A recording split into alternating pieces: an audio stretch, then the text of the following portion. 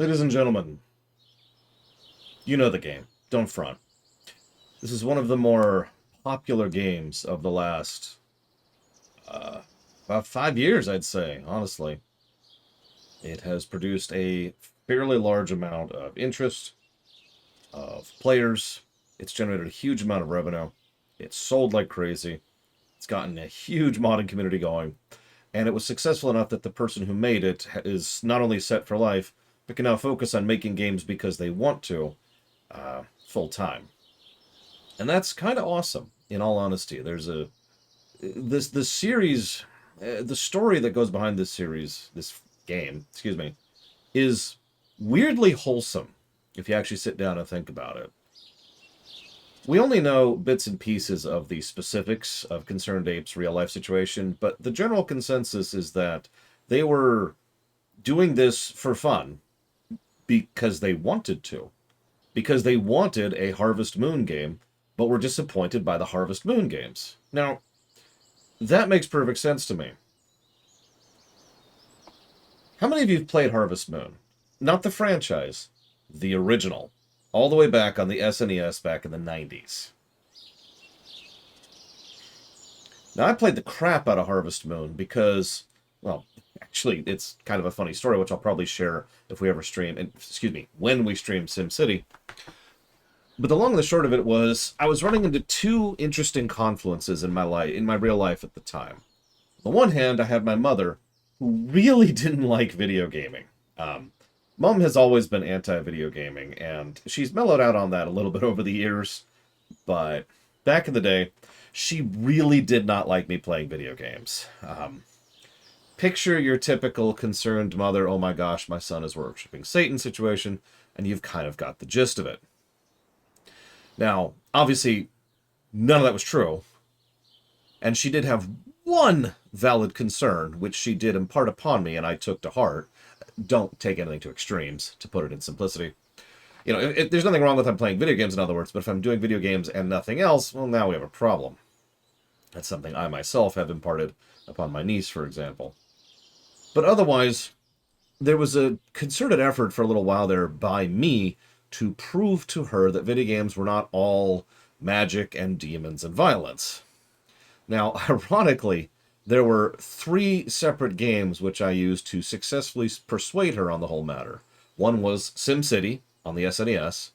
One was, Harvest Moon, as we already mentioned. Can anybody guess the third one? I'm actually curious. Can anyone guess the third one? I'm going to give this away right now. It's not Aerobiz.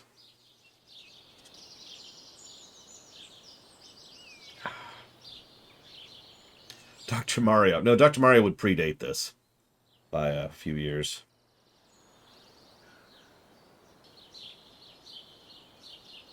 Ironically, I had a lot of puzzle and other non-violent games on the NES, which she, of course, forced me to sell most of those games, a story I've told many times.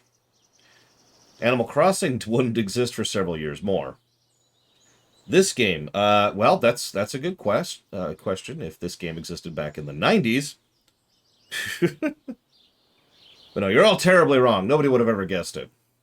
Which is why I thought it was amusing. Just in curiosity, because the third and final game I used to successfully convince her was Earthbound. Some of you have heard part of that story. Going to the Toys R Us, my own money, $90, long trip, reading the book on the drive home. But believe it or not, Earthbound, which was just a game about running around the city and having jokes and lighthearted stuff, was something that helped convince her that there was something other than violence and demonic stuff. Now, if you know Earthbound, you know why that's funny. But Mom ever only looked at the surface level of video games anyways, and I wouldn't find out until I was an adult why that is.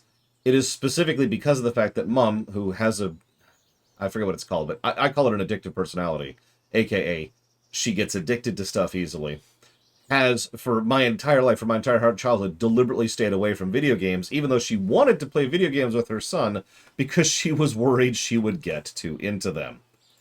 It would have been nice if she'd told me that when I was a kid, but I didn't find that out until I was in my 20s.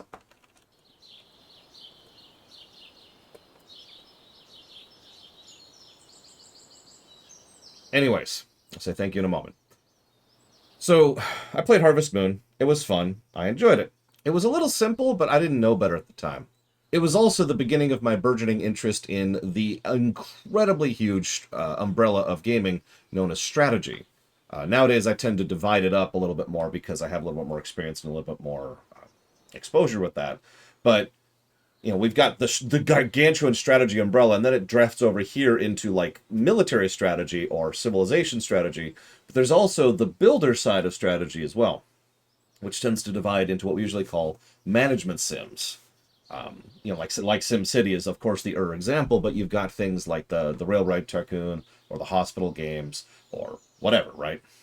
And I was only just beginning to realize how much I loved strategy as a genre. So, oh my gosh, these are a thing.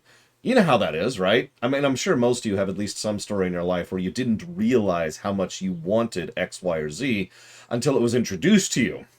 And then it's like, oh my god, this is what I've been wanting. I've told the story before about how Civilization 2 was just kind of a game changer for me when I finally sat down and played it for exactly that reason. But I'm getting a little bit off topic. The point is, being as into this kind of game as I am, and have been since I was a child, I mean, teenager, the fact of the matter is, looking at this, you might think, well, clearly you've been playing the Harvest Moons ever since, right? Kind of. Because here's the thing. I know a lot of people are probably going to disagree with me on this, and that's fine. But I kept playing the Harvest Moon series for some time, but less and less as it went on. Then some legal shenanigans happened, and the Harvest Moon series branched off into Harvest Moon and the Story of Seasons franchise, and they both kind of suck, in my opinion. And that's my opinion on every Harvest Moon style game since the original. They kind of suck. Most of them are too surface level, too disinteresting, and just don't really engage me. Another perfect example of this is the recent Harvestella. It's not really what I want out of this kind of a game. Now, I might be in the outlier here, and that's entirely feasible, and I'm willing to accept that. But when I want to sit down and play a management sim, because that's what this is, I want to actually manage it. I want to juggle things like time and energy and resources. I want to be able to actually have depth and complexity behind my gameplay. I know that sounds strange for a series that's so known for being as chill as this genre is, but that's engaging to me. That's the kind of thing that I really get into. So I just sort of walked away from the Harvest Moon series almost entirely. And just, I would poke at it periodically and then be like, yep, and then I'd move on. Fast forward to about 2012. Yes, that long ago. Obviously, this game came onto my radar, and I was like, oh, okay. That looks terrible. And then I moved on. About a year passed, and I looked into it again, and I said, oh, wow, that game is gonna suck if it ever comes out. Hang on, I've got a little bit of crow lying around here somewhere. But anybody who was, I don't apologize for that. All of the signs indicated that Stardew Valley was going to friggity suck. How many of you remember the build-up and lead-up to the release of Stardew Valley? How many of you remember the prototype betas? How many remember the massive bug crap? How many of you remember how much it just kept getting delayed, and delayed? How many of you remember the months, or in one case, a full year with no word whatsoever from the developer?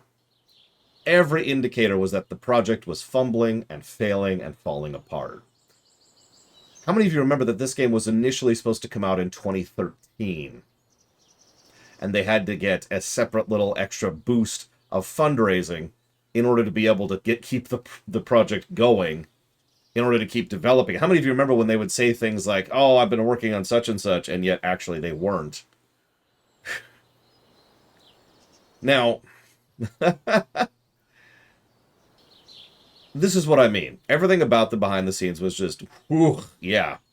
Now, with the advantage of hindsight, all of this makes sense. Concerned Ape wasn't doing this as their full-time job for quite a while there. And, this was just the hobby thing in the middle of the night.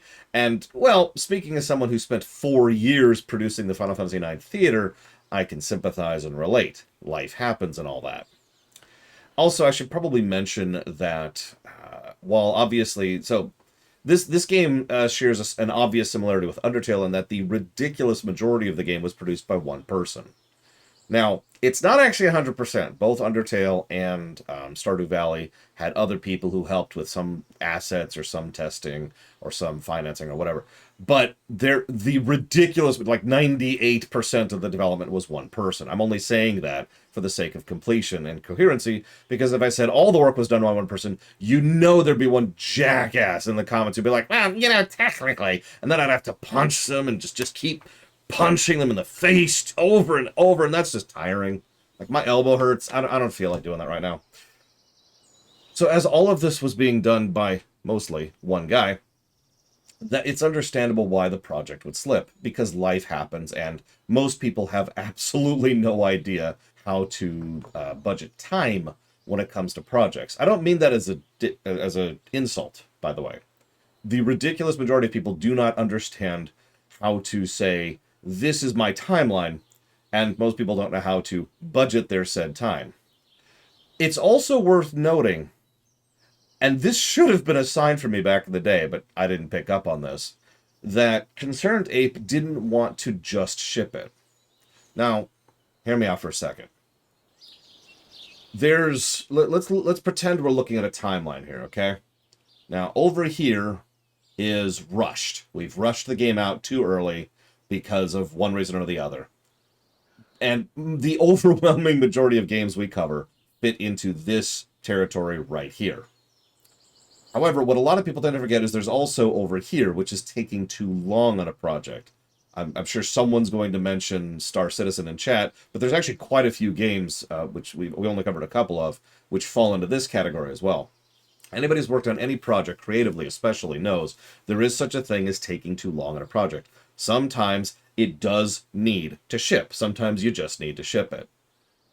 There's a line of diminishing returns when it comes to how much more work you can do on a project. This is true if you're working on a budget graph or a software or a video game or a painting or a song or whatever. It's true across the board. Anybody who's ever worked on a novel before knows sometimes you just need to ship the novel. So, both of these suck.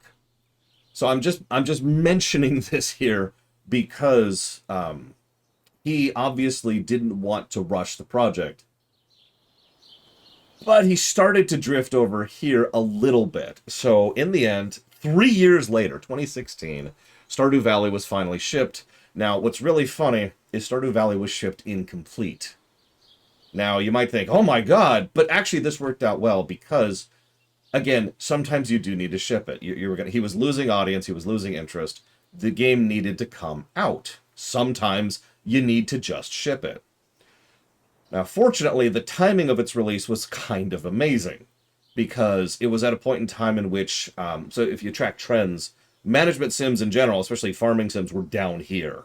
I already mentioned in my comments about the Story of Seasons and the Harvest Moon legal drama.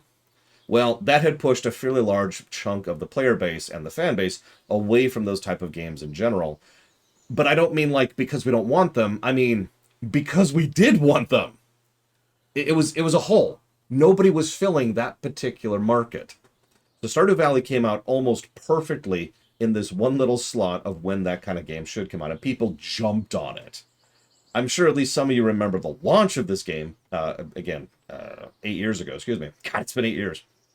When this game exploded in popularity. Everybody was covering it. Everybody was talking about it. And word of mouth spread like wildfire. And it makes sense, because that is the pattern. If a really good niche game comes out, that niche audience talks about it to their friends, who are like, oh, that sounds interesting. And it just kind of spreads, as long as the core game is good enough in order to justify that spreading, which, like it or not, Stardew Valley's core gameplay was that good. Now, it certainly had its flaws. We'll talk about those as we go. Certainly the control mechanisms has some issue and the combat is terrible. But the point is the core gameplay, let's be honest with ourselves, is good. So it spread, and it spread, and it spread. Now, the reason this worked out is because the developer in question was now able to, just focus on the game and nothing else, because he's set for life. The sales on this game have made it so that Concerned Ape never has to go off and do, you know, a 9 to 5 day job ever again. The other thing that's on top of that is he wanted to put out the best product he could. There was a very real and very honest passion there. This was a game that was being made because he wanted to make it. It happened to sell well, and so he could keep working on it. And he did for years. In fact, I believe it was a grand total of 2 years before the co-op update came out, because he was allowed to actually work on it as well as possible. In fact, I believe, if I check right now, hang on. Yeah, he had a day job while he was working on this. Yeah, the most recent patch for this game came out this January.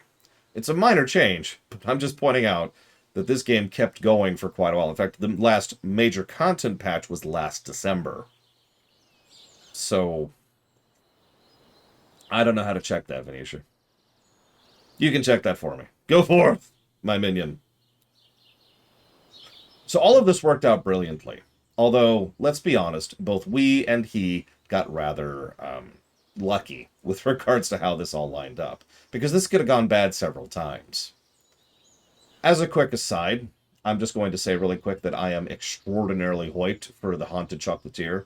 Because now all of that day job and all of the stressors are gone. He can just sit down and work on the game. However much he wants to and however he wants to. Hopefully, he will also still be pushed to release it when he needs to, because that is a thing that still needs to happen. But we'll see what happens with regards to Haunted Chocolatier. Anyways, 30,000. There you go. Thank you, Venetia. Yeah, exactly, Alex. So that's the build-up and lead-up into Stardew Valley. Forgive me for taking up your time. Now, I got 3 donations in the middle of that, so give me a second here. First of all, I got a sub from Kira White Noise. Thank you. I'll put that towards Monster Hunter World. Second of all, I got a sub from Nithrius, which I haven't actually written down yet. Merry Christmas, Nithrius. And thank you for the sub. I have jotted that down for Felseal Arbiter's Mark.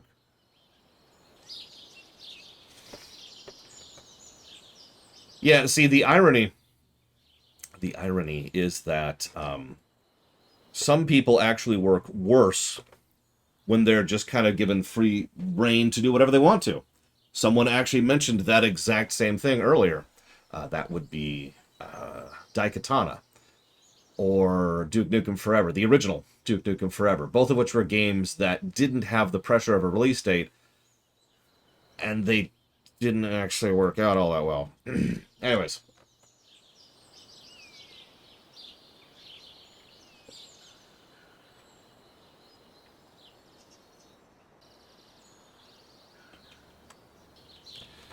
The really messed up part, yeah, Lucas is also part of this, admittedly. The messed up part is some people work better on a crunch and some people work better off of a crunch.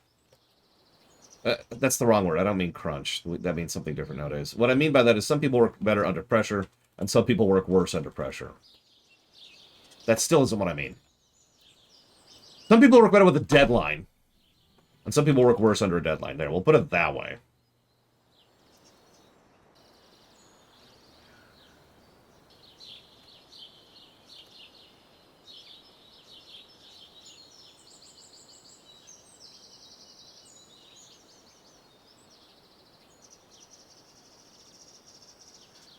For the record, I'm someone who works better not on a deadline. But that's just me. I'm not trying to say that everyone's like that, because that would be stupid. Some people really do work better when you have a deadline. Yeah, exactly, Jaluta. Some people work better as a team, some people work better alone. It varies. That's life. So, thank you, Jesse's Mask.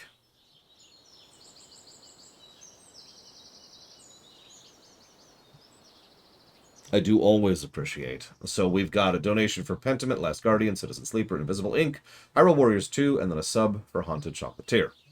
And thank you, Runzada. I do always appreciate those subs, and I've put that down for Fire Emblem Three Houses. Thank you. The irony, Monobrent, is that's the other side of the problem, isn't it? Because there's a pretty big difference between a reasonable deadline and an unreasonable deadline. Is the game frozen?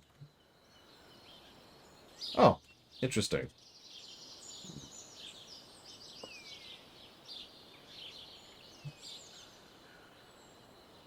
I will say I am very looking forward to Haunted Chocolatier.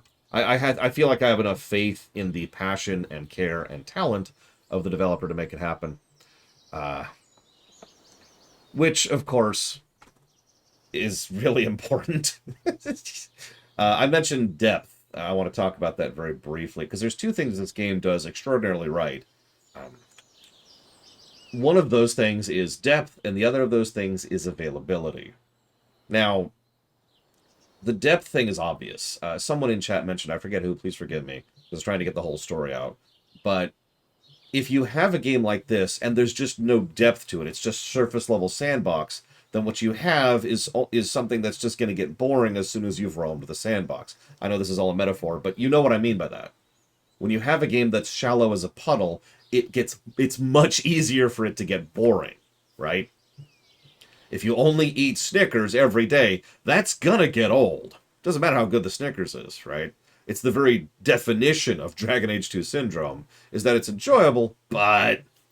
So there needs to be some kind of depth. There needs to be an early game, there needs to be a middle game, there needs to be a late game, there needs to be progression, there needs to be... And there is depth to this game. There's actually a lot of depth to this game. I don't even know all the depth of this game, and I've played it all the way through at least once on my Switch. Speaking of which, I should probably mention that I don't really have a lot of experience playing this on the PC, so I'll be getting used to the controls a little bit, too. Oh, also, just for historical context, there's a lot of mods for this game, like a lot of mods for this game. However, the game doesn't actually support mods, so no pluses there. Anyways, the second layer of things is the availability thing I just mentioned. A mistake several of these types of games tend to make is they say, okay, well, you've started the game, so you have access to this one thing you can plant and this one thing you can build, and that's it. Now, you might say, well, Stardew Valley's like that too. Not really. Stardew Valley has unlocked almost all of its features. Excuse me, let me walk that back a little bit. Unlocks most of its core features within the first week or two. So there is a little bit of throttling, but most stuff unlocks very quickly. Within, honestly, minutes, if not within an hour of gameplay, you have access to most of the features of the game. In my opinion, this was the right move. I know that's getting into pure opinion territory, but I do think allowing the player to just kind of decide how they want to play the game, while at the same time not completely shotgunning them with choices right at the bat, was overall a good decision. Hi, Rex.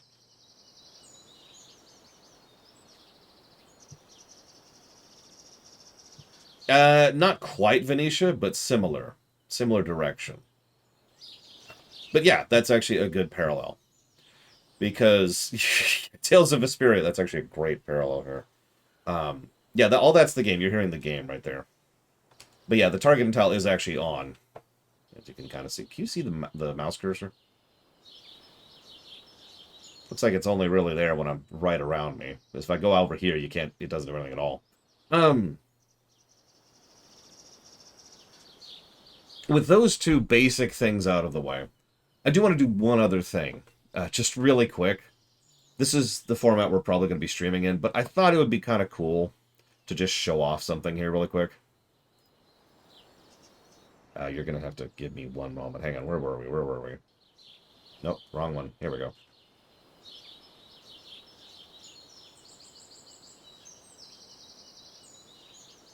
Give me a moment.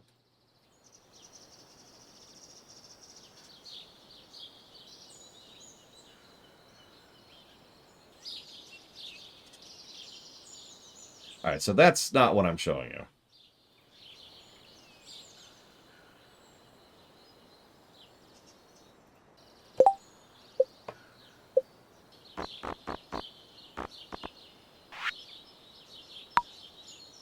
This is what I'm showing you. So I've mentioned 3 games have impressed me playing them in 4K. This is one of them. I just wanted you to see a little bit of what this game looks like in 4K. I'm going to have to adjust this a little bit because I'm now full screen. So I can still see chat. Still can't see chat. Still can't. There's chat. So this is what this game is like at 4K. Allow me to express that when I first fired this game up at 4K, I was honestly astonished that it even had 4K support. But look at that visual range! Look at that! I love this. I love being able to see almost the entire farm from anywhere. And of course, what you're seeing is just 1080p, and it's on stream, so you can't fully see this. But trust me when I say that on the large monitor with full 4K, I can see everything. It's all the details there, all the scaling is properly done, and it's just brilliant. Occasionally, it bugs out a little bit because the game wasn't designed like yeah, here you go, perfect. The game wasn't really designed to be played at this level, but it supports it. I mean, look at that. Look at that! You can see where everybody is, you notice. It doesn't have a render radius in the strictest sense. So I can see people, like, here, let's actually find someone so I can actually show this off properly.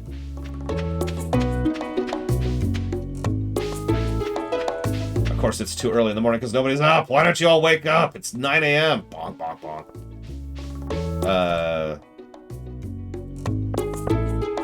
Is it frozen? Doesn't look frozen. Hang on. Oh no, that's interesting. And now it's not capturing.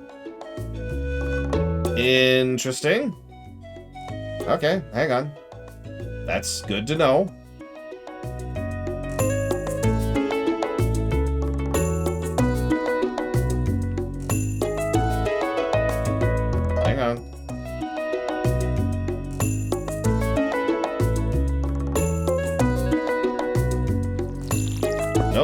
Okay, there it goes, there it goes.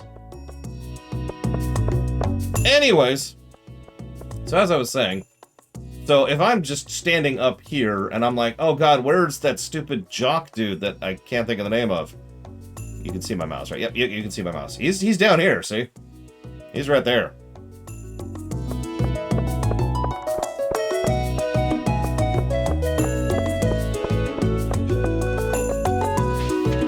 One of my only complaints about this game is how slow running is. This is run, by the way. There's actually a slower move speed than this. Oh, there's the mayor. There's the first kid. There's the second kid. I love playing like this. I highly recommend anybody with an interest in this game and the hardware to support it play like this, because this is awesome. No, I have not, Pika. I barely had time for breakfast this morning. Hi, Abigail. My one true love. How do I talk to people? Oh, there we go. Of course, we all know Penny's better. Yeah, thankfully or otherwise, I'm pretty familiar with this game, so I know most of the quicker routes. I'm going to go ahead and admit I don't... So, some people like to really min-max this game. Like, really min-max this game. I'm kind of medium min-maxer. I like to be efficient, and I like spreadsheets, but I don't go really into it.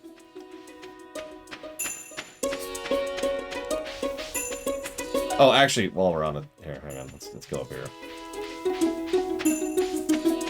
I mean, Abigail does have a SNES. So, you gotta keep that in mind. Who's this weirdo? Ah, whatever. It's also really nice in the cave, because you can almost always see the entire cave floor. Now, it doesn't always help you, but, you know, it's cool. Anyways, thank you, whoever subbed. I can't see it right now, because I'm in full screen. Always appreciate. Let's go ahead and go back over here. Yeah, there is someone named Abigail. That's a real thing. It was Maze! Damn you, Maze! And that's going towards trails in the sky block. You got it. Thank you very, very much.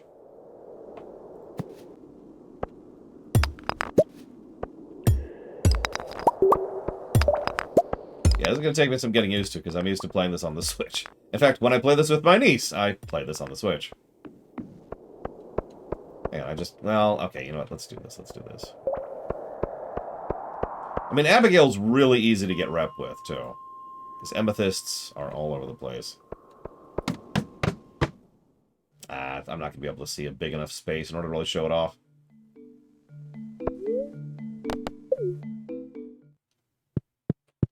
looks like I've already unlocked the... Oh, no, I haven't. Okay. So I don't even know what save this is, honestly. I just wanted a save up so I could show this off. Like, you can see the quarry over there. Actually, no, you can't. Hang on. You can see the ravine. There's the quarry. Yes, it will be mine. Oh, yes. I'm tempted to just stream in this form. Like, you won't be able to see me, but honestly, who cares?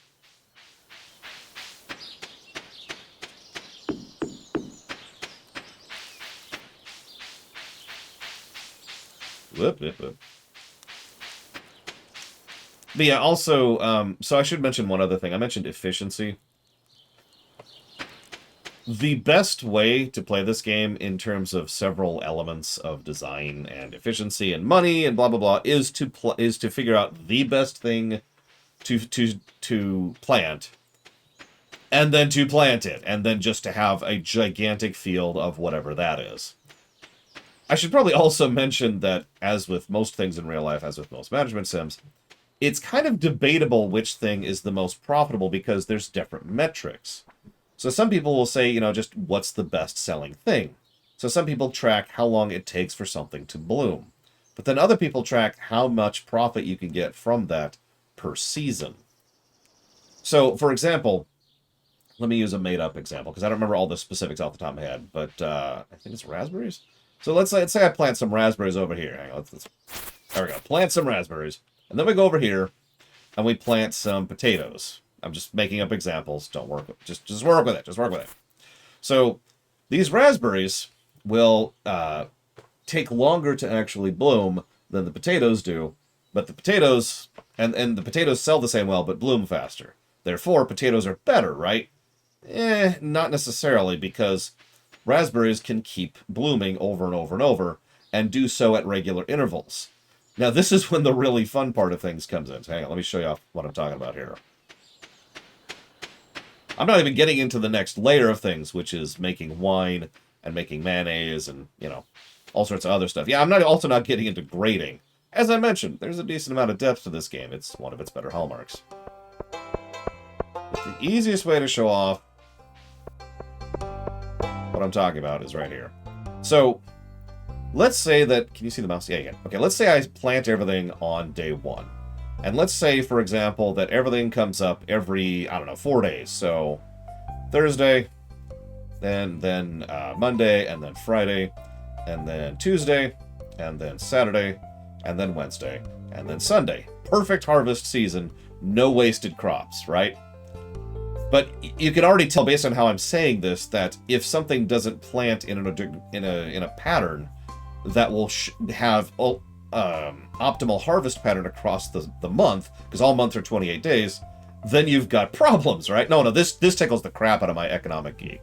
Jesse Smash, trust me. Because so many people don't think about these layers of economic transactions in real life. Like, you're thinking about that like, oh man, I could do this one thing and it's got, let's use a random example, a 5-day planting thing, but it's got this huge return. So I'm like, yeah, 5, 10, 15, 20, 25 waste. 3 days of absolute waste on top of that. Now, that doesn't also necessarily make it worse than the 4-day thing. You have to figure out, does the total sales from doing it optimally in a 4-day pattern, or does the sales of missing 3 days on a 5-day pattern, which one of those gets the net profit? And there's all sorts of other directions to think about on this too, because you also have to consider a factor I haven't even mentioned yet. Energy. This game has a brilliant mid-game design because, you can't even see it, but way down here in the corner is my energy bar. I have 270 energy to play with. Cool. But the larger, like, watch my cursor for a second. So assume this is the size of my farm right here. Like, this is it.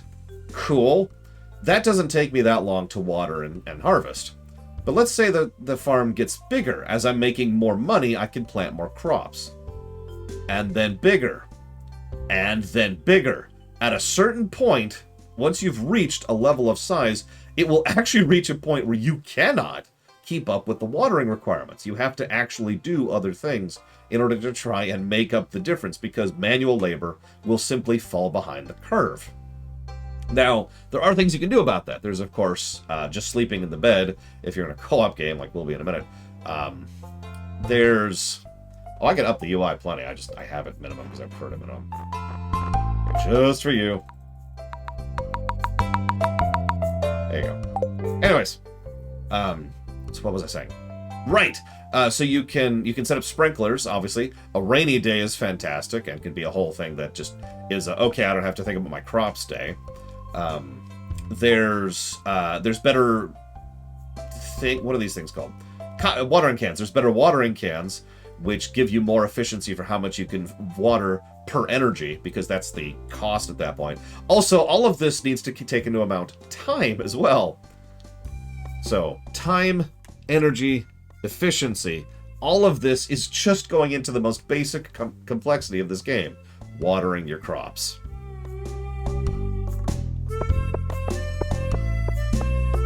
And forgive me for sounding like I'm gushing, but it's because I love this. This is the whole complexity thing I was talking about. This is the depth that most Harvest Moon games do not have. That most of them do not get into. They don't have any of this layer of management. Most of them just have, all right, go water your crops. Water, water, water, water, water. Okay, now talk to the people in town to figure out which one you're going to marry.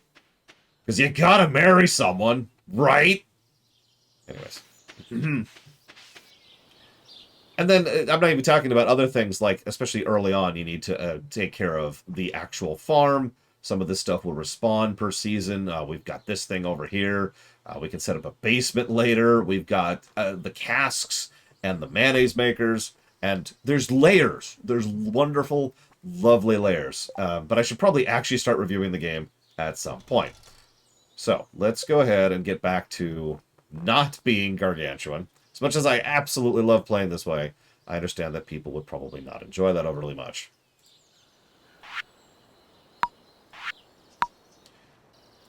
So, oh jeez, I can't see anything now. Hang on. Hang on, hang on, hang on.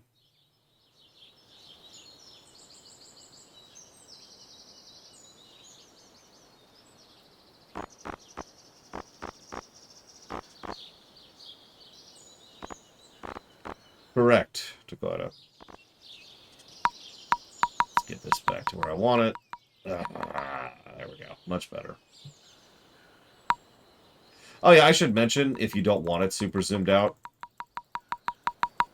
you can play like this. I'm not sure why you'd want to, but you can.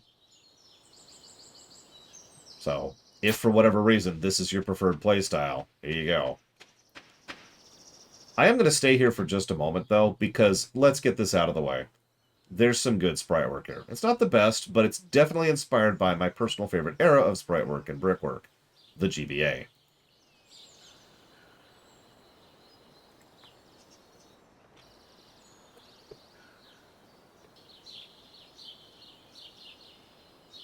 I'm just going to jot those down really quick. Okay, so now we got to go back to here. There we go. And now you're going to have to give me one moment to get this set up proper-like.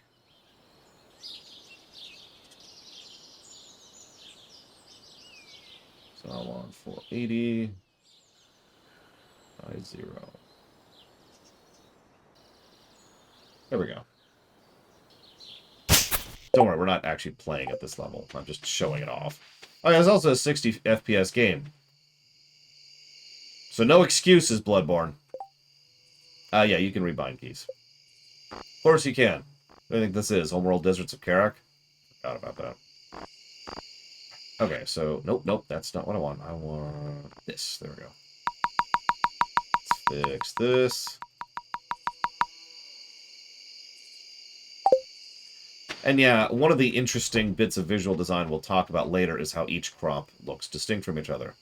I should also probably mention that I prefer to do a variety of crops because I like doing a variety of crops. So if anybody's, for lack of a better word, triggered by inefficient planting, this is not a good stream to watch. Anyway, so to show off some of the graphics, though, since we have some, you can see the salmon berries, the leeks, the dandelions, the spring onions. Most of them you could tell pretty much at a glance what you're looking at, which is awesome. This is true for pretty much everything in the game. There are a couple of things that look pretty similar to each other. But for the most part, you can tell just by looking at your screen what is what and where. Also, the seeds tend to be well done. Also, there's a mouse over thing. There are lots and lots and lots and lots of mods for this game. Some of which I would even recommend. One of them is teleport to your partners. So if you're doing a co-op game, you can teleport to one of the other players, which is really nice. One of them, which is a mod I recommend hugely, changes the map to label where all the NPCs are currently at on the map. I can't believe that's not a base feature of the game, to be honest with you. And that is a freaking godsend. That is something that we might actually ding this game for. We'll talk about it in a minute once we actually start our match. What else? There was another mod I really, really like. I feel like... Hang on. I don't actually remember if it was a mod or if it was something that was patched in.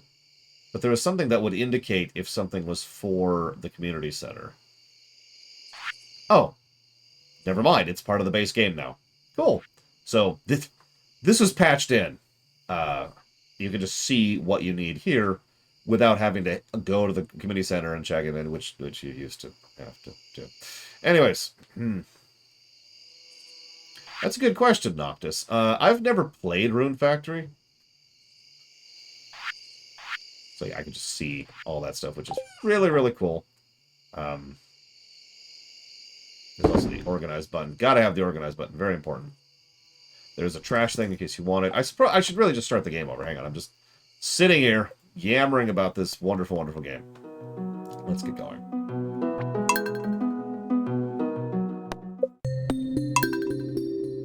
Now, we are going to start on the basic farm to start. But we actually have a category in the review which is called Starter Options. It's not something we cover very often because it almost always comes up in like management, builder, or strategy games. You know, like EU4 or Surviving Mars or Factorio. These are the starting options right here. So you can decide how many starting cabins, where the layout's going to be, profit margin's going to be fine. We're going to be doing separate money per request. There's your appearance and your gender and all the things you can do to customize this. None of this is really cool. Not really Maple Kingdom, but I mean, I've seen all of them at this point, except the most recent one. So then there's the different farms. This is really the starter options right here. Standard farm is what you just saw. It is the standard farm. The Riverland farm is spread out across several islands and riverbanks. Fish are more common here than usual, which of course changes. So you can fish in your farm in the standard farm up here. But the Riverland farm really is the, you want to fish, right? And it adds a tremendous amount of additional fish spawn in your farm. That's its point. Forest farm is another interesting one. This is for people who don't really want to focus too much on, ironically, farming. Now, that may sound like a strange statement, but again, that's kind of the point overall, is that the game wants you to be able to play however you want to, and because this game is well designed, pretty much any playstyle is feasible. Certain things will always make more money than others, but blah, blah, blah, blah, blah. So, if you really, really want to be into harvesting and forestry, well, there's your option for that. Please.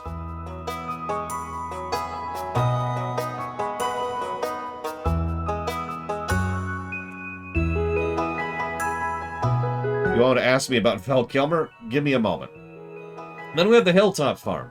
Rocky terrain and a winding river make it difficult to design. However, a mineral deposit provides mining opportunities.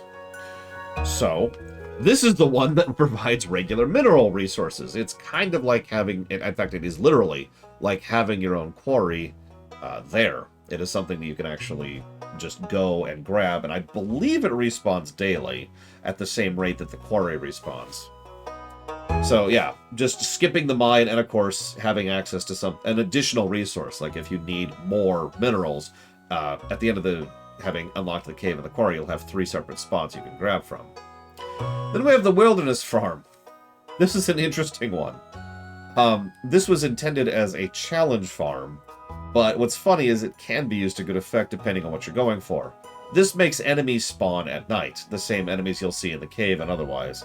There's a whole thing that determines exactly how they spawn and what and where and blah blah blah, but the problem is, I have actually poked at the wilderness farm myself, and I can agree that it's not really as interesting as it should be. It's probably the only one of these options that I would consider unviable. The Four Corners farm was the farm that came out with the co-op update, or right after, I forget which, and is designed for co-op. The whole point is that if you want to play with someone, but have a completely distinct farm from them, that's for you. And then finally we have the beach farm. This is the only one I haven't poked at, because it's the newer one. More foraging, more fishing, lots of space, and supply crates come up. However, sprinklers don't work at all. Now you might think, who cares? But if you're paying attention earlier, I talked a lot about energy efficiency and time efficiency. So, the beach farm is kind of going to be very difficult to keep running at a certain point with regards to keeping your crops going. So you can only expand your crop field to a certain extent on the beach farm. Now, yeah, there are other ways you can do that. You can really go hog wild onto animal husbandry, and of course there are tons of things there, including the fishing, in order to keep you going. But the point is, that's not the farming farm. We're going to go standard.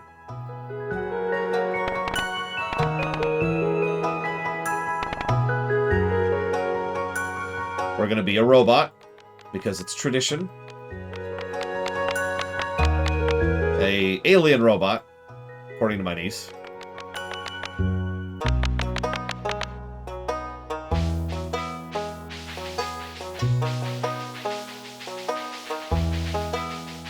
There's a couple options.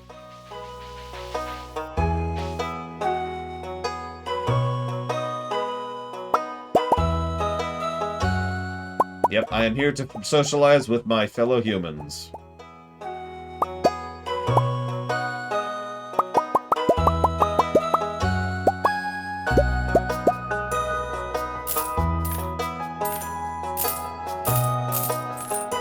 There we go. Yep. So, my personal thoughts. I think this is okay as far as starter options. I think this is probably worth maybe one positive. Oh, I should probably mention this, too. Sorry. I forgot about mentioning this. This is new. So, you can have the normal community center builds or remix them. You can guarantee 1 year compatible, which is... You cannot complete the community center in your first year on a normal playthrough without that being there. You can also change the mine rewards to being mixed or regular. Whether you spawn monsters at the farm, which is its own separate option. Profit margin, which we've already kind of shown off, and you can design a specific seed if you'd like to. So, good options, not great. I lean towards a single positive here. And I'm definitely going to write that down once I find my actual document, which is over here.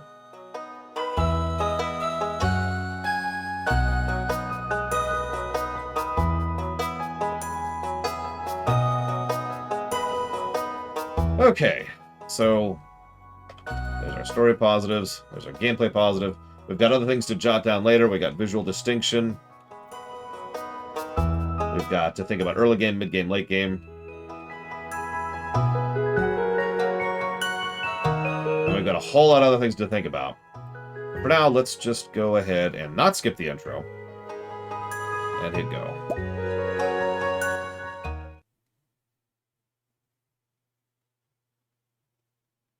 God, that bed is terrible.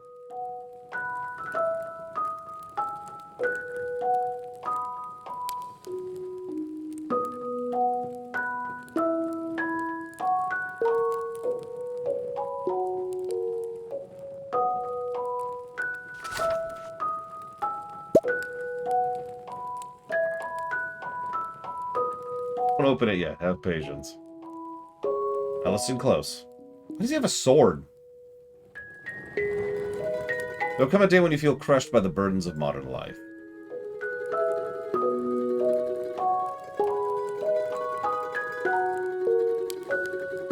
And your bright spirit will fade before a growing emptiness. Also, foreshadowing.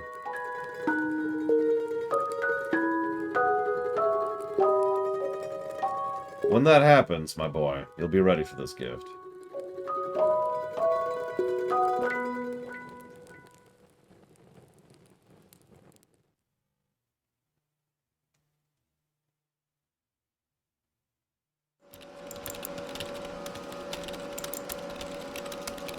Yep. Hashtag relatable. Fun fact, these are randomized a little bit each time you play it. Yeah, this is extraordinary. Woody! This is extraordinarily on the nose. Which doesn't bother me, because I used to work one of these jobs.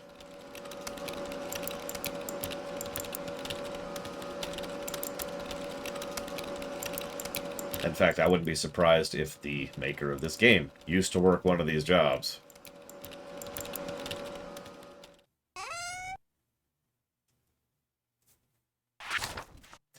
Dear Lore, if you're reading this, you must be in dire need of a change. Same thing happened to me a long time ago.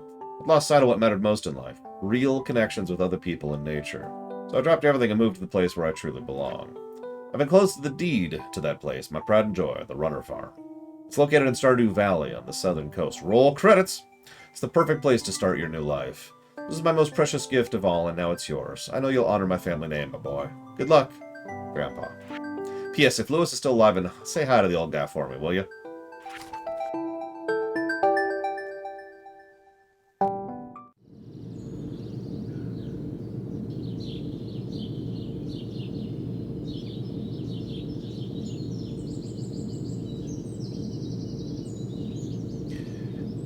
Yeah, we used to work for Joja Mart. Fun little story. My niece was like, so should we do the Joja Mart or should we do the community center? And her father was like, why would you ever do the Joja Mart? She's like, what? They're nice. And he's like, are you kidding? Do you remember the intro? Screw Joja Mart. Speaking of which, we're not going the Joja Mart route. But we will talk about that in a minute. Hello. You must be Lore. I'm Robin, local carpenter. Major Lewis sent me here to check... Mayor Lewis sent me here to check you and fetch you on your new way to your new home. He's there right now, tidying things up for your arrival. Farm's right over there, if you follow me.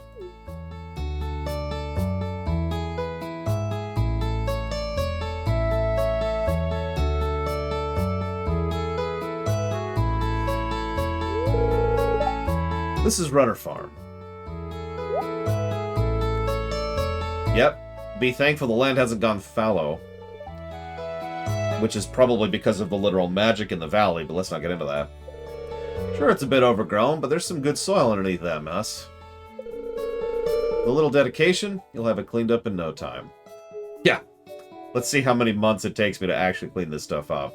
Because I tend to clear it out as I need it.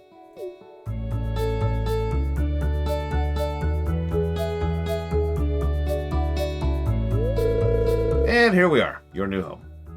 Which, honestly, that's a nicer place than I live in right now in real life. Ah, the new farmer. Welcome. I'm Lewis, Mayor Pelican Town. You know, everyone's been asking about you. It's not every day someone new moves in. It's quite a big deal. So, you're moving into your grandfather's old cottage. It's a good house, very rustic.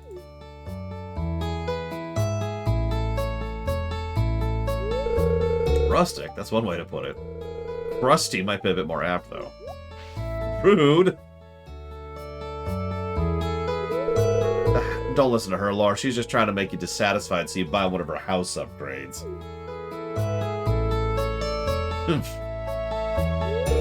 Anyway, you must be tired from the long journey. You should get some rest. Tomorrow you ought to explore the town a bit, introduce yourself. Townspeople would appreciate that.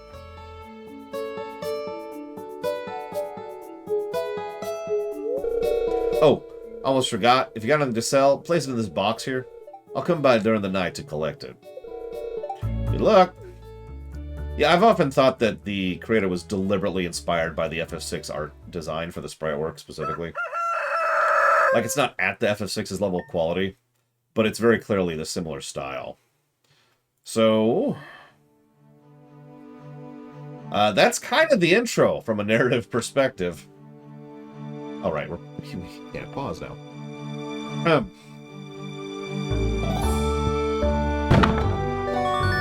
Parsnips. Woo! Little something to get you started. So it's going to be sunny tomorrow. No! Chop wood and search for wild forage to earn some cash while waiting for your first harvest. Enjoy that. That's kind of as much as a tutorial as you're going to get. We'll actually have to decide when the intro stops, because that's more debatable than you'd think in a game like this. So let's get a little clearing going on. Hang on, I need to fix the order of my tools. So that needs to be... That needs to be there. That needs to be over there. That needs to be there. I'll accept that for right now. Okay.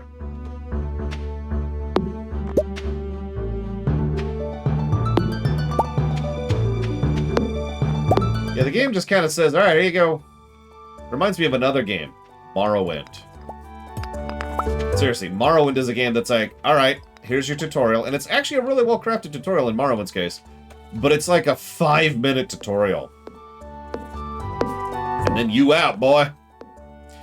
So let's talk about something that we like to review here on this show. And that's called quality of life.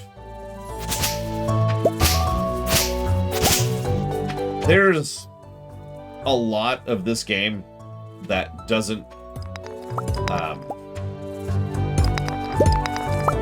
track with reality, and that's a good thing. Like, that's an extraordinarily good thing. Let's just run through the list really quick, shall we? Nothing goes bad. Food doesn't go bad, items don't go bad, nothing rots. Your house is completely provided for you and is just fine as is. You can never upgrade your house and you'll be fine. You don't have to worry about crop rotation or soil quality because magic. That's one of the only ones that has a lore explanation, but still, you never have to think about that. There's no durability. In fact, there's a lot of maintenance and upkeep things that just don't exist in general in this game. And you can haul around whatever, as per your typical RPG, and just carry around, like, literally hundreds of logs or stone or whatever, because there's no weight either. Every single one of the things I just mentioned could have been a mechanic and isn't. And if I'm being honest, I wouldn't mind those things being an option, because you know me and options. But I think if they were mandated, my enjoyment of this game would probably go down, not up.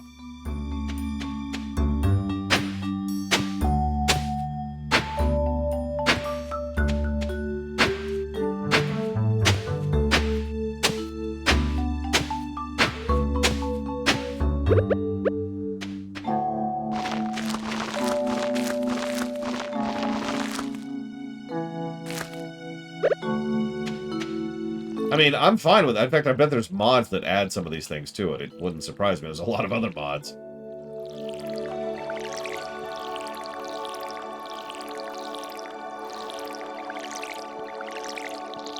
And we're kind of done for the first day.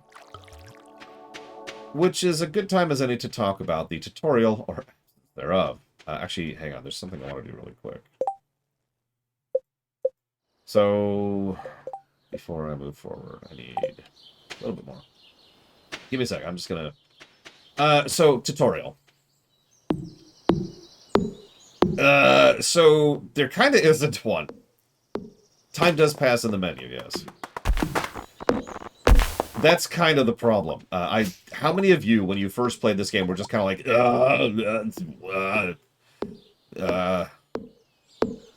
oh, right, I forgot to set up the timer. I actually forgot to set up the timer, because I have to do that manually. Whoops. Alright, whatever. We'll do it for the second pod.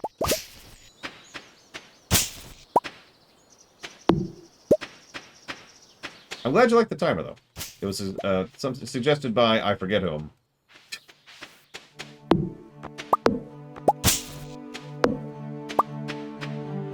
I do love how your eyebrows bounce when you do that. How many of you never noticed that before?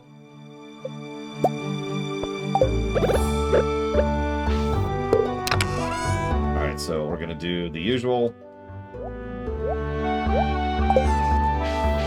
Okay. Only one other person is allowed to play on this game, Roman Cure. Now, I've played this game a few times, so I have an idea of what I'm doing. And indeed, I tend to spend the first day foraging a little bit. Just to get a little bit of extra spare change. But what the game expects you to do is to go around and talk to everybody. Question. How many of you, the first time you played this game... Let me walk this back. How long did it take you to find and talk to everybody for the first quest? Right, or not that one, sorry. The first quest, this one. Talk to 28 people. How long did it take you to fill out that quest the first time you played this game? Because it took me a long frickin' time. Oh, that's right. I heard someone new was moving on to the old farm. It's kind of a shame, really. I always enjoyed exploring those overgrown fields by myself. Yeah, there's a quest log right there. Hello, welcome to our little community, dear. You can call me Granny if you like.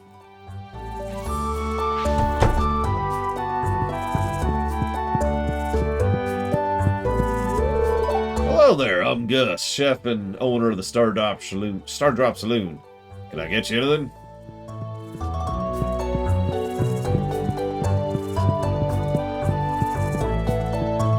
I think it took me until fall the first time I played.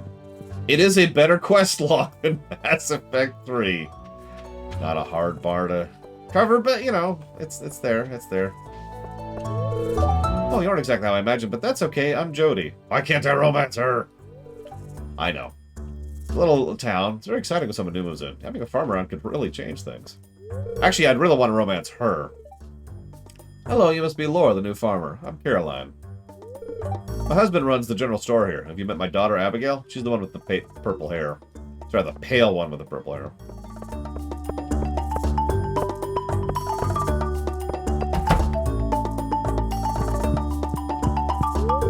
Hello. Nice to meet you. You picked a good time to move here. Spring's lovely. There are mods for that. Of course there's mods for that! Hey, it's Mr. Lore. I prefer Mr. Runner. The new farmer. I'm Pierre, owner of the local general store. If you're looking for seeds, my shop is the place to go. Also buy produce for me for a good price. Or I could sell it at my other thing. So, there it is. Super Nintendo right there. You thought I was joking! It's okay, it's okay. I'll just arrange for an accident, Jesse's mask. Also, there's a specific concept for military men's wives sleeping around while they're out on duty. Seriously, that's so common of a thing that there's a term for it. I'm not going to get into that right now, though, because we all know Caroline is my one true love. Now, this is a good time to talk about Pierre, because Pierre... So there's a lot of divisive opinions about Pierre. I don't blame people for not liking him, because he's not a very good person. He's not a terrible person. You know, he's not some kind of scumsucker. But he's not a great guy. Oh, I can read it on your face. You're going to love it here in Pelican Town. If you're ever looking for something to do in the evening, stop by the saloon. That's where I work. You're right, Emily. Yeah, Pierre... The only way I can kind of work on's the wrong word. Tolerate Pierre is with a healthy dose of headcanoning. If you know me, you know I'm actually pretty in favor of local stuff. That is to say, you know, local bakery, local restaurant, local supplier. So, my automatic first thought is, Pierre, cool. You're the new farmer boy, aren't you? Haley's too involved with her camera to notice you. That's a huge camera! Look at that thing! How much does that cost? Good lord. Anyways. But yeah, Pierre's the kind of person who, if he could run his own Joja Mart, he probably would. And that sucks. Because I would still rather support the local guy instead of the major corporation. Having said all of that, I don't think he's negative-worthy so much as he's an interesting asterisk on top of all of this.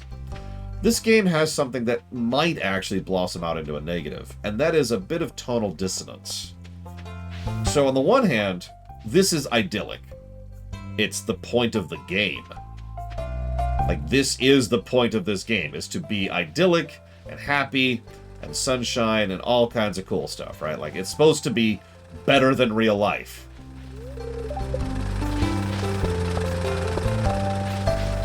However, there's a lot of things in this game that are not that way. Now, we'll have to decide as we're going through this if this is full-on Dragon Quest effect, which is valid, or if this is just, you know, Whiplash, which is not. Hello, I'm Penny. Oh, aren't you the one who just moved in? I'm Maru. I'm looking forward to meeting you. You know, a small town like this, a new face can really alter the community dynamic. It's exciting. See, MLP handles it perfectly, in my opinion. And PMD mostly does. Oh, hey, the new guy, huh? Cool. I'll see you around.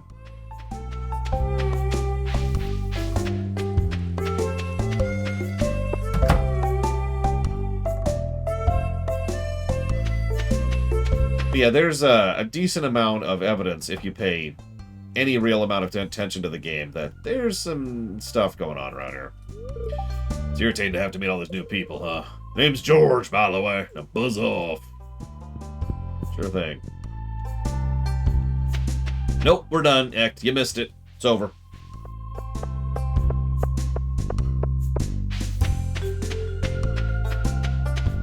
Now, the whole point of this entire section that we're doing here isn't just to complete the quest or whatever. The whole point of this is to learn the layout of the town and learn the relative patterns of the people. Similar to Oblivion, of all things, this game, pretty much everyone has a schedule. One moment. Greetings, I'm Demetrius, local scientist and father. Thanks for introducing yourself. I'm studying the local plants and animals from my home laboratory. Have you met my daughter, Maro? She's interested to meet you. I have, but I'm much more interested in having sex with Robin. I mean... Look, it's not my fault the three best women are all married, okay? Have you met everyone in town yet? That sounds exhausting.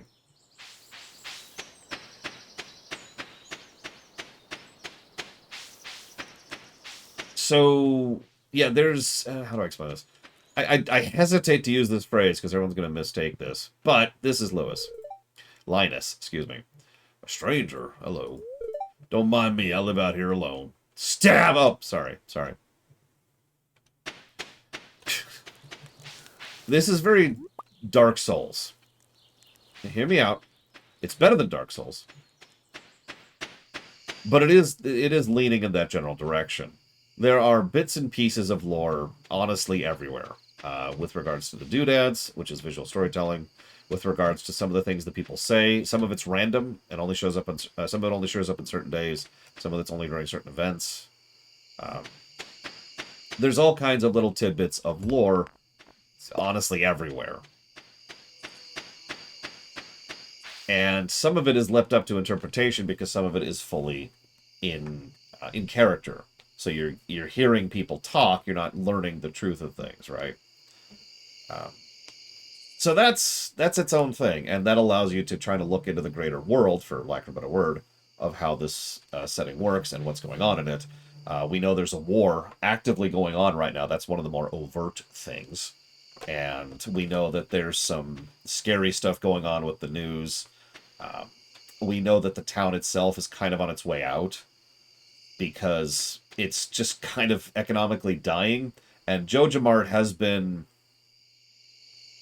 being Walmart about it, to be as blunt about that as I can. Whether you like Walmart or not, that's up to you. I'm not here to lay judgment.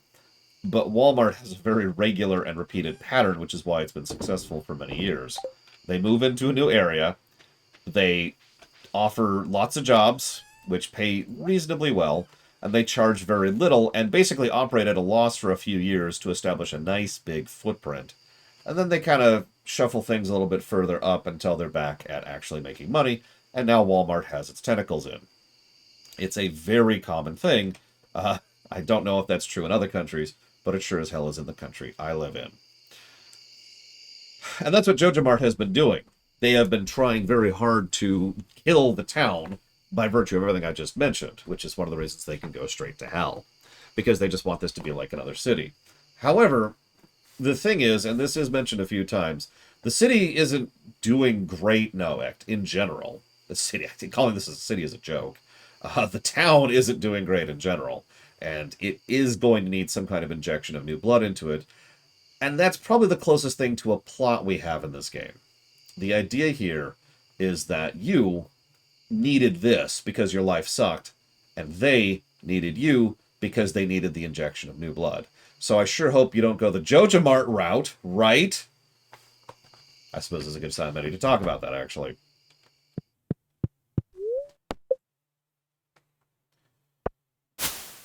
So what I mean by the Joja Mart, I'm going to let the game sit here for a second, because this is one of the only times I can actually pause the game.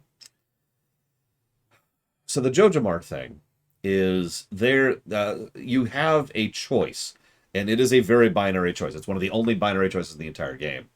Not in co-op, Dakota. So the two that you can try to restore the community center, which it takes a large amount of time and effort and work. It requires you to do basically every type of activity in the game. It requires paying attention and having a lot of, like, it's essentially an extended quest log, right?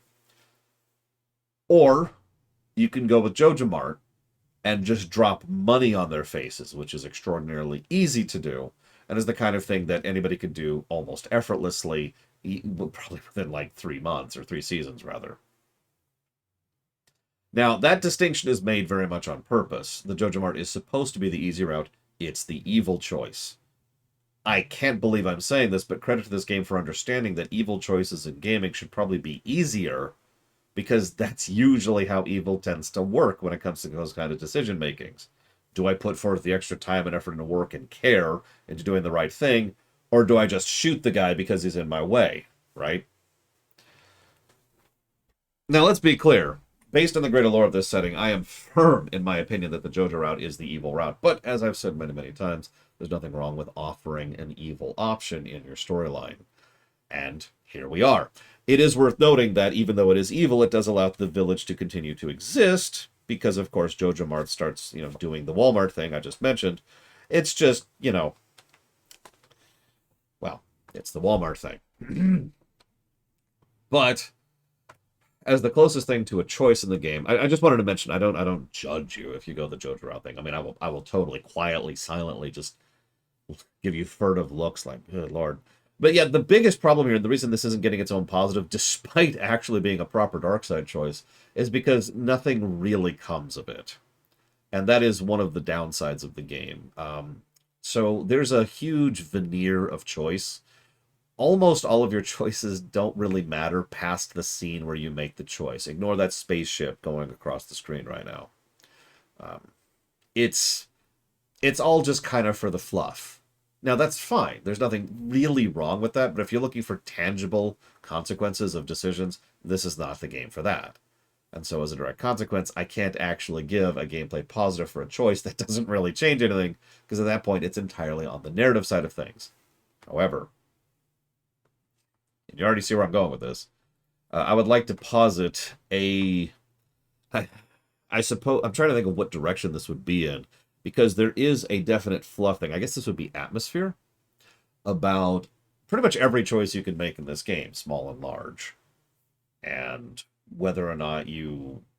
It just changes the flavor of the moment, right? And I do think that's a good thing.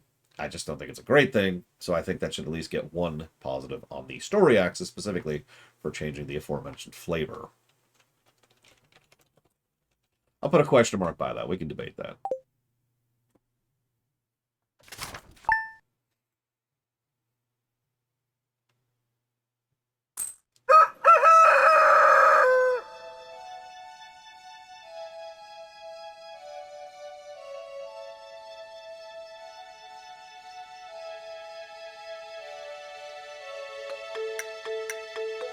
I was just checking something really quick. Ah! Raining tomorrow. Yay! A little early, but that's okay. Hello there. Just got back from a fishing trip. You should come down to the beach sometime. I got something for you.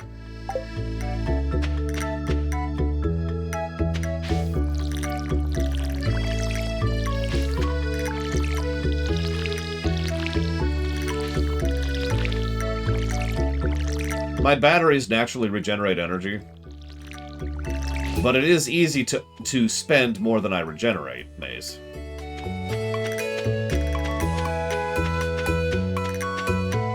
No, Luthor. You know me, the only thing I care about is results! Results! You had to kill 50 puppies, but the game is good! Oh, so there's these little quests and things. I'm kinda never gonna do these. So just FYI on that.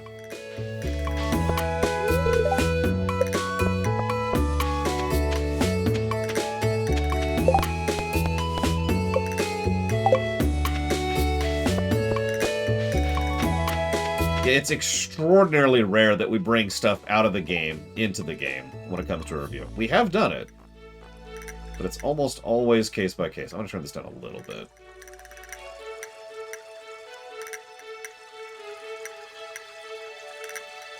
I like this song, but that's I feel like I'm shouting.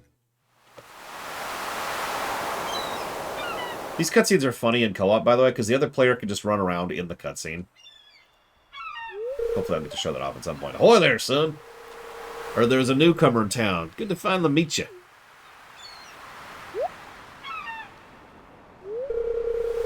I'm still trying to unwind from a month out in the salty seas. It was a big haul, sold a lot of good fish. Finally saved enough to buy me a new rod. Here, I want you to have my old fishing rod. It's important to me that the art of fishing stays alive. And hey, maybe you'll buy something from the shop once in a while. The very concept of a side hustle is one of the biggest scams of this year. And that's all I'm going to say about that. There's good water here in the valley. All kinds of fish.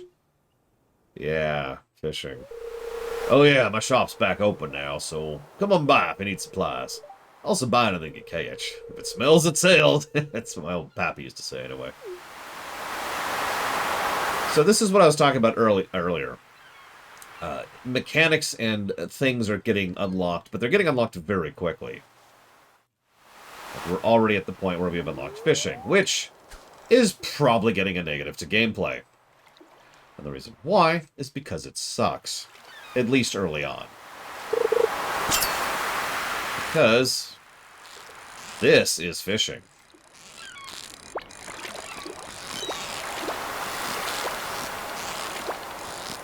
And I hate it.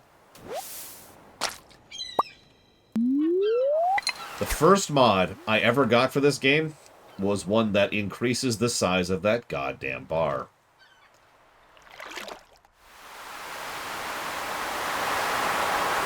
Seriously, first mod I ever got for this game. There are a few cheat mods, like one which just locks the bar to the fish, or one that makes the bar the size of the whole screen, but I just wanted it to not be irritating, you know?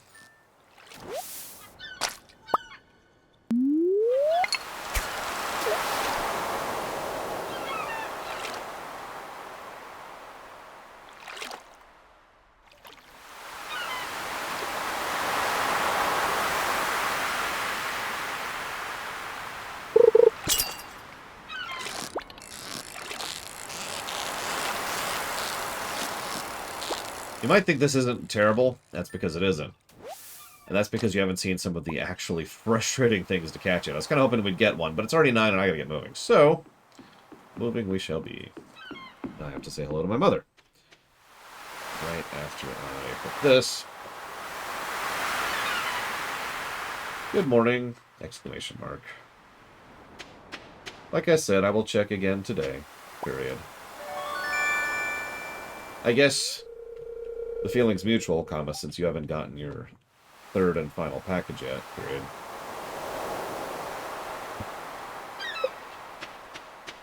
I mean, we're gonna complete the friggin' thing. Let's just make this very clear.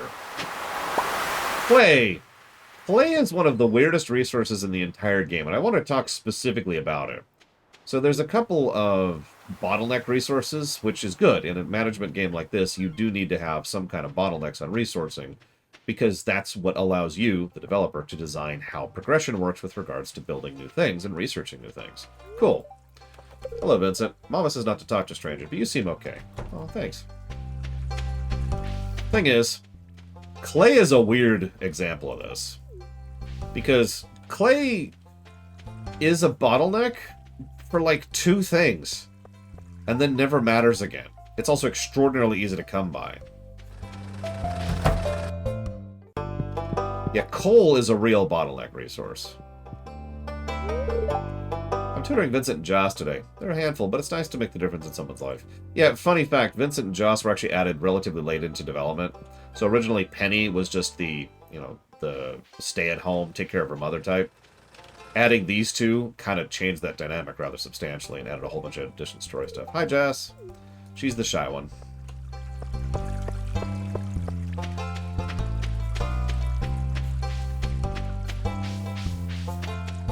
Now, I will say this, speaking as someone who's played this game quite a bit, I highly recommend, if you're sitting down to play this game, you try to do at least a little bit of everything, especially early on. Hey, Lewis told me you arrived. I'm Marnie. Hi, Marnie. I don't want to have sex with her. She's taken. I don't know why they feel the need to keep it secret, but, you know.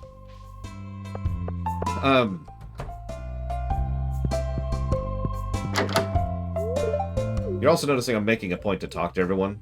Twice, actually. That's just kind of bonus rep. You also know I'm not going to read most of this stuff out loud. My husband Kent is a soldier working overseas. That's why he's not here right now. I know he'll come back safe once his tour is over.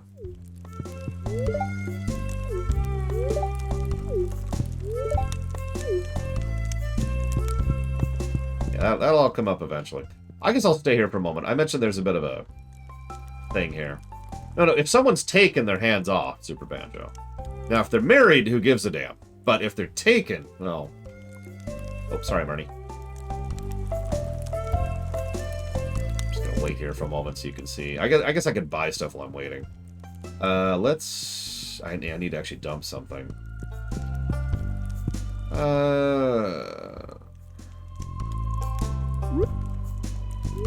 Yeah, let's eat the herring. Let's eat this raw fish. Anyways, here's the shrine. It's an altar of Yoba, something they will barely talk about, but is a background element of this game. As I mentioned, magic exists in this setting, so that's a thing. Oh yeah, inventory upgrade, 2,000 gold. Way out of reach right now. We'll get there eventually. So I already have some parsnips. Let's get a couple of beans. And we're out of inventory space. This is just going to be my life for a minute, is inventory. Don't worry, we've got time to make this work. Anyways. Yeah, working toward that inventory upgrade it's a thing. I was in the middle of talking about something. Schedules, there's so much to talk about. I'm probably going to run out of things. This is a long game. I probably shouldn't be so stressed about tracking everything, but holy crap. There's so much to talk about, and I don't want to miss anything.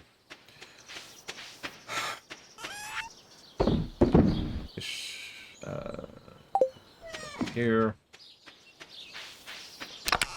Dump this stuff off. That shouldn't be there, but it's going to stay for right now. We're also going to get rid of the scythe for now. And that's it. Yeah, but ironically, that would take time, which is one of those things that I don't have a lot of.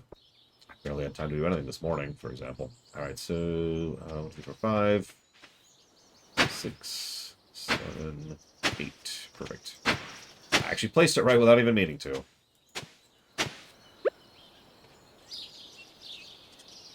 Come on. There we go. Well, parsnips are delicious. Actually roasted. You ever had roasted parsnips? Get some salt and pepper on there. Or spiced roasted parsnips. Now, that's good.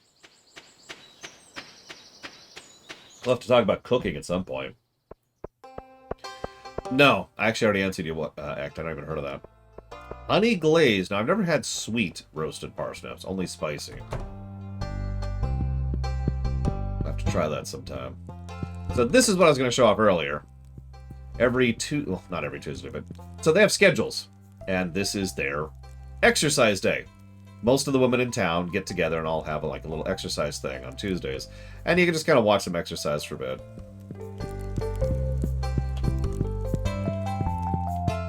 We're not going to just stare at the women exercising.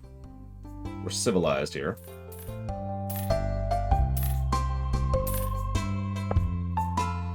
Actually, let's just grab the one more and be done with that.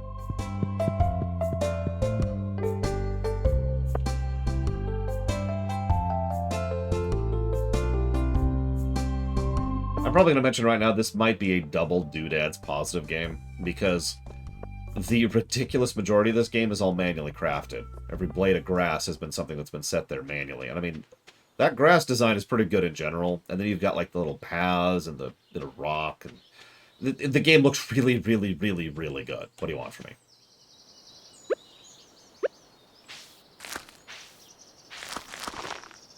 Come on.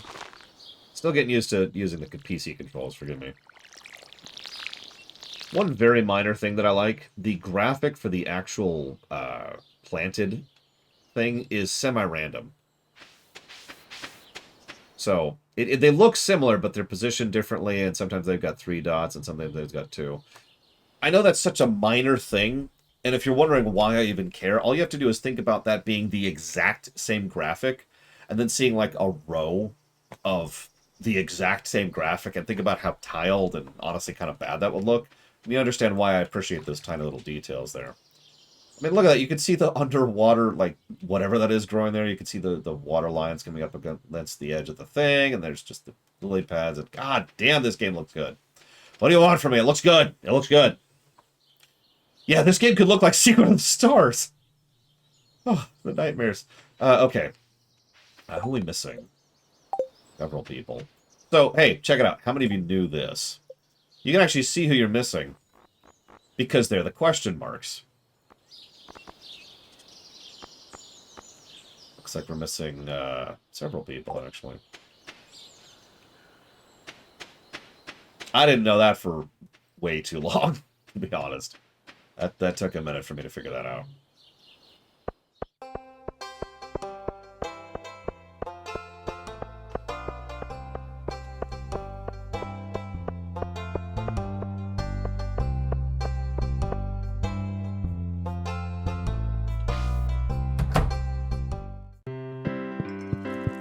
So here's the quote-unquote asshole. What do you want? Go away. Also the guy who works at Joja Mart. I actually like Shane as a character, but we'll talk more about him later. Now, Pam, I do not like Pam. She's... Pam. Pam must die. Like, the only reason to marry Penny is to get Penny away from Pam. That's the goal. Yeah, Shane needs further discussion. That's why we're gonna come back to that. A lot of these characters, I'm trying to not get ahead of myself in talking about them. Yeah, you'll notice Pam literally lives in a trailer. In fact, she's the only one who lives in a trailer. In fact, this dinky little thing. Yeah, this is Penny and Pam's place. It says all it needs to, I think. You'll notice it's darker than most of the other places. Not a much light distribution. Penny tries to make her place nice, but it's really crammed. And all she's really got for herself is books, and that's kind of it. Dinky little kitchenette sort of a thing here. A couch which is falling apart. There's a cut in it. There's just trash there, whatever. There's the TV. And yeah, this is what I mean when I say Doodads. There's a lot that goes into this. And visual storytelling, too. Hey, Clint. We'll talk about him later, too. Because he's a thing. Okay, so I'm missing... Who am I missing? Oh, yeah, the guys.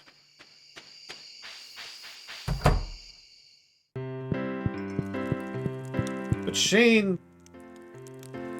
I admit I'm more sympathetic towards Shane than I probably should be. Because I've known people like him. Shane isn't actually an asshole. He's depressed. Like, probably chemically depressed. Like, I feel bad for Shane. I actually want to reach out to him and help him out and be a friend for him because Shane needs help. Clint, on the other hand, is a dick. We need to just stab him and take over his smithy. So, something I want to show off really quick here. Lighting. Now, this is nice and atmospheric, but how much you like or dislike this, I've heard a lot of different opinions. Because it gets dark in this game, especially if you're playing on an OLED, like I am. So it's nice to have the little light sources. And you actually can have some equipment for yourself, which can increase your personal lighting. But you can kind of see, you know, like there or there. And all this is neat and is kind of a motivation to set up some lamps in your own farm, because if you don't... I mean, this is what it looks like. This is an area which has no lighting source. And the game, yeah, you notice it's actually getting darker and will continue to get darker. You can see it happening. Let's get a little clearing done while we're here. We need more lumber anyways. We need to get a second chest going. Actually, we need to get 50 chests going. This is a good time to talk about penalty for failure. So this game doesn't really have a proper fail state. Allow me to do the most unusual thing in the world and actually agree with Huthor that that's a good thing. A game like this, in my opinion, shouldn't have a fail state. Now, it should have consequences for failure, which it does, but it should not have a point at which you can lose the game. And it doesn't.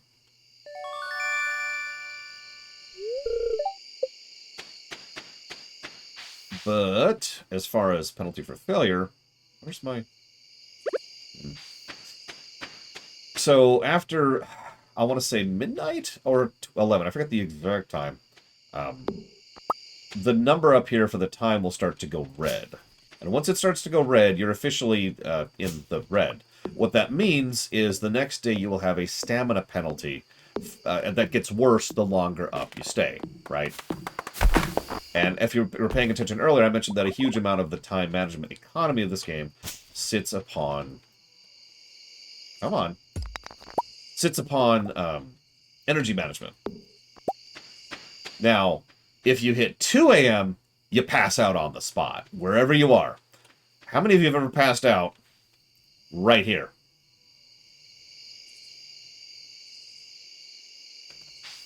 If you pass out, there's some consequences for that. Yeah, there you go. See how it's red now? We're now officially getting ourselves a stamina debt because we're staying up too late. Now, there's another consequence. You can die from combat. We'll talk more about combat and the consequences thereof later. Ironically, the exact penalty for failure for either staying up too late or dying in combat are not static. There are multiple consequences that can result for doing that. Sometimes you'll lose some money, sometimes you'll lose some items. You'll always lose a bit of stamina for the next day. There's things that can happen. We'll discuss that more later. But let's go ahead and get some sleep.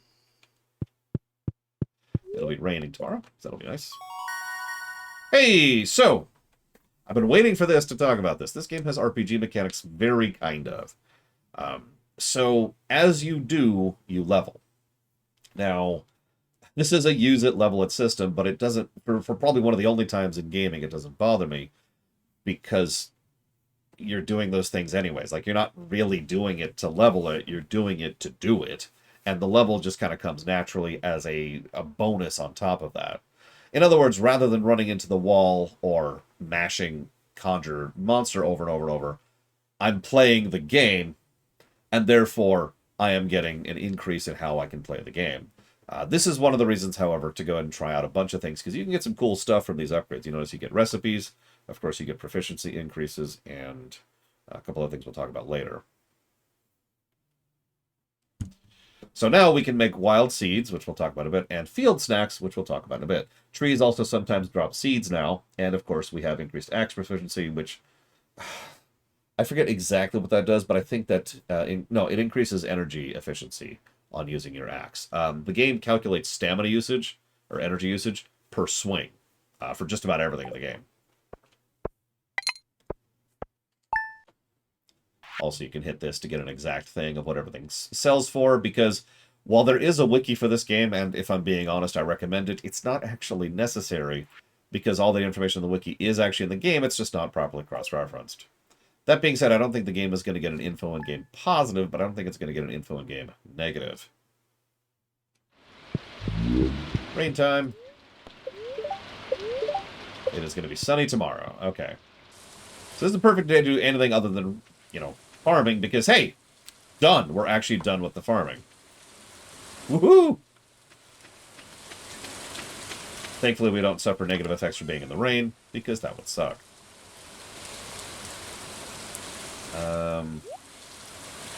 We'll talk about walkthroughitis when it comes to one specific thing later, because there is one thing where that's going to come up. So now I'm spoiled for choice. Rainy days, I can do whatever the hell I want to. Alright. So Val Kilmer. I think Val Kilmer is a terrible Batman. He's not the worst Batman actor I've ever seen. That would be George Clooney. But I do think Val Kilmer does a terrible job of playing bats. However, I think Val Kilmer is one of the better Bruce Wayne actors we've ever seen. Mostly because I suppose it's kind of a negative, but he does a good job of portraying the fake persona of Bruce Wayne pretty well. Ironically, I don't think Val Kilmer does a good job of playing the actual Bruce Wayne, but that's getting into the Batman thing, so...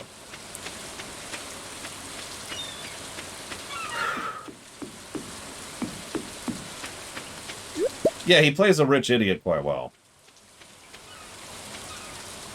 I have not seen the recent Bat, no. Although I've heard that he is gold. I've heard that he is absolutely terrible at playing Bruce. So, I mentioned walkthroughitis. There are two big things we're going to discuss when it comes to walkthroughitis. One is fishing, and one is gift-giving. Which I haven't even talked about or shown off yet. Give me a second. Let me catch this fish. Rain days are ironically a perfect time to fish, because rain actually changes some of the loot tables for fish, and you don't have to worry about most other things. It's also a good day to go to cave diving. So, hang on. So this is our friendship bars. Now, there's actually a lot of information on display here pretty immediately. Let me show something off here really quick before we go back to fishing. Let's do our gerb.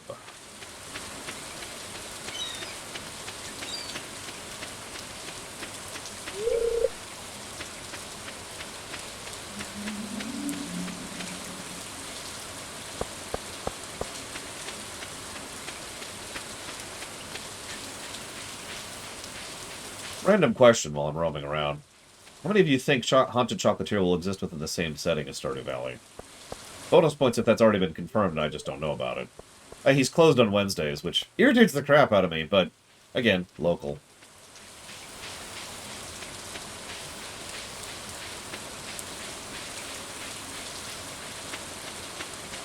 No, I mean, do you think Chocolatier is in it or isn't? Is what I'm asking.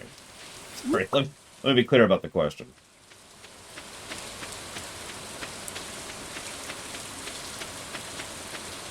Maybe, little one? Ah.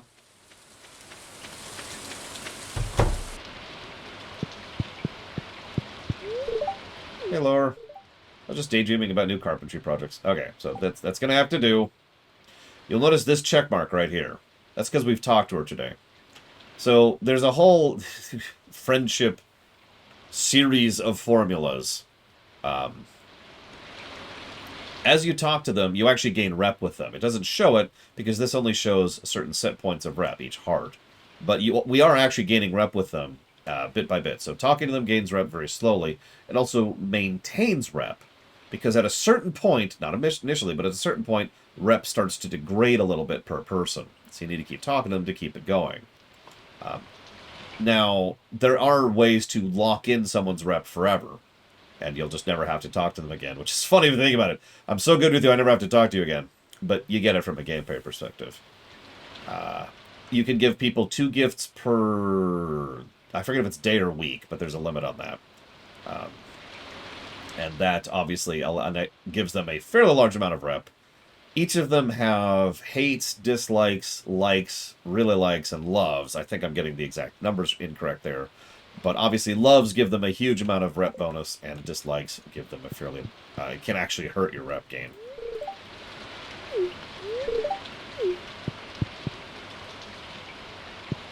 Oh, whoops. I didn't actually mean to go there.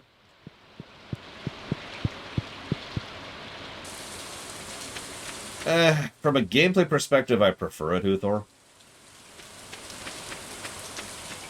Mostly in a game like this, for example.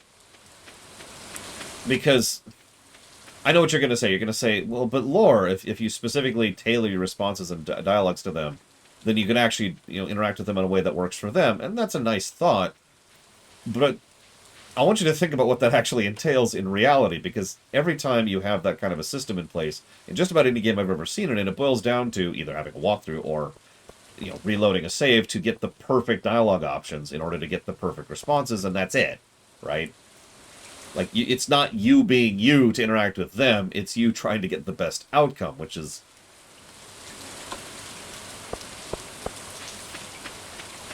Anyways, I was going to do something. Oh, right. I mentioned the gifting thing. There is one caveat on top of the gifting, and that is birthdays. Birthdays. Whatever you give to them on their birthday counts for, I think, double. So you can really get an absolutely enormous amount of rep on a birthday by giving them something really, really good. Of course, that involves actually knowing what they like, so whatever. The exclamation mark is for quests, which we will never do. I can bring 15 copper ores to Clint for 180 gold, or I can tell him to go screw himself and get on with my life. Now, I'm not giving the quests a negative, to be very clear about that. But the quests are, let's call them what they are, tasks. There are very few exceptions to that. The bulletin board things are tasks. Go get this, turn it into this person, get a bit of bonus gold. Now, we've talked about this before. We don't really rate tasks, because we've covered a few games that have tasks in them. But they're just such a nothing burger that there's nothing really to discuss there. Now, we do have actual quests. In fact, we currently, as of this moment, have a couple of quests. We still need to talk to 4 people, and we need to harvest a parsnip. But we'll talk more about that later.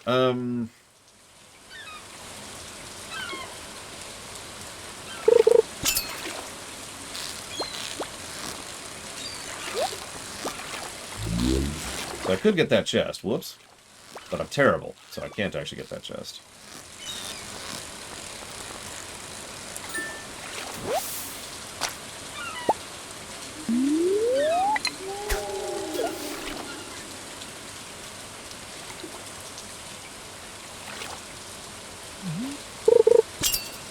Ironically, fishing is one of the better ways to make money early game. Even more so than foraging. Although, it's a little more RNG, so I know a lot of people don't like to do this. I'm mostly doing this because I want to raise my fishing skill as early as possible, so that that fishing bar increases in size.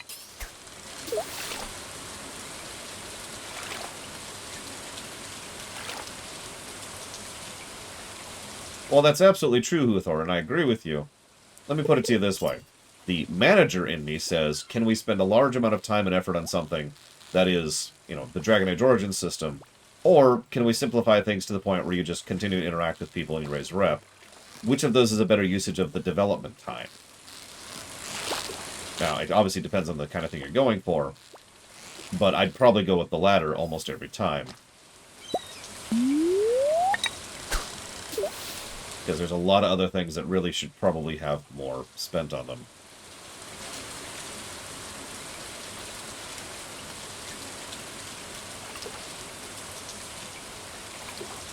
I see your point, though.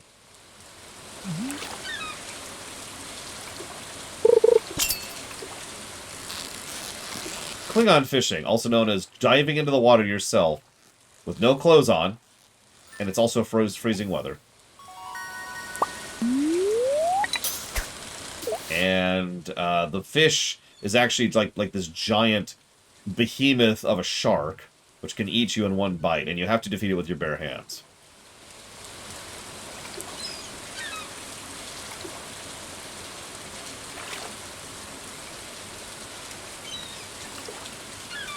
Goblin, Valerian. Bonus points, there's actually a goblin quest in WoW, which involves throwing a grenade into the water to harvest the food. In fact, there's 2 I can think of right off the top of my head. See, that's just weird, Huthor. Like, I'm not into that. It's been argued by several people, actually, that the sex scenes has been a, what do they call that, an anti? anti-design in RPGs, especially CRPGs, for a very long time, since that was a thing all the way back in Baldur's Gate.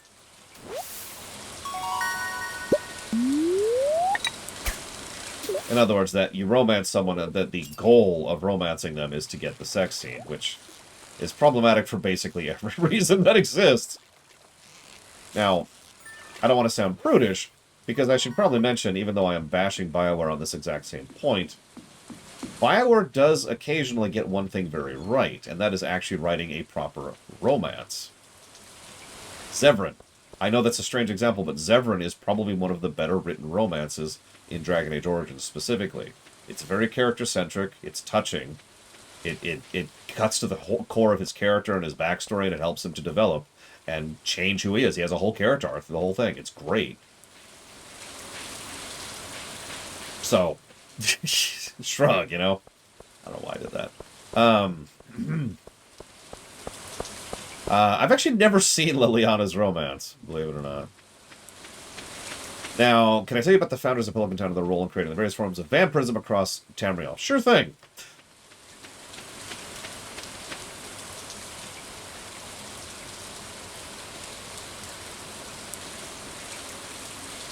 That's why he started calling himself the Neck Lord.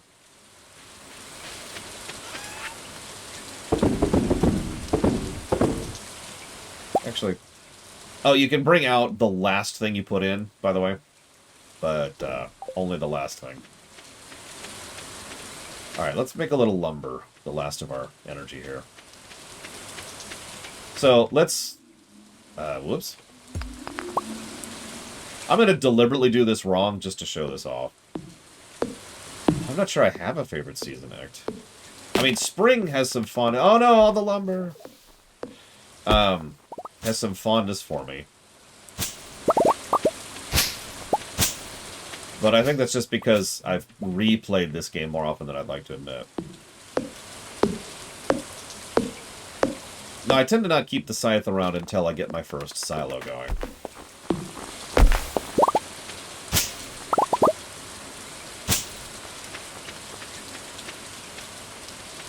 Like, it's just gonna sit in my bank until then. And it does. What is going on?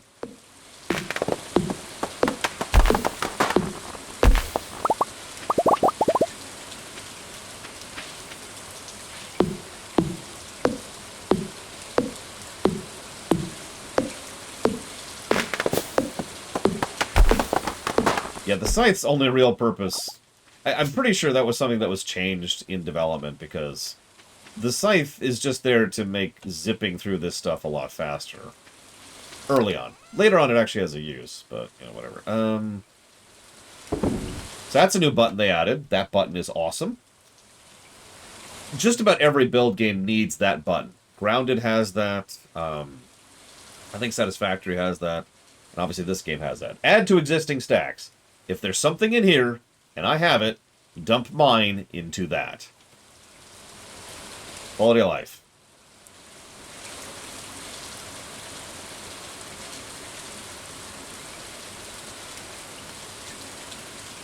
Oh yeah, there's also an auto sort. Like that.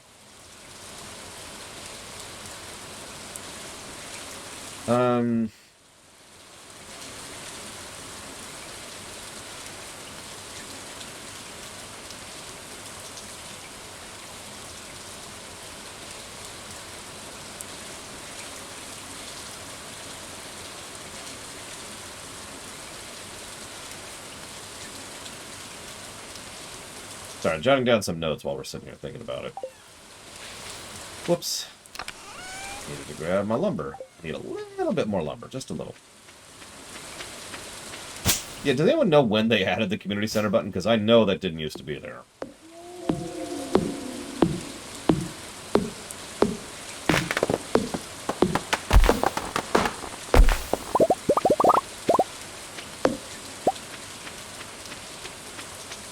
Oh yeah, by the way, if you romance all the women in this game, when a certain scene happens, they all kind of confront you about it, and it's honestly pretty heartrending. Like, they are legitimately devastated by it. It's pretty messed up. Now, remember how I mentioned that this game is big on not doing a lot of consequence of failure thing? You can undo that and start a romance over with somebody. Now, there's a cost for that, but you can also do that for a lot of things. Like, you can get rid of your children, undo a marriage, or, what's the other big one? I forget the other one. There's another thing you can do where you can just be like, Chikwung, and undo, like, a major choice in order to keep playing. Now, that's obviously a purely gameplay perspective thing, but it's eyebrow-raising from a story perspective. What am I doing? What am I doing? Building. That's what I'm doing.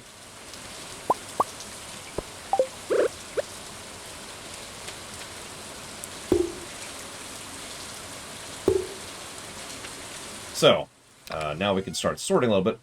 There are, of course, ways to organize a little bit. I'm just going to leave that as that, because that's purpose that. We'll make you a fishing chest. And we'll make you that chest.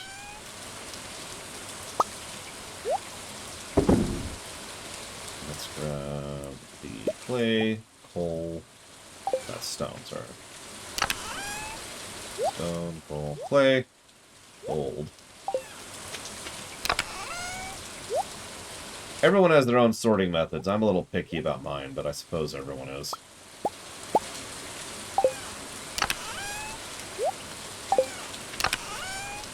There we go.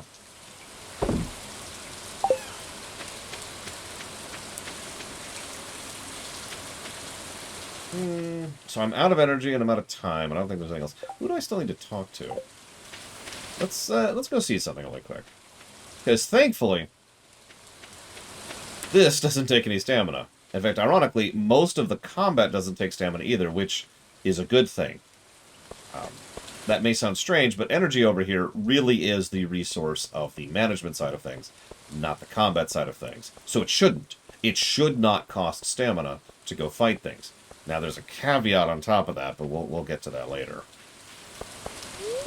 Oh, cool, you just moved in, right? Of all the places you live, you choose Pelican Town? I mean, it was that or corporate land. You do not lose stamina when you swing your sword. However, you do obviously lose it when you go for the picking, which is the asterisk I mentioned earlier. Pleasure to meet you. I'm Harvey, local doctor. Yeah, we're never going to talk to this guy. Perform regular checkups and medical procedures for all residents of Pelican Town. It's rewarding work. Hello there. Nice to see young folk moving into the valley. It's not very common these days. It'll warm me up to be ready for another cold night on the ocean. It'll be a good day to explore the mine. Who knows? You might find rare ores. No, I don't have time to chat with you.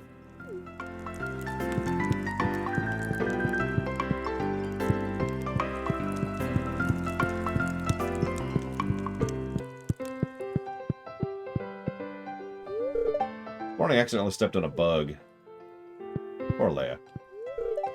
Hey kid, you're too young to be moping around in a place like this.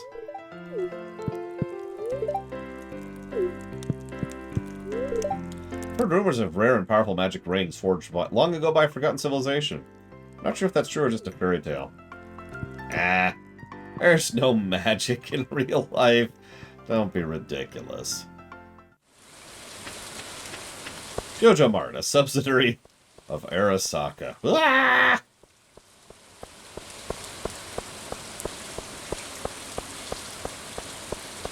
I wouldn't call Harvey creepy.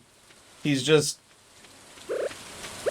I don't know, there's just very little reason to talk to him, ironically. Just looking around, don't mind me. Notice it's getting pretty dark. I should probably mention that both rain and time also add layers to things, so if it's, like, really late at night, which we're not even at yet, and it's dark, it's really hard to see in some cases. But we're just going to go to bed, I think. I think we've done everything I wanted to. I got the chests going, the initial chests going. And we've got a little clearing. And so I think we're good for the moment.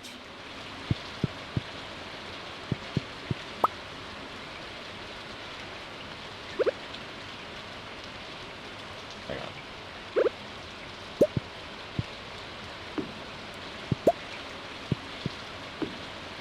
One of my favorite awkward zombies about Stardew Valley is the kid picks up the window, like this, and just moves it over there.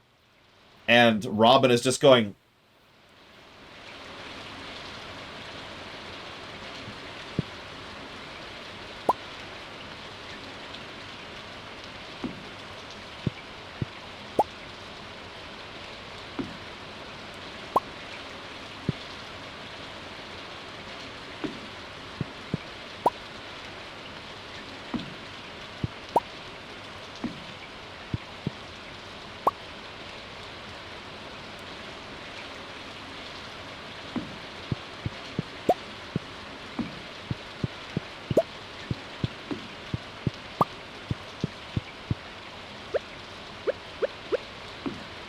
Ah!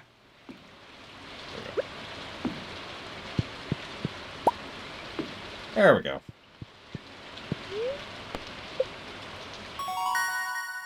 Hey! Fishing increase. Yeah, let me just move the chimney around. There's no... that... I... So I know people like that act. Terrible, dangerous, horrible, evil people, such as yourself, who don't understand the purpose of cosmetics in gaming. The purpose in cosmetics in gaming is that they're cosmetics. I know this... Hang on, let me try that one more time. I'm sorry, I'm being facetious, but only a little bit. I really do. Like, most of my friends and I tend to be very big on trying to change our appearance and customize our house and set up our rig and blah, blah, blah, blah. Yeah, the cosmetic side of things, right? All of that's completely optional, especially in a game like this, as it should be. There's no tangible benefits for any of that, and I do think that's a good thing. Some games try to do a thing where those kind of cosmetic things give tangible benefits, and usually what that just does is it forces people who don't care about cosmetics to do them, and it forces people who do care about cosmetics to do things they don't want to. So I'm actually completely down with completely ejecting a gameplay benefit from the cosmetic side of things. Instead, it's just how do you want it to look? Purely on that, nothing else. And I think that was the right move here.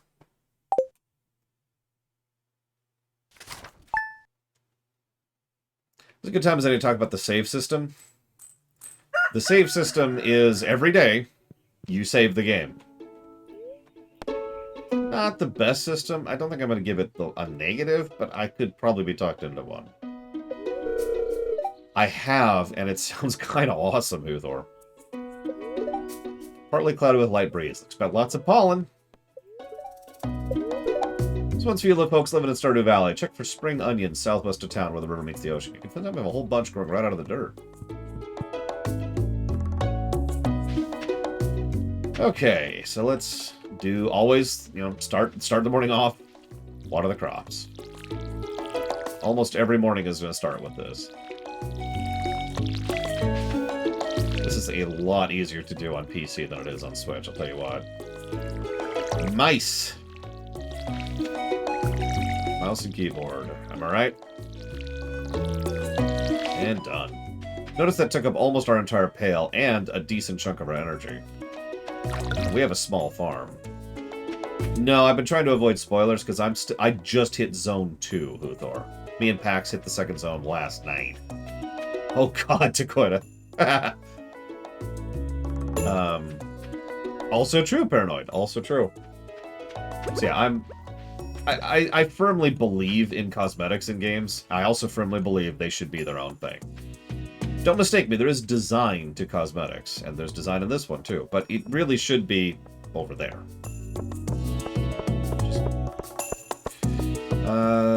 What do I want to get done today? So now I face an interesting choice. Yeah, you know what? For the sake of the review, let's go ahead and pull up the Wiki.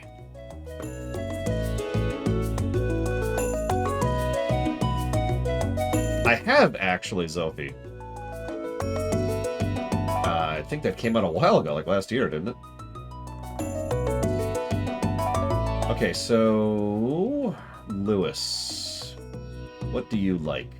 So let me just say really quick, this isn't really about the game. I just feel like talking about this. There's good wikis, there's bad wikis, and then there's Wikipedia. But I have to say, the Stardew Valley wiki is actually one of the better wikis I've ever seen. No joke. It's really good. It's got good cross-referencing, it's got good table usage, it's got good visual design, and just it's a really well-designed, efficient wiki. Huge props to whoever sets up and maintains that stuff. Just wanted to get that out there. Oh, you're fine. You're fine, Penny. So anyways, you love stuff I don't have access to, but you like stuff I don't have access to. Damn, I don't have access to any of that stuff.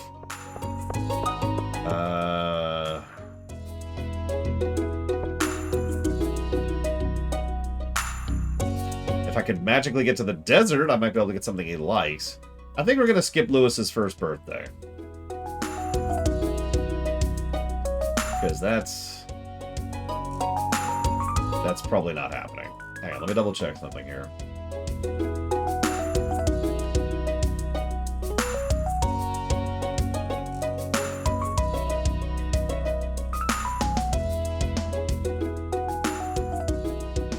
There's plenty of neutrals, but I mean, eh.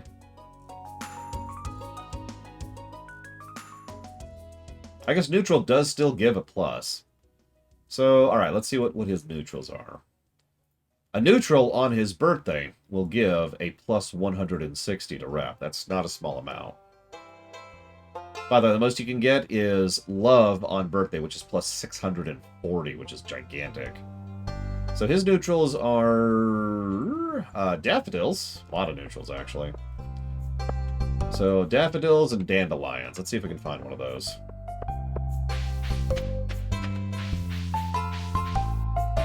I thought I saw something. Man, I wish I was playing in 4K. Come on, guys, let me stream in 4K. I know you won't see anything, but I will. And that's the part that really matters, right? Nobody actually wants to watch a stream.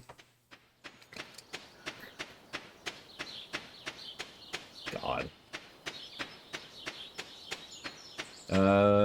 He does like leaks. Perfect. And yeah, we do need to forage a little in general. Foraging's a good skill to raise, ironically, mostly because of the recipes it gives, a lot of which are very useful. Also, it's a cheap and relatively low-effort source of income, especially early on. I don't have a website, Uthor. Give me a break. Alright. We're getting the Mushroom Cave, by the way, once we get there. So in interest of the fact that we're getting a cat soon, not that I know that, and we are getting a cat, of course. We're going to make a bit of a path to the cat. Yeah, it's something I talk about a lot in games. So one of those weird things is a lot of games are like, we want you to explore, and then they don't give you any reason to explore. Now, don't mistake me. This is actually a fairly lengthy topic I'm sure Huthor could talk about at greater length than I can. But there is a feedback impetus for giving the player a reason to explore, in my opinion.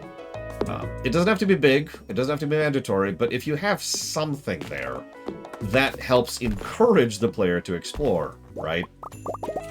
Especially, this is something I talk about all the time in Metroid games, for example. You want your players to be roaming around, seeing what they can find around the world. If there weren't those little power-ups, or there weren't the little, you know, the things I can't think of, the collectibles, the unlockables, why bother? Now, you could say just because they want to, and that's valid, but just because they want to, I don't know, it's less designed and less interesting to me in just about every way. I will admit, however, hitting that balance between mandatory exploration and encouraged exploration is pretty difficult. I agree with that, Uthor. But the point I'm getting down to is the game does encourage you to explore a bit, and there are rewards for doing so pretty much across the board. So let's go ahead and... we need to keep the leaks, but we'll go ahead and toss in... hang on. I feel like there's a mod, of course there's a mod, which makes it so there's like a little icon that pops on something that you can put into the community center that you haven't yet.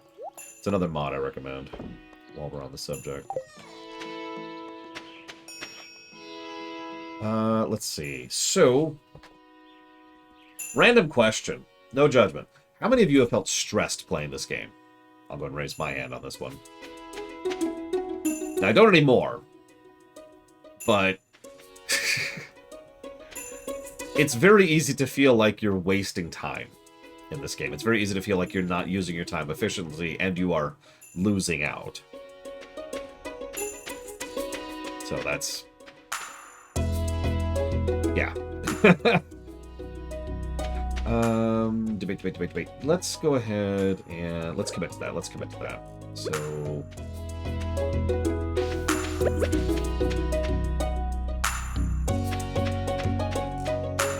I should probably mention there are some time-sensitive things. So here's an example of something that I know a lot of people don't even know about. So Robin, I think, sells, or maybe it's Clint. One of them sells ore. Copper ore, gold ore, you know, iron ore. And of course, the most important one of all, coal. Here's the thing. Those prices go up as time goes on. And being able to buy coal for cheap is something that only really happens, I believe, in the first year. And nothing really tells you that. I think you're right. I think Robin sells wood and then Clint sells coal. And the reason I think of those as both being coal is because wood into coal, it's actually efficient to buy wood into coal the first year, and only the first year. Okay, so we've already got all that stuff. Let's get some potatoes. I think it's actually... We can't afford saplings yet, which is a damn shame. Saplings are great, but we'll get there. We'll get there. This is all cooking stuff. We don't need to worry about that yet. And grass, we don't need to worry about. So... And flowers, we don't care about. So instead what we're going to do is we're going to get a bunch of taters. Taters it up. Almost all of our initial gold is going to go into seeds, which is then going to go back into money. There will reach a point where we'll be able to branch out a bit more. But initially...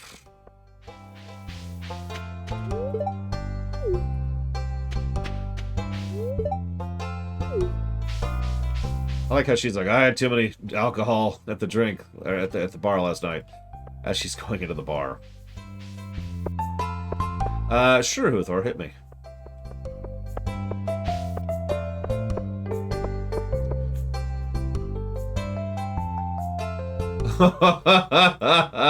Oh, I have to get that for my demon hunter.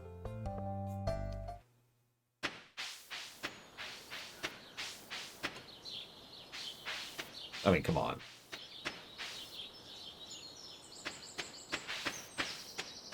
One, 2, 3, 4, 5, 6. Okay.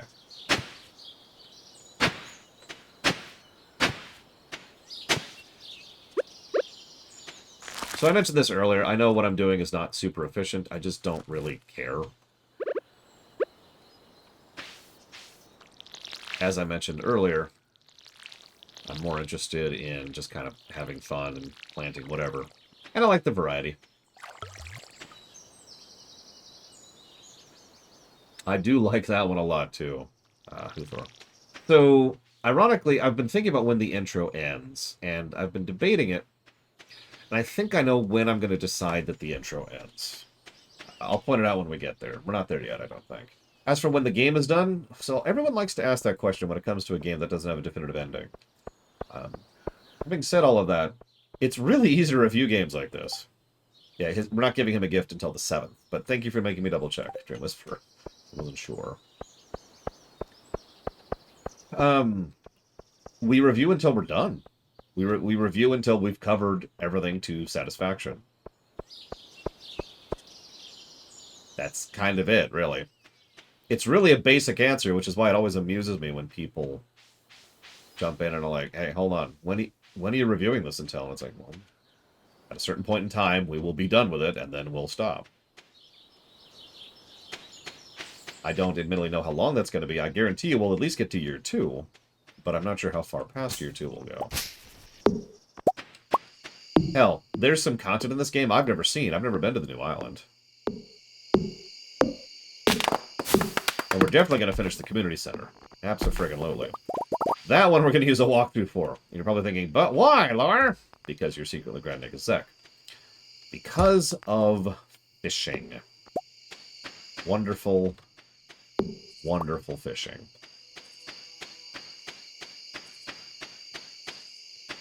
That's what I'm thinking.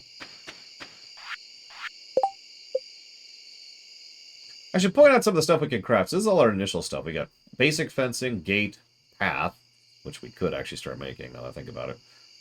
This one we just got the wild seeds and the field snack. We can make a wooden path. We can make a gravel path. We can set up some signs. We can set up a torch. We can set up the chest, which is the important part, or a campfire, which is another source of light.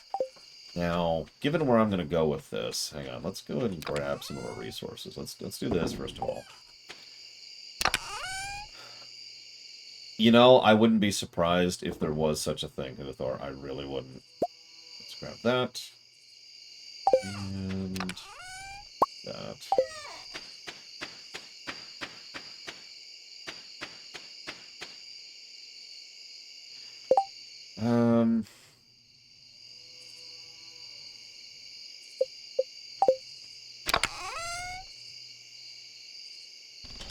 Oh, it's because the community center isn't open. And I'm like, how can I not open the community center?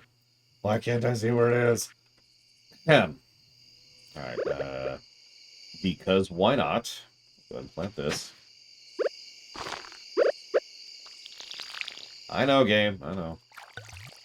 Yeah, using your watering can takes up an interesting amount of resources. Excuse me, when it comes to the energy. Let's put that in there, that in there.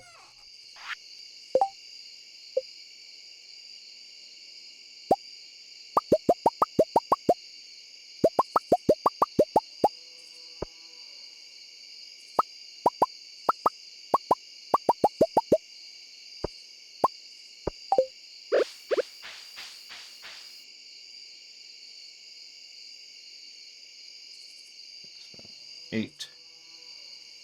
Yep, okay, that's right.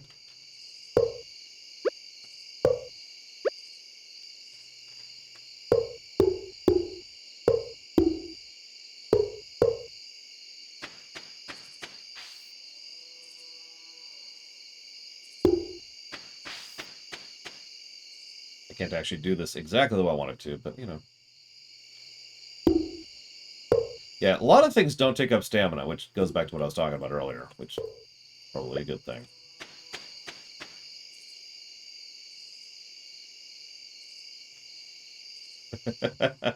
Hey, hazardous.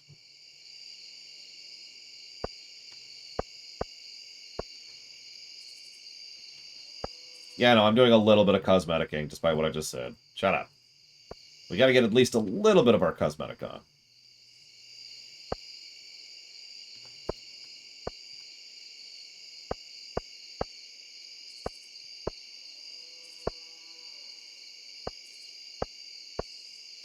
Just a little bit.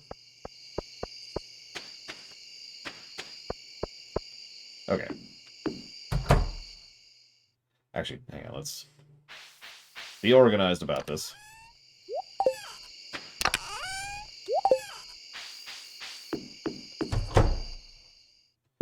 Damn you, France. How dare you win the World Cup?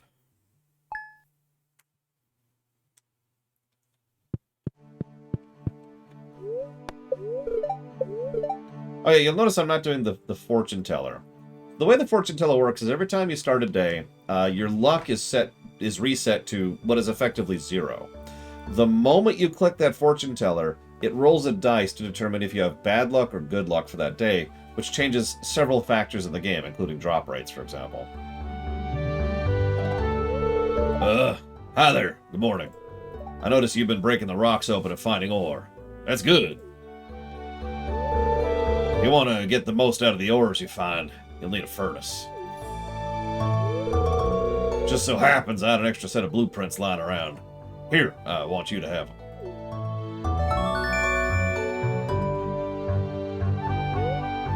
Now we can make a furnace, which is extraordinarily important. Correct, Brennian. Furnace allows you to smelt metal bars. Bars can be used for crafting, construction, and tool upgrades. When you smelted a few copper bars, consider having me upgrade one of your tools. I can make your work a lot easier. Okay, I'm heading home. Take it easy. We've also got some mail.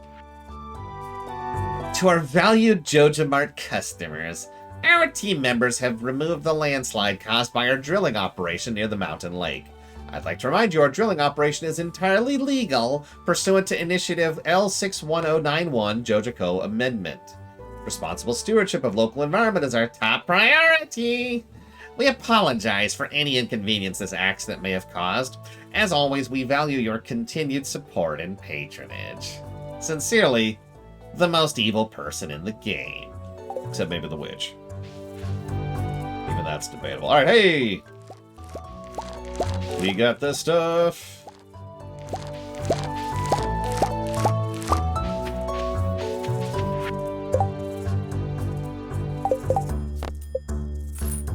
Always remember to actually turn in your quest, which you can do just there.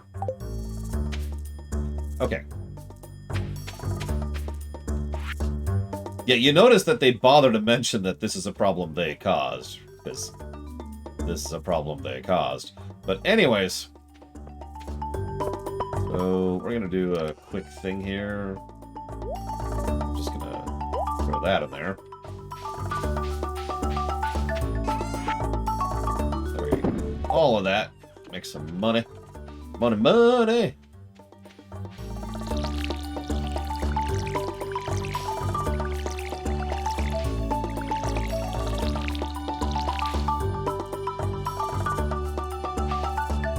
Yeah, Pierre is pretty much just as bad. He just doesn't have the massive conglomerate at his back. It can be argued that Morris is less of a horrible person than Pierre at an individual level. It's just Joja Mart is much worse at a corporate level than Pierre's shop.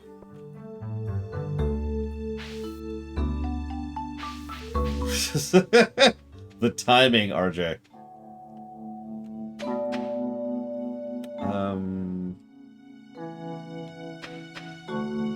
I don't know, Dream Whisperer. Let's Google that. That's a good question. Because I mentioned penalty for failure earlier.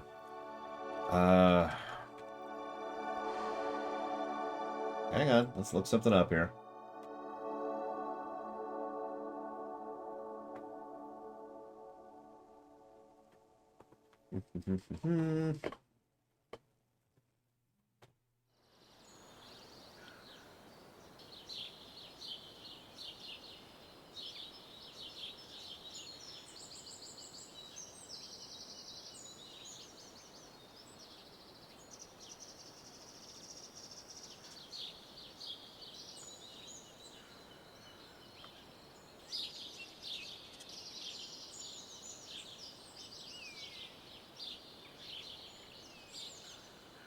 There's giant crops now?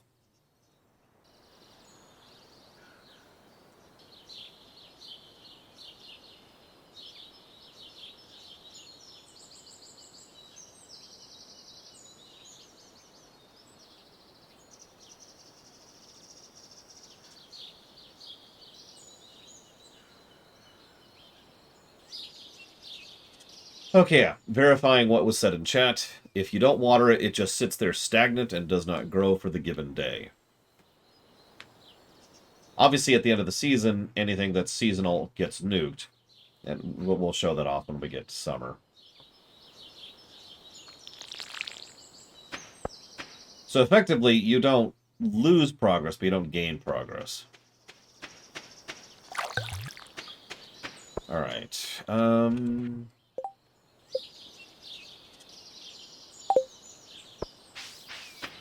Oh, wow, Brennan. I never even saw giant crops. That was news to me. For a game that keeps getting patched every now and again, there's still a lot of stuff I haven't seen in this game. It's like Minecraft. So my niece plays Minecraft regularly. And every now and again, she'll tell me something I don't know about the game because it's new. Because it's something I never saw. And it's like, oh, okay. Ah, here we go.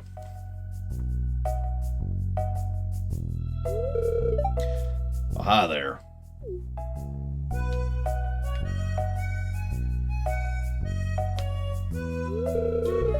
What an eyesore.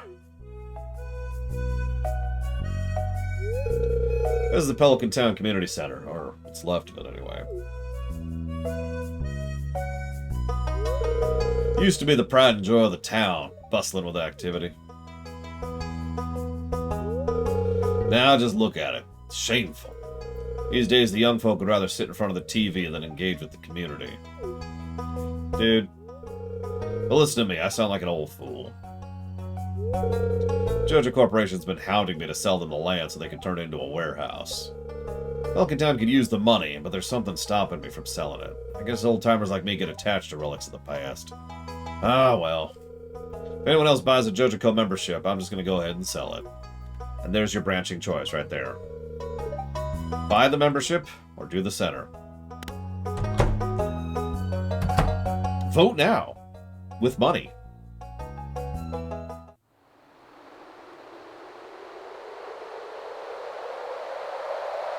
I mean, from a purely objective perspective, I would say doing the community center is more fun than doing Joja Mart.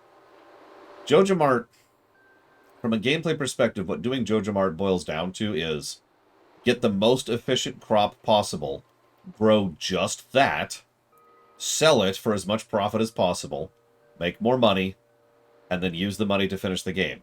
And that is a thing. I'm glad it's an option, but I'm never doing that. Like, ignore the morality for just a second. Ignore the obviousness of siding with Walmart. It's not really engaging. At that point, it's just just the spreadsheet and nothing else. Anyways, I guess Vincent and Joss must have been playing in here. This place is even more dilapidated than I remember.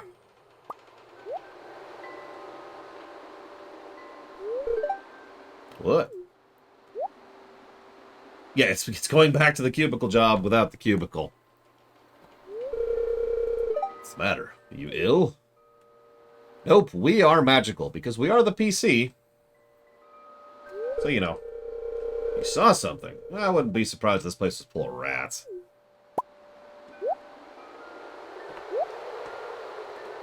Oh yeah, by the way, Chrono's hair from Chrono Trigger is literally one of the hairstyles you can get in this game, which I only mentioned because that almost exactly looks like Chrono's shocked look in Chrono Trigger. You're worrying me, Lore. Look, I think I'm gonna head home. I need some lunch. You know another thing they could do to screw over this game? Have a hunger meter. As a mandatory thing, obviously. Now, if it was optional, I'll keep the place unlocked from now on. Maybe you can help me catch that rat if you have some extra time.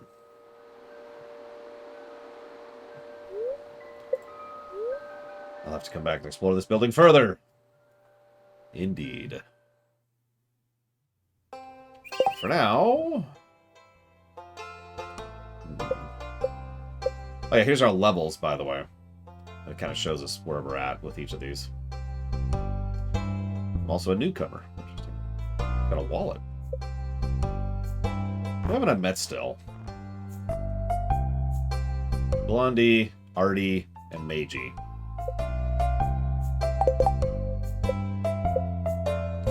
Also, there's this screen.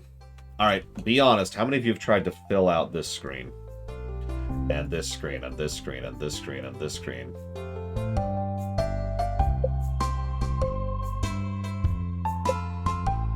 We can also reread our letters if we haven't, I have actually played Stardew Valley Extended. I've even played a multiplayer.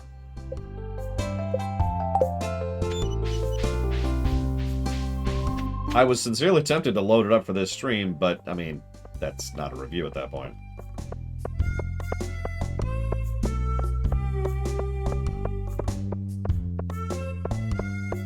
Yeah, like I said, Dakota, there are ways they could make this game a lot worse than it is. Don't mistake me. This isn't a perfect game, and we're absolutely going to give some negatives to it. But there's a lot of things I've seen other games do that this game doesn't do that makes this game better by its absence, in my opinion. Now, again, I'm fine with the option, but... Alright, I came back here for a reason. Oh, yeah, duh. I wanted to test something. Interesting. Okay.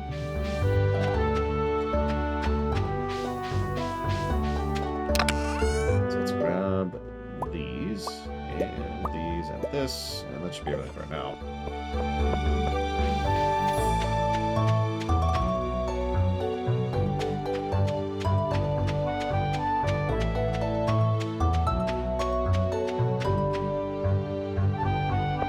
It is nice every now and again to see someone who cares enough to put hard work and effort into something and sticks with it and does the mature, responsible adult thing of actually knuckling down and making it work and seeing them actually be rewarded for that. Because that doesn't happen as often as it probably should.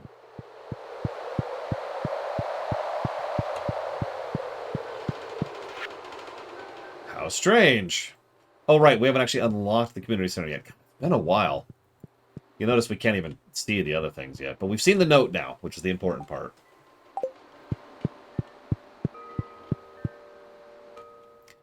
Ironically, we might actually have a music negative, but we will probably have at least one music positive.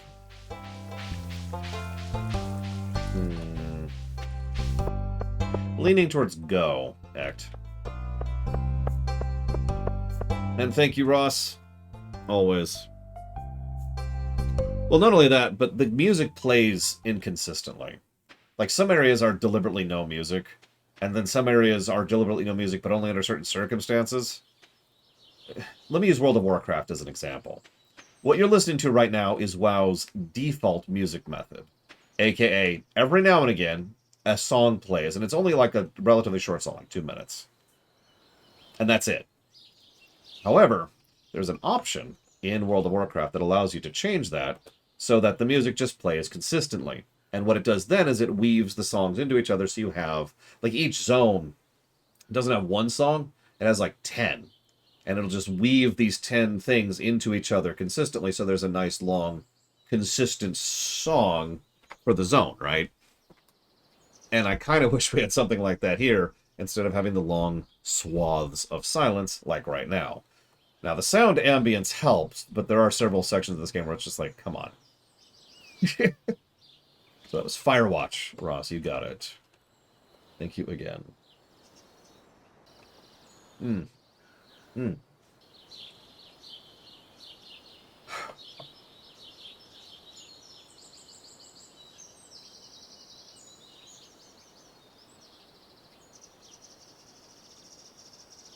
I love this. So everyone has stuff that they hate.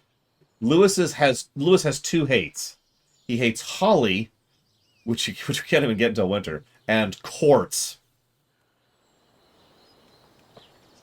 Ironically, what people like and dislike actually is part of their personality, too.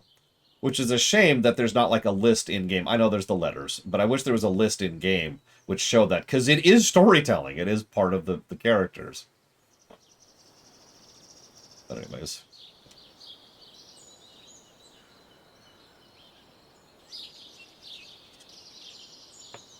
I mean, this is probably the most chill stream we've done all year, Huthor.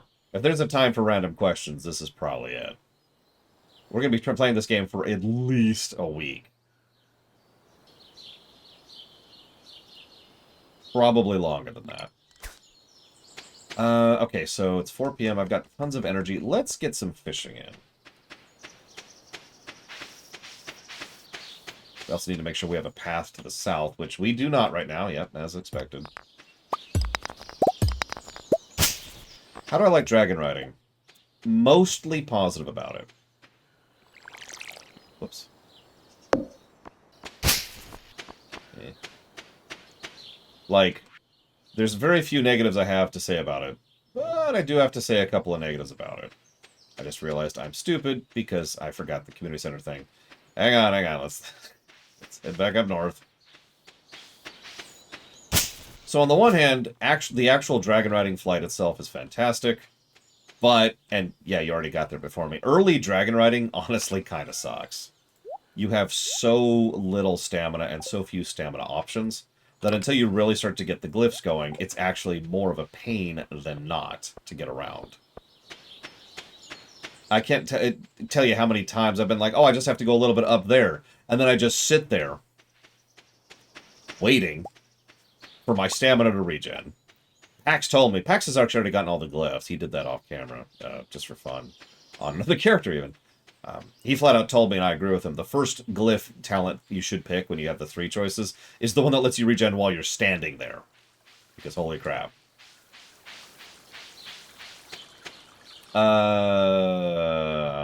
Yes, we've met Harley and we've met Harvey. So. But I do agree that once you get all the glyphs, the system is much better. That being said, I do have one minor but existent complaint. The Dragonflight system doesn't really handle not moving quickly very well. It's actually the exact same complaint I have about Spider-Man on the PS4. When you're swinging around, it's great. And when you're trying to go, like, up a ledge, like if I'm here and I want to go up here, it's like, it's just janky as hell because it's trying to activate the flight system, the mechanics, and the actual physics of the flight system. And I'm like, no, I just want to go right here. Just a little. Come on. So what I've gotten into the habit of doing is I will launch way up and then come straight back down on the spot because it's a lot easier to do that than to try and actually finagle.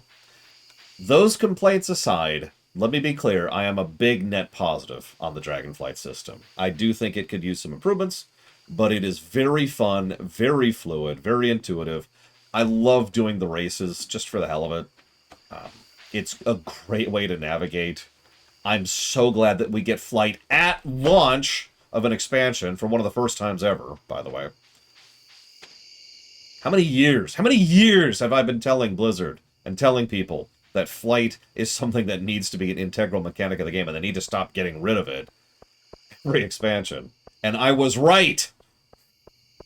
Sorry. It's just years I've been banging on that drum. What am I doing? Right, that's what I'm doing. See, you may disagree with me on this, Uthor, in which case we'll fight to the death. But I think the zones have been designed around flying for a long time. Wait, it's Friday? Is it your birthday? I can't. Oh god. Have I lost track of time? Oh, hang on. Let's say him. We finally met Elliot, who... I want to dislike Elliot, but I don't. It's just, he's Elliot. Oh, speaking of which, there's Sam. Okay, that's everyone. We've talked to everyone.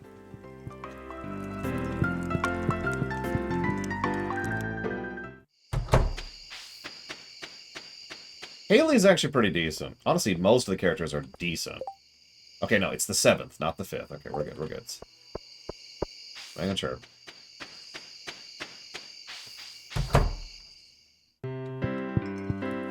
Let's get some talking in.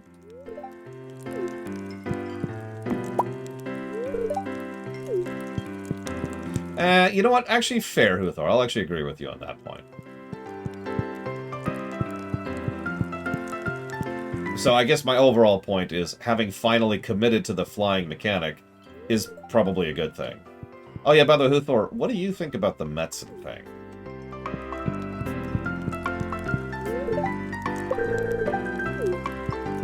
Linus is one of the easiest people to max out friendship for, because the things he likes are random foraging things, which you can get immediately, and you can just start dumping gifts on his face.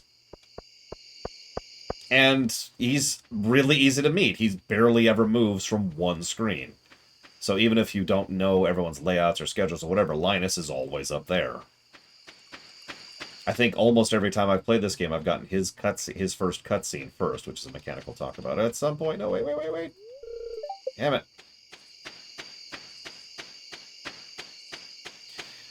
Yeah, I think... I don't know if you're joking or not with the surprised face, but to be clear, Metzen going back shocked me. And I want to know more about what's going on before I really give judgment on it. Because I think there's some stuff going on. Like, and it could be good stuff. It could be bad stuff, and it could be both. We'll see. This is one of those things where I refuse to give a real judgment call because we need more info. It's actually funny to me. A lot of times people will ask me to give a judgment call on something before we have the info, and I'm like, no, I'm waiting until we know what's going on before I give a judgment call. And people are like, well, what do you think about it? And I'm like, you're not listening to me.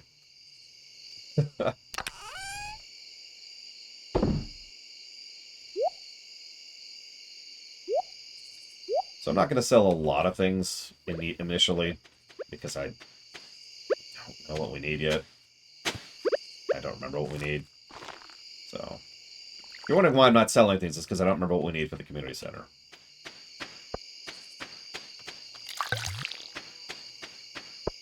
Thoughts on the recent Twitter thing? There's a recent Twitter thing, is my reaction to that.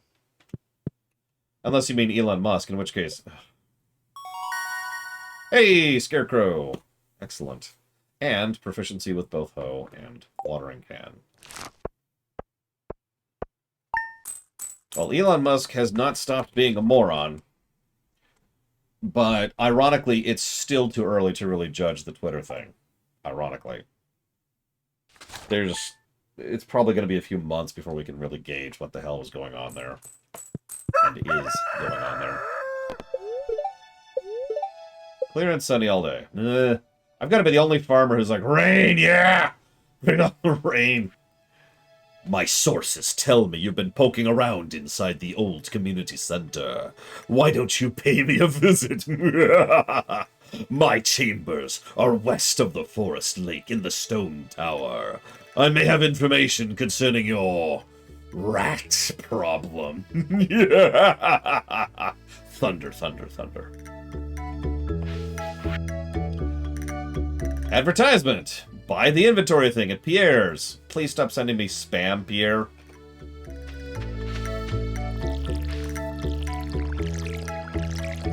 I will say this about the Twitter thing and not else. Twitter is used by enough official organizations, many of which are official governmental bodies, that even if Twitter started to have issues, I think governments are going to get involved if things really start to go badly.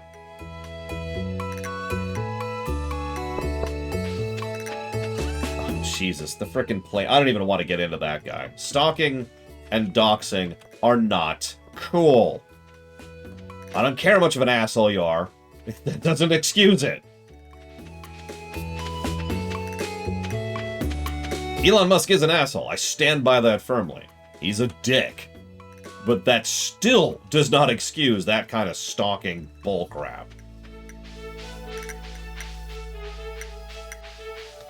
But anyways.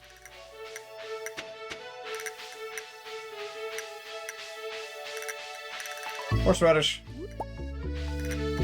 Hey, and I think that's our first dandelion. Hello, frog animation. Scarecrow is wood, coal, and fiber, and you have to be level 1 farmer to have the recipe. Notice the layering there, by the way. There's a bit of a... It's not quite a tech tree, but it's probably the game's closest thing to that.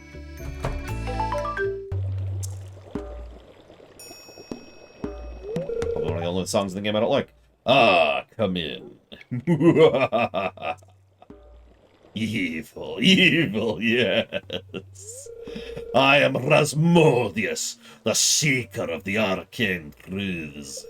Mediator between physical and ethereal. Master of the 7 elementals, yes. Keeper of the You get the point. And you, Lord, the one whose arrival I have long foreseen. Here, I'd like to show you something. Behold.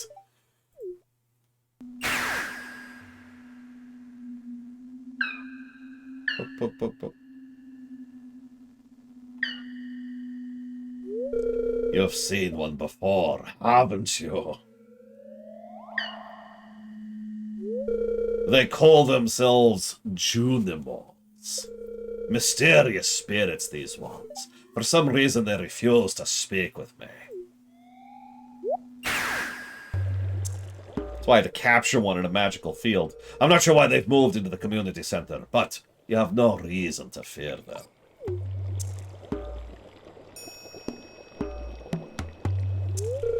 Huh? You found a golden scroll written in an unknown language. Most interesting.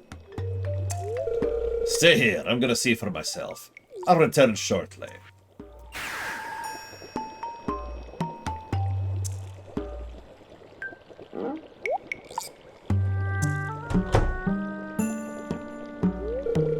I found the note. The language is obscure, but I was able to decipher it. We, the Junimo, are happy to aid you. In return, we ask for the gifts of the valley. If you are one with the forest, then you will see the true nature of this scroll.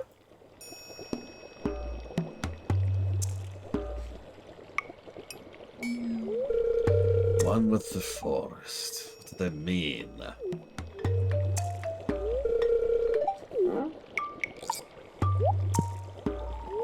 Aha! Come here.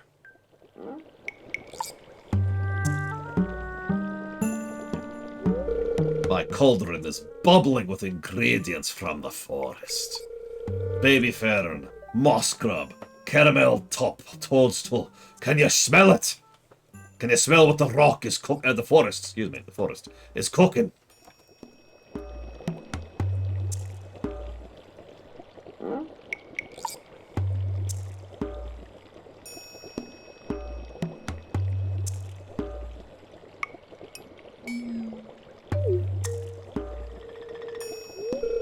Here, drink. Let the essence of the forest permeate your body. For I am pure evil.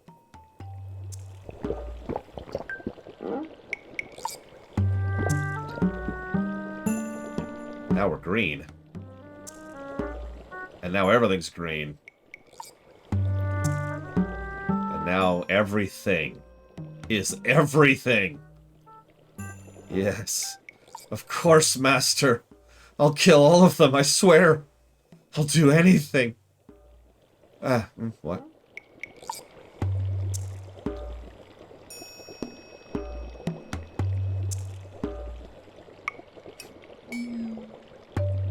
By the way, skippable cutscene in this game.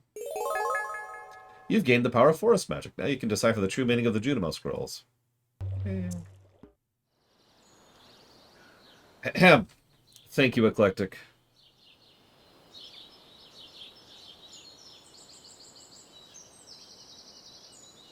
Always. Always appreciate. Thank you.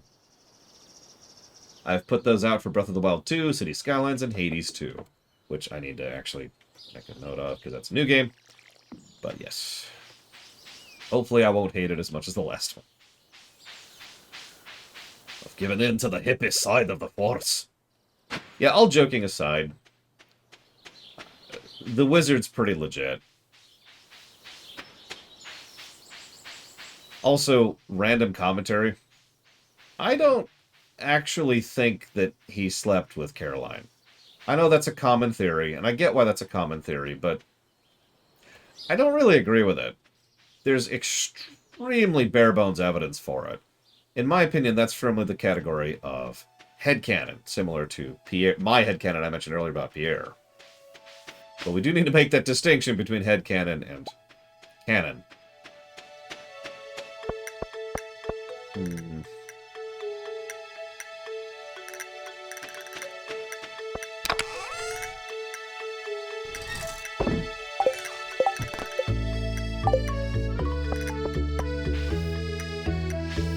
Yeah, like, there's one line of dialogue from him, one line of dialogue from Caroline, I think, and, like, the hair. And that is it.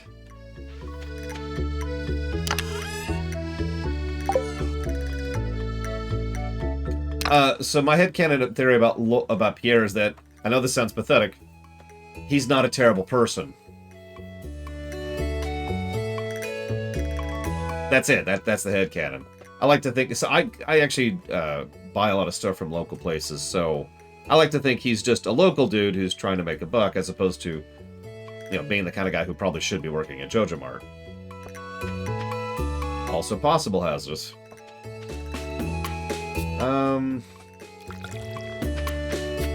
Like, that's it. There's nothing else to that. Alright, Nitro, I'm ready! It's not even headcanon, I guess, no, I'm saying. It's just, we're just gonna spackle over that bit of the story. Spackle. Scarecrow. Right, I need to make a Scarecrow.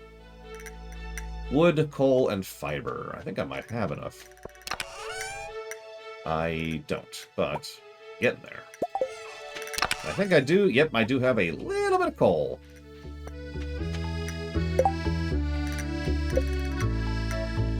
We do need a little bit more lumber.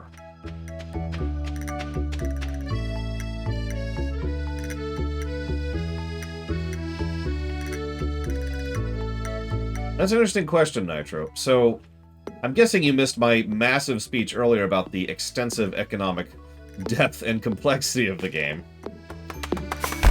Which, honestly, I only did a surface reading on, but still, there's actually a huge amount of complexity to the economics of this game. However, what you're asking about is adding another layer to that. Would that make it better or worse?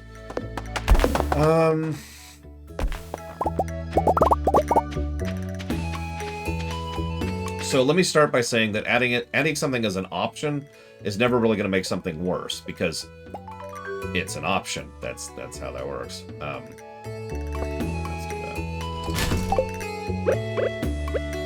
Hang on a second. 1, 2, 3, 4. Right there. Right there.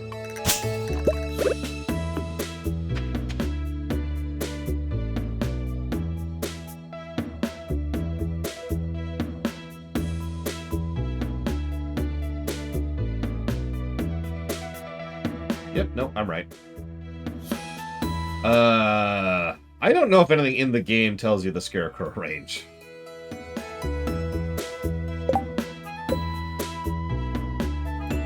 Right there, 8 tiles. It actually does say right there. Holy crap. Info in game. Having said all that, so let's assume it's optional. Let's assume it's a toggle that you can disable or enable at will. Would I consider that to be an improvement or disprovement of the game? Would it be a positive or negative? I mean, obviously it's an option, but let's ignore that. Would it improve my enjoyment of the game?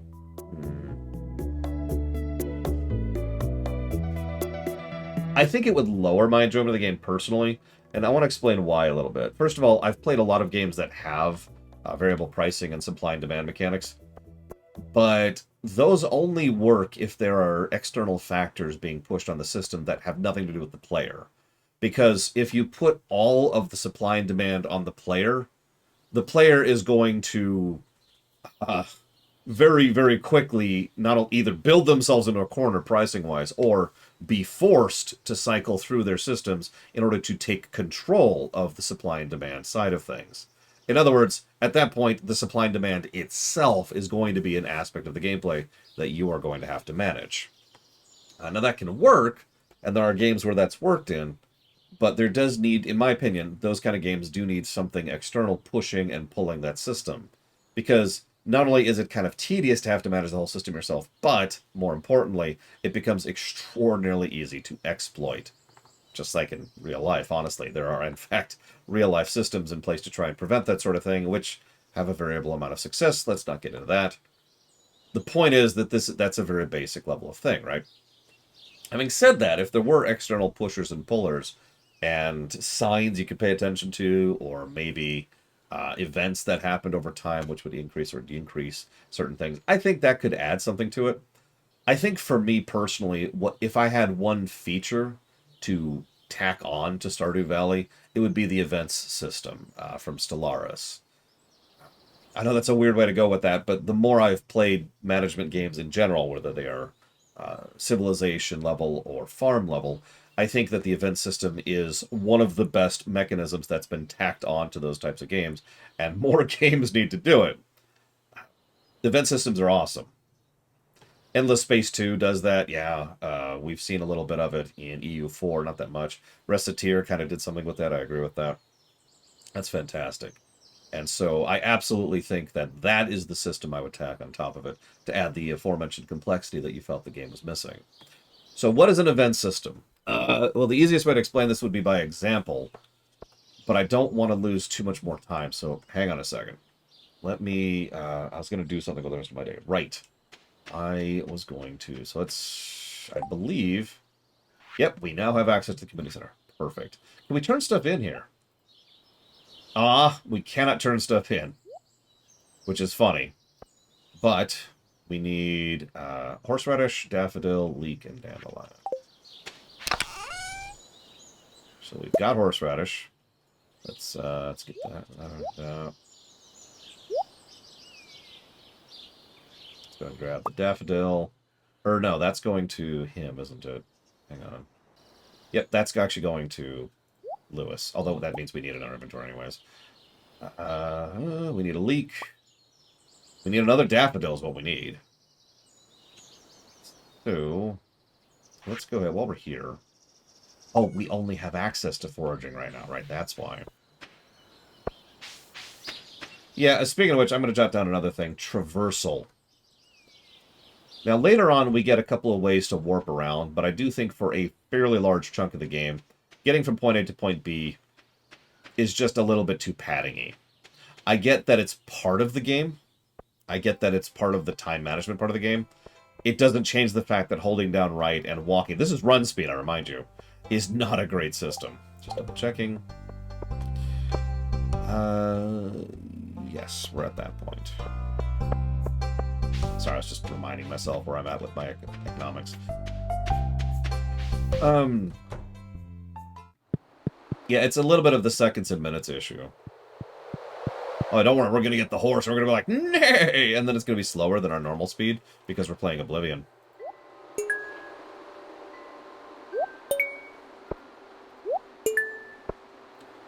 Let's see if we can go find a daffodil that isn't a gold, shall we? Do I think it's a big problem? No, but I do think it's a problem, and I do think it's probably negative-worthy. Okay. While I'm roaming around, let's describe what an event system is. So it's kind of exactly what it sounds like. There are a lot of events that can happen, that can trigger. There's a lot of ways those can trigger. Some can trigger within a range. Some can trigger because something happened. Some can trigger just based on pure random chance, right? If you... I'm trying to think of a specific example. Let's use Stellaris, because I know that event system the best. Let's say that you find... Hey, Abigail, who's playing music. Let's say you find a planet, and this planet happens to be a planet that has pre-warp civilization, and you can interact with them. As a consequence of that, you can actually... An event can trigger, not necessarily, but can trigger now, where they develop nuclear weapons and can actually wipe each other out. And that can change the status of that planet and the tiles and the resources of it, and of course wipe out the people. Excuse me, there's also timeline-related events. That's also an important thing. In some cases, an event can fire completely randomly. Every now and again, you're roaming around, and just all of a sudden, a specific Khan, one of the marauding clans, decides to crop up and say, "Hi, I'm a marauding clan, and I'm here to punch you in the face," and then they start punching you in the face. Sometimes it's really basic stuff, like maybe another random event is maybe a certain political movement has started getting going within your empire, right? Sometimes, so I mentioned the timeline thing. So the timeline stuff is usually more in the historical games. But imagine if on day 15 of Spring 2, for example, an event is planned to trigger. The Pope has called for the Crusades, to use the most obvious example of that. And so now all sorts of events... And that's the whole point of the events system, is it's something that happens that changes the dynamic of the game that you can ignore completely, maybe, but it's another option of doing stuff. Maybe there's a specific new faction that's fired up. Maybe there's a new mechanic that's been introduced. Maybe certain races can interact with each other in a different way. It also is a good way to add a narrative to things. That's another good way to phrase that. It's something that, in my opinion, was based off of the Alpha Centauri system. Because Alpha Centauri, which is a much older 4X game from the 90s, has what I would call the bare bones of an events system. It's not a full event system, because it doesn't function the same way. But there are things that can be triggered by other things, mostly related to the worms and the planet itself. And I feel like that, and the way that that kind of developed the narrative of that series, is part of where the event system came from. I could be completely wrong about this. It's just my personal take on things. And yeah, it's easier to do events within historical context. The marriage between Aragon and Spain in EU4, for example, is based on real historical events. Or the Pope dividing the Americas. You know, these are based on real historical events that happened, which can then be set to triggers, aka you've done this, therefore now this, or just timelines like the aforementioned Crusades. So events add gameplay, and events add story, and they're kind of awesome. I really have very little but good things to say about events. I did not find a single daffodil. That's ridiculous.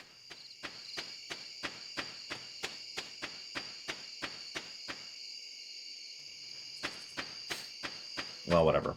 So anyways, that's the event system, and I think that adding events and random events, random timeline things to happen. The game already kind of dips its toes into event system because there are things that happen on specific days of the week or days of the month or whatever.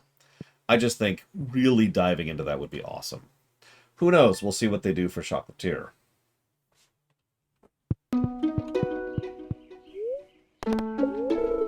Greetings, it is I, the Queen of Saws, here to teach you a new mouth-watering recipe for my secret cookbook. This week's dish, stir-fry. It's the perfect way to get some healthy greens on your plate. Saute the greens in a little sesame oil. Make sure to add plenty of fresh ginger and garlic, and breathe deep. That's good.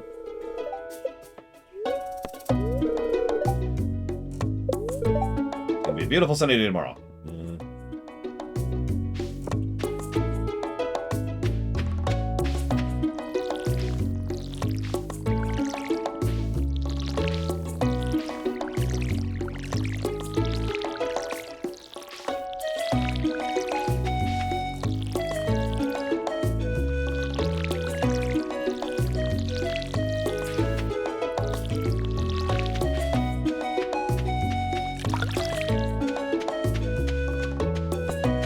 Probably because it was designed to be hazardous.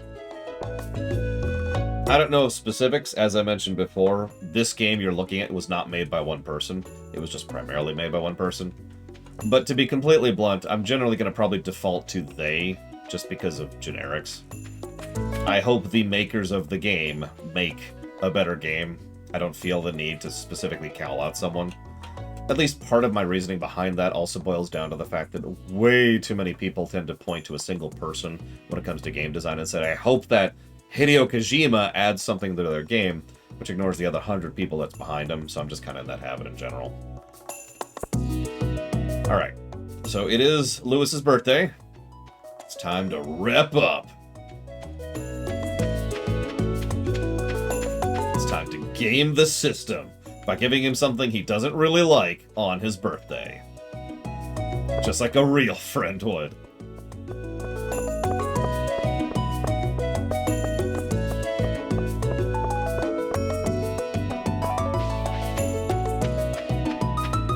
Look, all I'm saying is that there's probably someone else working on this, on Chocolatier, other than Concerned Ape. I'm going to stand by that firmly. Alright, so.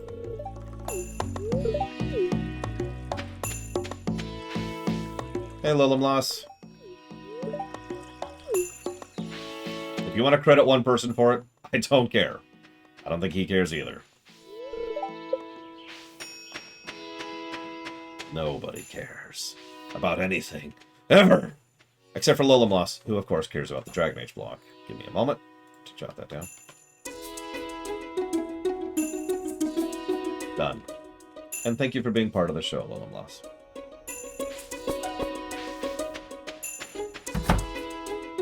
Hey, Lewis. I sense you've been spending some time at the community center. It's good to know someone's taking care of the place. Speaking of which, got something for you. Oh, birthday gift. Thank you. You're welcome. Take my free gold. Yeah, as I say, we probably got a heart out of that because even though that was only a neutral gift, that is a huge bundle of positives there. Because birthday increases the factor. I looked it up. It actually increases the amount of game by 8 times. So, not exactly shabby. Oh, the quality of the item increases it too. So, I suppose I should talk about that. There's normal stuff, like this. There's silver stuff, which we've shown off a little bit of. There's gold stuff, and then there's iridium stuff, which we haven't seen and won't for some time. Obviously, higher quality is better. Generally speaking, it just acts as a straight multiplier. Multiplier to friendship when you give it as a gift, multiplier to sale value when you use it, and multiplier to how much it restores based on some of the specific things. Now, that doesn't always apply, but generally speaking, if you get a purple star item in order to make a purple star product, the multipliers will stack. I was throwing rocks at my tent last night. I just had to wait it out. Yeah, that's another thing. Apparently there's this big wholesome community, but apparently he just suffers a whole lot of uh, stuff for living the way he lives, which this is a good time as any to mention something interesting about him. He's not homeless in the traditional sense of the word.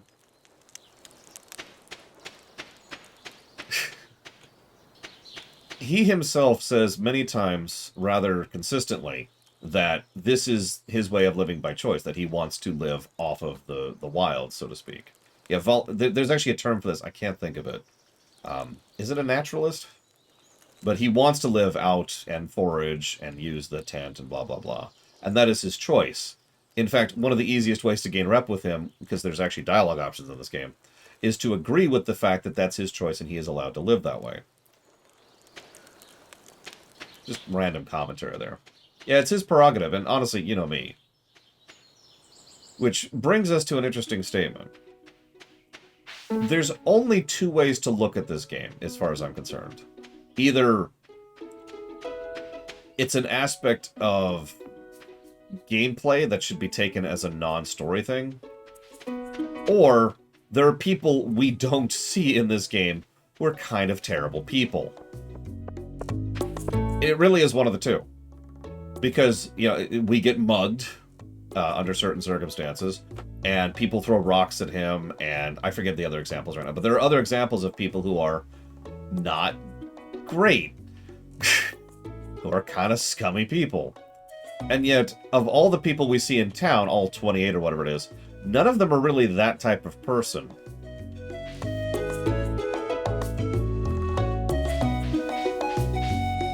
Oh my god, it would be funny if all the evil stuff in town is being done by Morris. I could also see Pierre being that kind of person, to be completely blunt. But, I mean, that's kind of it, right? We've got Morris and Pierre. There's our suspects.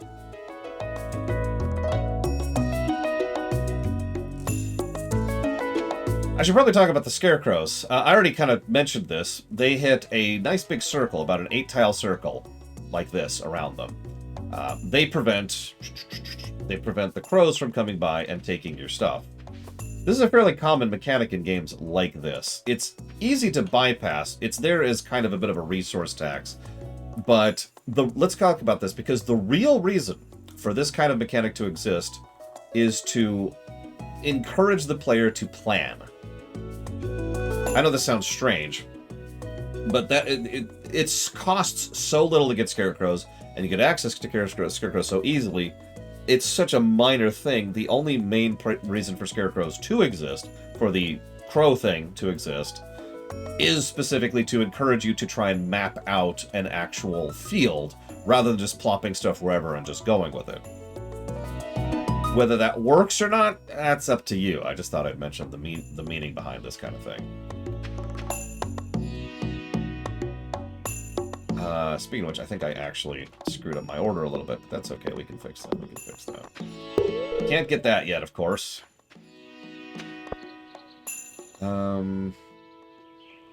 Let's...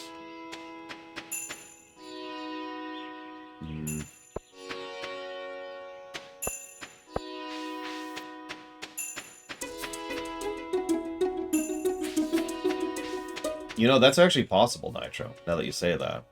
Because monsters do exist within this setting.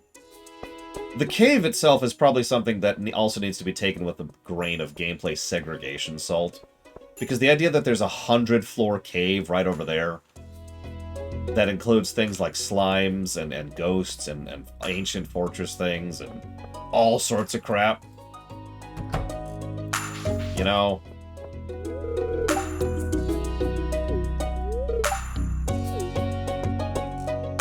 Like, the cave probably exists in lore, but the idea that it's a freaking bloody palace.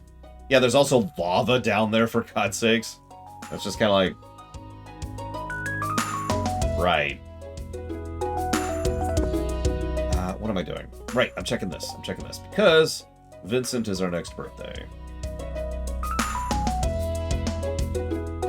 What does Vincent like?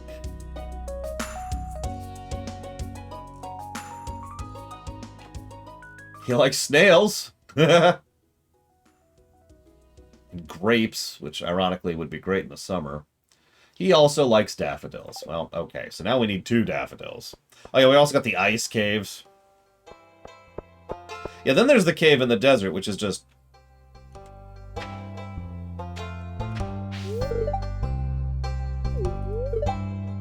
Do you ever take a day off?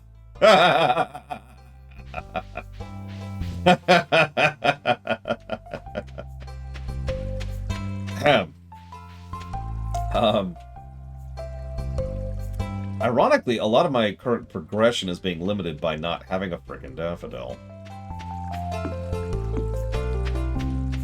I mean, magic is a thing in this setting in lore, but there's nothing wrong with occasionally saying something is a thing because gameplay. Really. I've said this before and I'll say this again. Too many video games and too many game designers tend to forget that there's nothing wrong with just having game. Just video game in your game. So, let's be honest, the caves are probably just game. Right? Like, there's probably some weird old cave and they probably hunt some stuff in there and that's kind of it. Now we do have the dwarf dude. And there's some lore about the dwarves, which we'll cover later. But, yeah.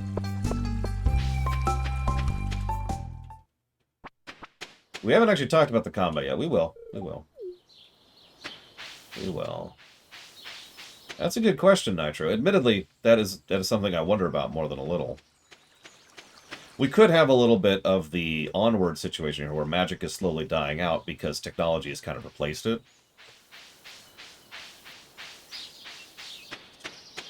I mean, how many people can even see those stupid Junos other than us? I believe the grand total of the list, hey, is 2 at the moment. That's an interesting thing. We do have a rare seed, which we can't afford. Oh, a sandfish. Ooh, that's tempting.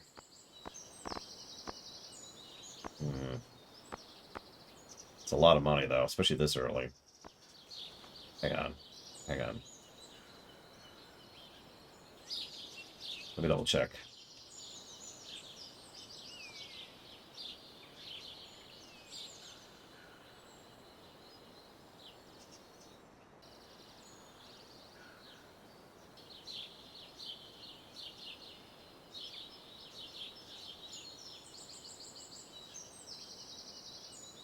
Pretty sure this is a center thing, but that's why I'm making sure here.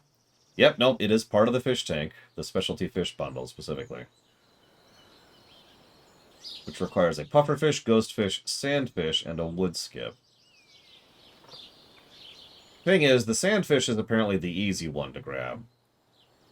I think the ghostfish was the one I was thinking of, because that one's much meaner.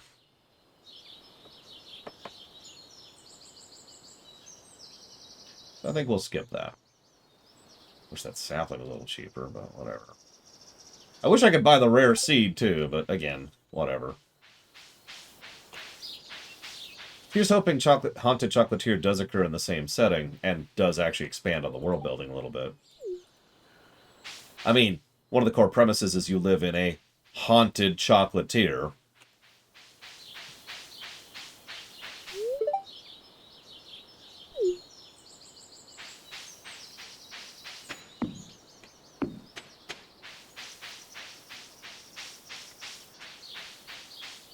We're going to rumble it. I really do need some daffodils.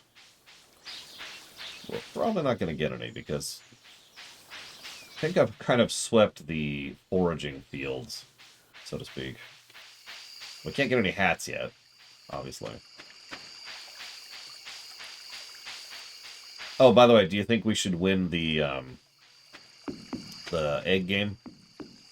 Yeah, I forget the respawn timer. I can look it up. But that's sort of my point. We've kind of swept everything, and most of it hasn't respawned yet.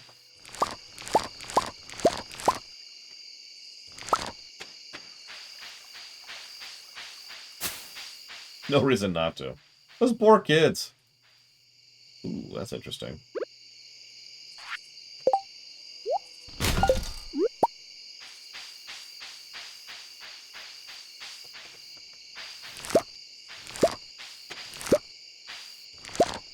Interesting. Uh...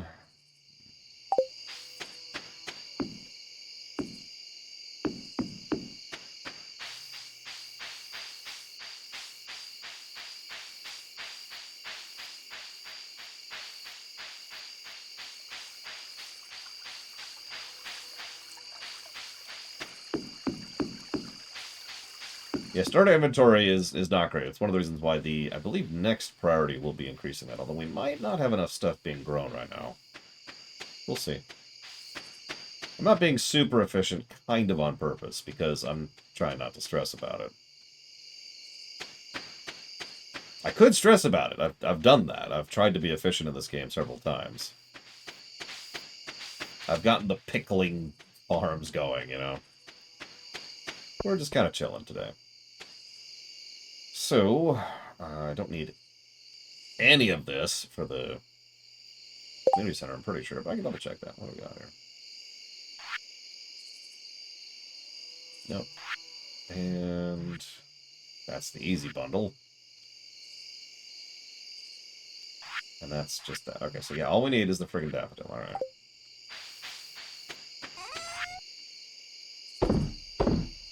Now we can just kind of start selling these. Would I live in this world? That's an interesting question. Let's try to remember that, as idyllic as this place may or may not be, you also have to remember that a lot of the reason why we have this idyllic thing is because we, the player character here, had a lot of things handed to us. Really think about this for a moment. House, giant plot of land. Like, you've seen how big this farm is. So we have a gigantic amount of acreage. The house itself, we show up and we've already got a TV, which works just fine, and a bed, and a chimney. Like it's a functional place. It's not great, but still. And we're immediately hooked up with local contacts for seeds and for selling. We don't need to feed. We don't need to medicate. There's just a lot of everyday stuff which has been taken off the table, both in lore and in gameplay. Hey, survival burger. So having said all that, if they actually, if we got those same advantages, or at least enough to be relevant, like if we were handed a house, and it's a functional house, and we start off with tools, that's another thing, and all that fun stuff, then yeah, I would probably be willing to live here.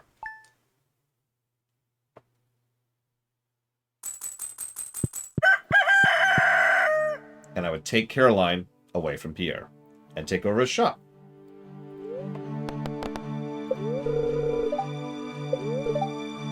Beautiful sunny day tomorrow. Let's talk fences. Fences are useful keeping weeds at bay and protecting your crops. They also let farmers contain their livestock. Fences break down after a while, but stone, iron, and hardwood fences last a lot longer than basic wood.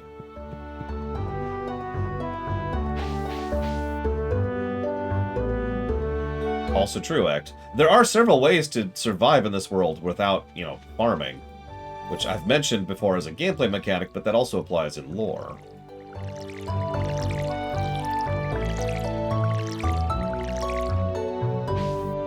Exactly, because she needs to have an affair with me, Meatfist, obviously.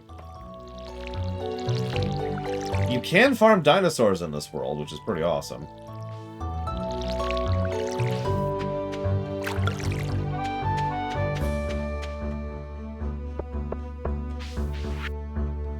I'd like to apologize for joking about your grandpa's old cottage when we first met. It's a really nice house. However, you might need some space someday. That's where I can help. If you bring me some raw materials and pay a fee, I can expand your house. First expansion is a kitchen. With a kitchen, you can cook. Anyway, if you're starting to feel home, Robin.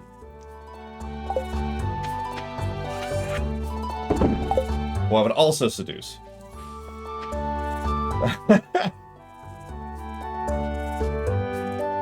Just Leah, Jody, Robin, and Caroline.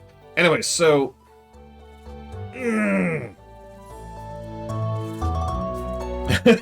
What? Alright, all at the same time. I was actually gonna say something. What is this game? Sims?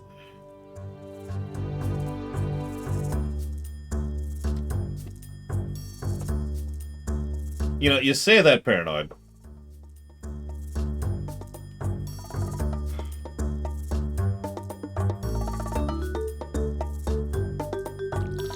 Whoops. Alright, what am I doing today? It's Monday. I need daffodils. I need daffodils. I also need 500 more gold, which I do have enough crops for, but let's see if I can speed that up a little bit.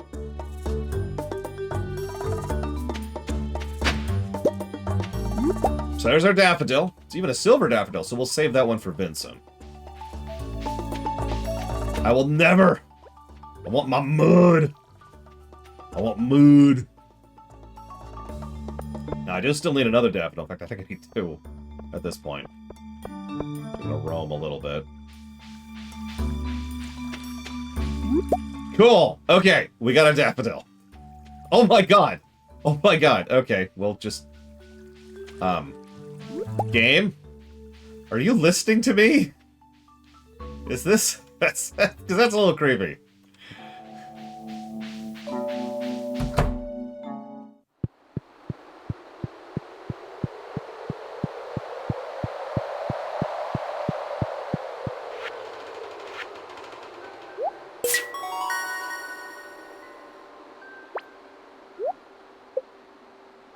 Spring seeds.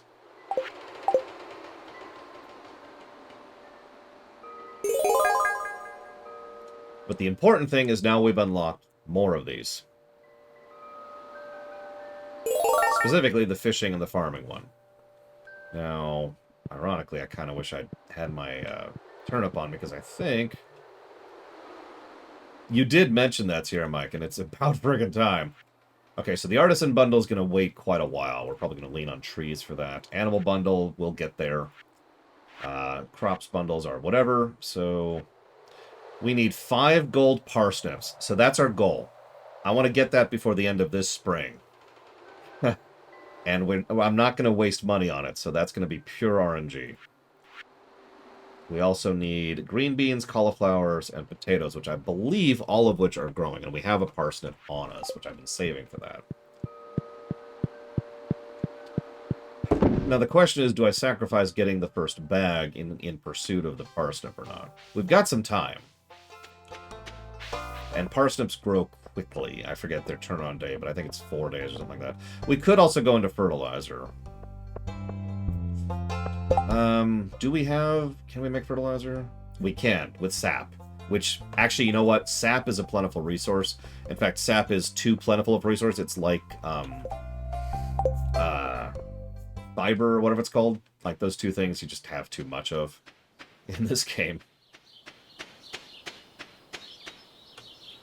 Debate. I think I'm gonna get the bag. I think I'm gonna get the bag. But I am gonna start holding on to the sap. I'm gonna grab the 1 parsnip there. It also means I can go and dump the silver parsnip. Do that really quick. And that. We'll plant these while we're here.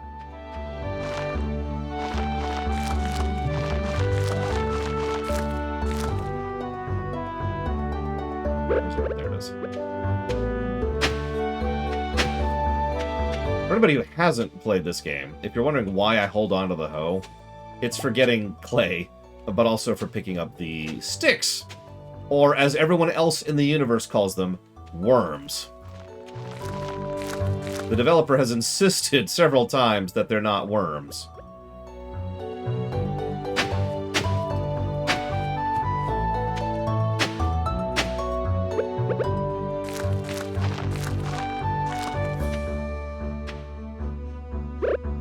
Everybody calls them worms. It's fine. It's fine. We all accept it. They're worms. It's cool. The funny thing is, it's kind of a confluence of game design and visual storytelling, because the idea was for them to be just sticks to indicate. Well, okay. The idea was for them to be something to indicate, hey, dig here. The original design was just a static object, like say this thing over here, right? The thing is, that doesn't really catch the eye. So, he added an animation to make it so that they're wiggling. But now they look like worms. So, yeah, no, it's... It's a purely gameplay thing. That's why they look like worms. And yeah, at this point, they're worms. We all call them worms. It's whatever. We're just gonna accept that one and move on. We've actually gotten a decent amount of clay early on, or this early on, excuse me. I'm actually gonna put that there for right now because I'm not using that too much. And we got our parsnip for the thing. Wait, did we already turn in the parsnip? We did not. Okay. Math is math. It's very simple. All right, so sap, oil, it's whatever. We want more money. Yeah, more money. Points if you get it.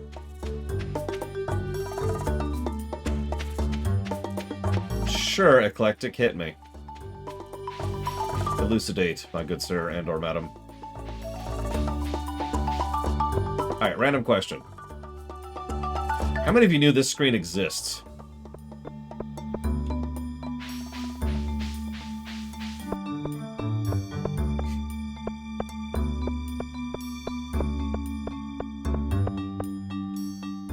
How about this one?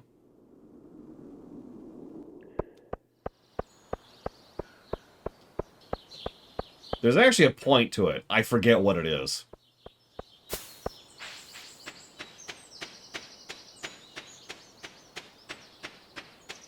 Yeah, we're not going all the way down the tunnel because I don't want to waste daylight time, but yeah.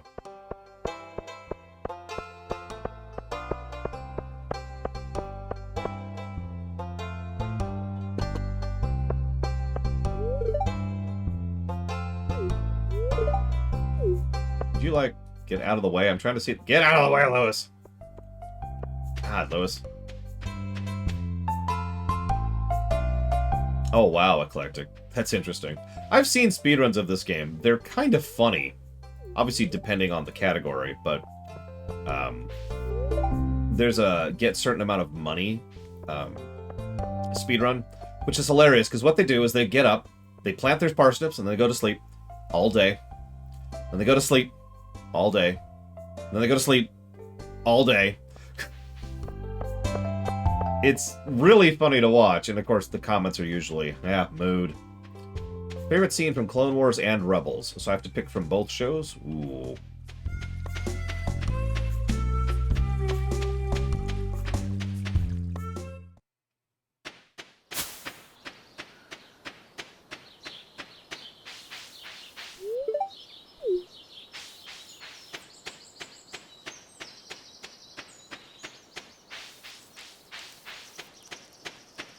Oh yeah, we can go to the mine now. I haven't actually shown that off yet. I probably should so we can get our sword.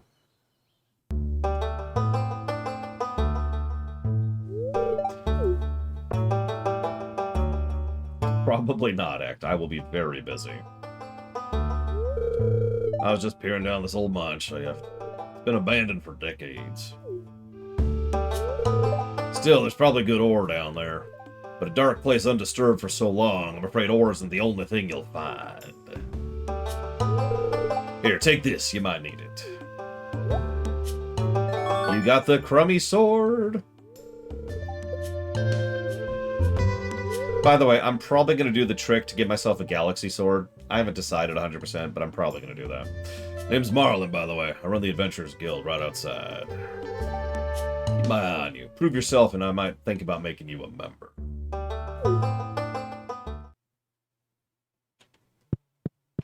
So, there we go. So, hang on. Let's screw it. Let's just do it. Let's just do it. Let's do it live. So this is mining. There's all sorts of formulas that govern what you see, where, and how, but the way it boils down to is at this. At every level, there's a way down. It's kind of random. It's not 100% random. It's more like it's random within a range. And every single one of these things I'm hitting is giving me an increasing chance to find the way down. Also, enemies, once they are killed, will also have an increasing chance to spawn the way down. We'll talk more about combat in a minute. Although you just saw all of it. Everything you do, both killing and mining, increases that variable of, allowing you to progress further down. What things can spawn where is also kind of a range thing, so you're likely to find copper within the first few mines, and then you start to find iron and blah, blah, blah, blah, blah.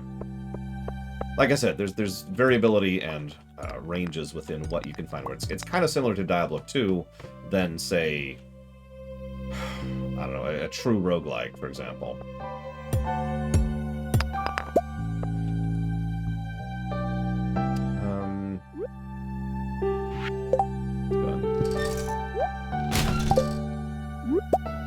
Ports while we're here. And yeah, there is efficiency you can do with regards to stamina, and time. Ooh, coal. Coal is very worthwhile. Bug guts can be useful. Cave carrots are actually extremely useful. They are some of the best and most efficient stamina gains you can get without getting into serious cooking. Naturally, I don't have room for them. I don't have room for anything right now. This is awful. Oh, whatever. Let's get some more copper.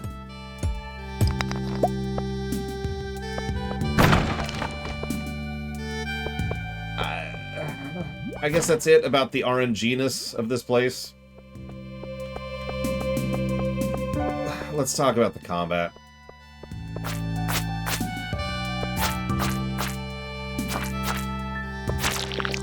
So that's the combat. But hang on, it's even worse than it looks.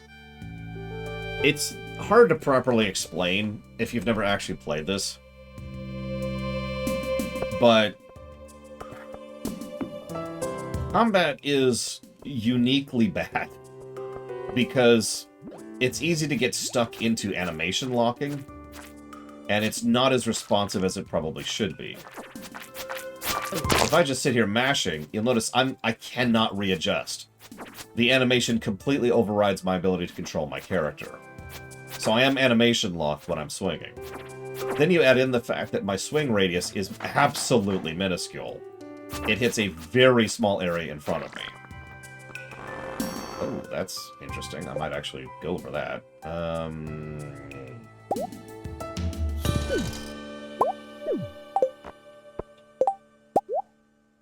Yeah, I think I'll take the crab.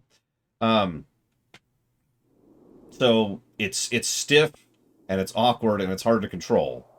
On top of the fact that there's no depth to it. So what I'm trying to say is that it's not just not good, it is also bad. Right. Don't have that yet. We'll talk more about combat later, trust me, because I have a lot to say about the combat of this game. In fact, I'm sure you've seen, if you care, you've seen several of the interviews about the development of Haunted Chocolatier. The biggest thing he wanted to change in Haunted Chocolatier was making the combat worth a damn.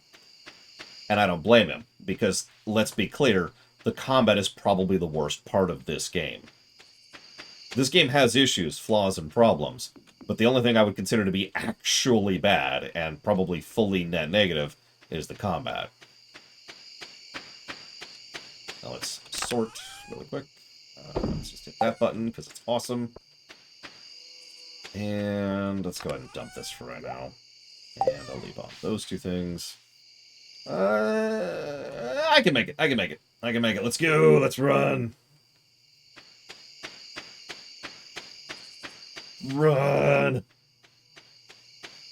Best scenes. So I haven't actually answered the best scenes. So, oh, we've got our first Linus scene.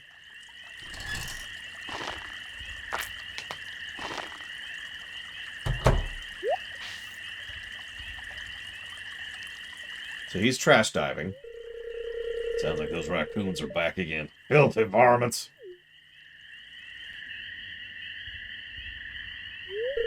Ah, you turned up at the right moment, son. Do you do an old man a favor? Do you go around the corner and scare off those raccoons for me? They've been causing a real mess. Thanks. Make sure you give them a good scare so they never come back.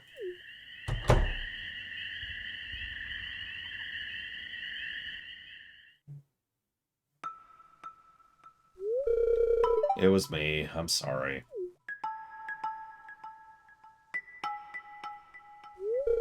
I find a lot of hot, fresh food in these cans. Stuff that'll go to waste if I don't take it. Do you think there's something wrong with what I'm doing?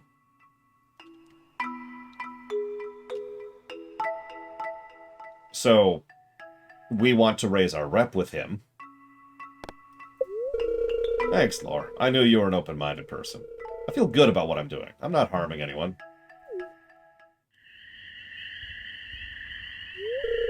You can go home. I promise I won't rummage in George's can anymore. You can tell him you scared off the raccoons for good.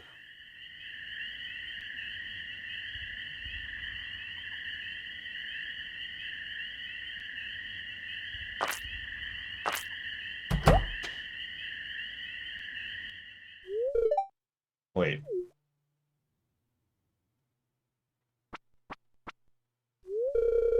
I know what you were doing, Linus. If you need food, just ask. I don't want anyone in Pelican Town to go hungry.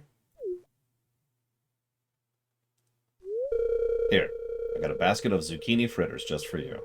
Make sure you dip them in my spicy marinara. Go on, take it. I do actually like Gus. And I'm with you, Huthor. Hostile architecture can go directly to hell. Not pass and go, and not collecting $200. Of all of the many solutions to homeless people, hostile architecture is probably the worst thing we could possibly have thought of.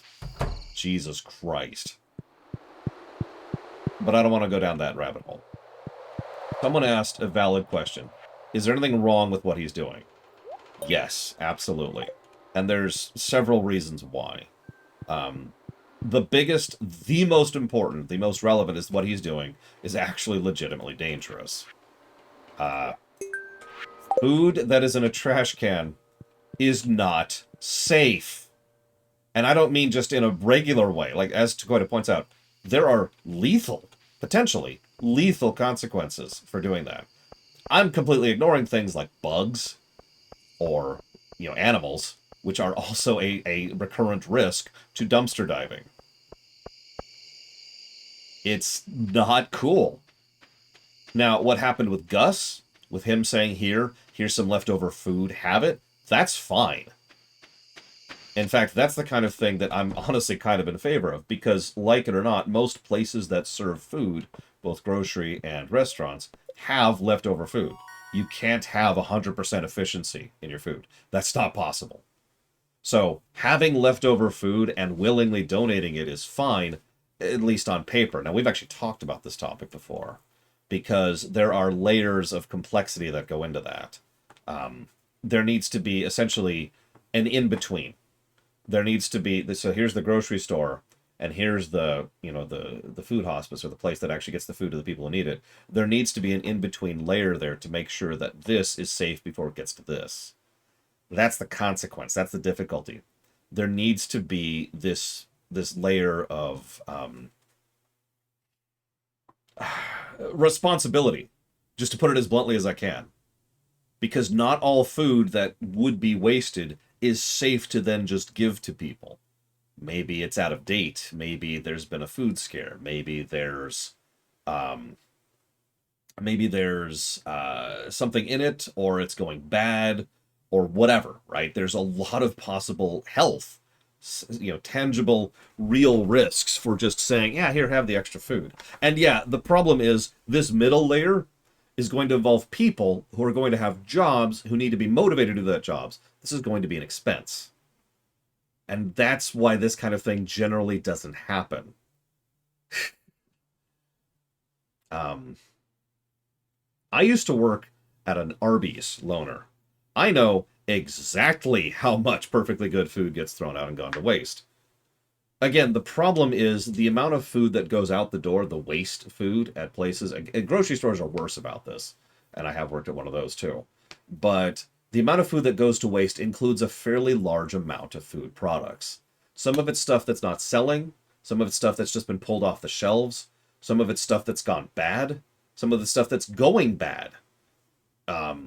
Some of it's stuff that something got into, right? Like maybe it was infested, or maybe it's got mold growing on it, or whatever. There's a pretty wide category here of food waste. That's why we need that middle layer.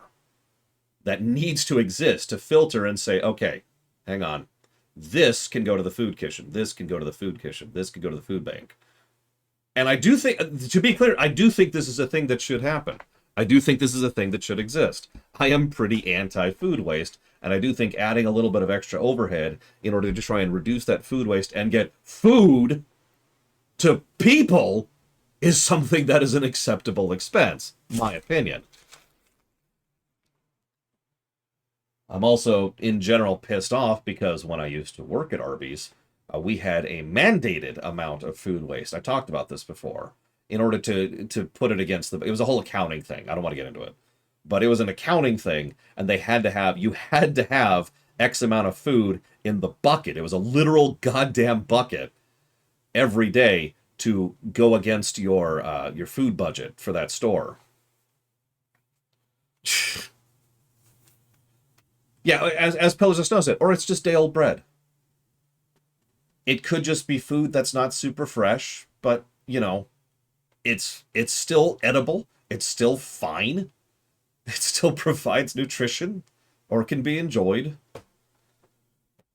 And then there's also plenty of food which doesn't go badly particularly quickly at all. You remember I mentioned in the category earlier, one of the things I mentioned was stuff that got deshelved. Because this happens at grocery stores around where I used to live and where I used to work, where it's like, well, this hasn't sold for a while. It's got another 5 months on its shelf life, but we don't have the storage for it, and we need to shuffle it out in order to make room for other things. So they'll just throw it out the window, more or less literally. And it's usually canned goods, right? Or pickled stuff, or things that, like I said, don't really go bad all that fast. And all that's just being thrown in the dumpster. That's the kind of stuff that would be perfectly valid to dump into this middle category and say, yeah, this is cool, and then taken off to a food kitchen. Jesus Christ, like, forgive me for getting upset about this, but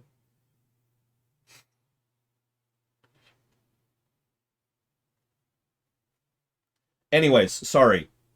We're going a little off topic. The core point here was, is what Linus was doing wrong? And the answer is yes. I only talked about safety and health. There are other concerns here. Obviously, what he's doing can have precedence. It can cause actual God, I can't think of the words. I'm losing all the words here. What he can do can spread disease, not just for himself. Like maybe there's something that's just kind of roaming through the food because of time or because of bacteria or whatever.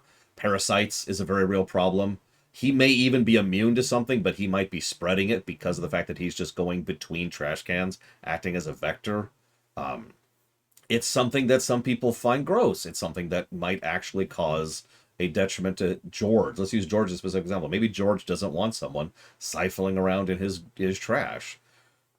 Now, he may or may not have a right to that. That's certainly debatable, but at the same time, that is his trash and all that. So there's several layers of what Linus doing being wrong. Now, in this exact case, Gus saying, here, have some food, I know that's good to Linus, that's a good thing. We don't need that extra layer in the middle there because it's one person giving to one person. The layer of the in-between is more at an organizational layer, which doesn't apply in Stardew Valley. I'm talking about, for cities, right? Or counties. But now, we've leveled up our mining. Sorry for going way off topic there. It's just that is a topic. And we didn't make much money there.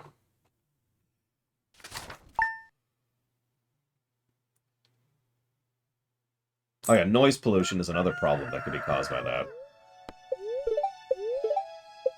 Maybe I'm a little bit biased on that front, because I have a hellacious time sleeping and always have. But noise pollution is a very real problem.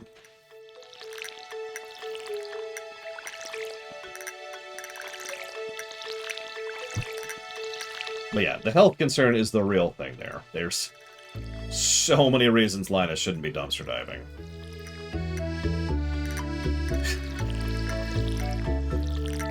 I'm not sure what to make of that Nitro.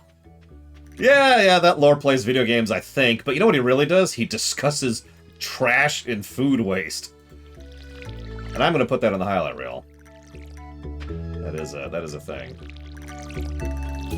Yeah, I don't want to dive into that particular thing because I know people disagree on it. But, you know, my personal take on it is I have known people in real life, personally, in person, who are the kind of person who will go buy a hot dog at the hot dog stand and then throw it in the trash because they can, or because they want to prove that they can, or because it's their money and their right to waste it and all of it. I've known people like that. Those people suck. So, not a big fan, personally. So, what do we need today? Hang on, let's poke here, shall we?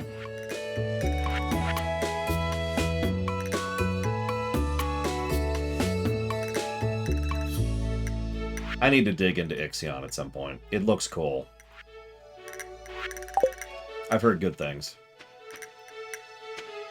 Hell, even Grounded has a way to deal with food waste, for God's sakes. Hi, Dr. Winter.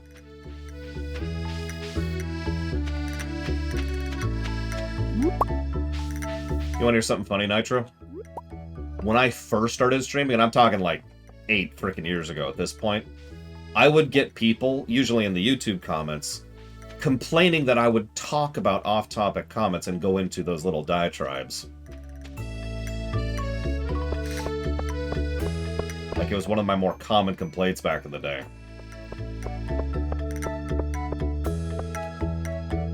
Thank you for being a part of the show, Sierra Mike. I will jot that sucker down for Ixion. Right, we can't pause the game.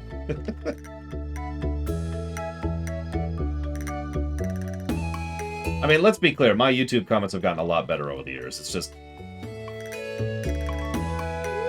I've done my rounds. I've gotten actual hate comments and actual harassment on YouTube comments. I've had to report people. Like, actually get in touch with YouTube personnel and be like, hey, report people. Not just clicking a button.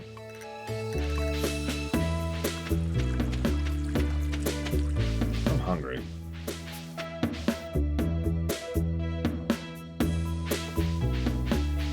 Yeah, as usual, you can always go down even further. The bottom of the barrel keeps going. We've talked about this before. No matter how much you dig down, there's still more at the bottom of that frickin' barrel. One moment, please. Just checking a shipment thing. Cool.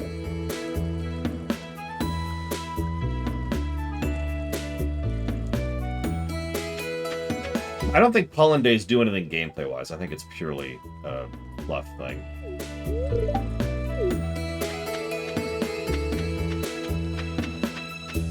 I mean, I suppose it's the same thing with Reddit, right? Reddit's cool and all, and I can get a tremendous amount of very valuable information on Reddit. But it's also Reddit. Do me a favor sometime, Dr. Winter. Watch the beginning of this entire stream. But yes, to answer your question in brief, I have, in fact, played Harvest Moon. I mean, you can watch the YouTube bot. It's cool. You can wait.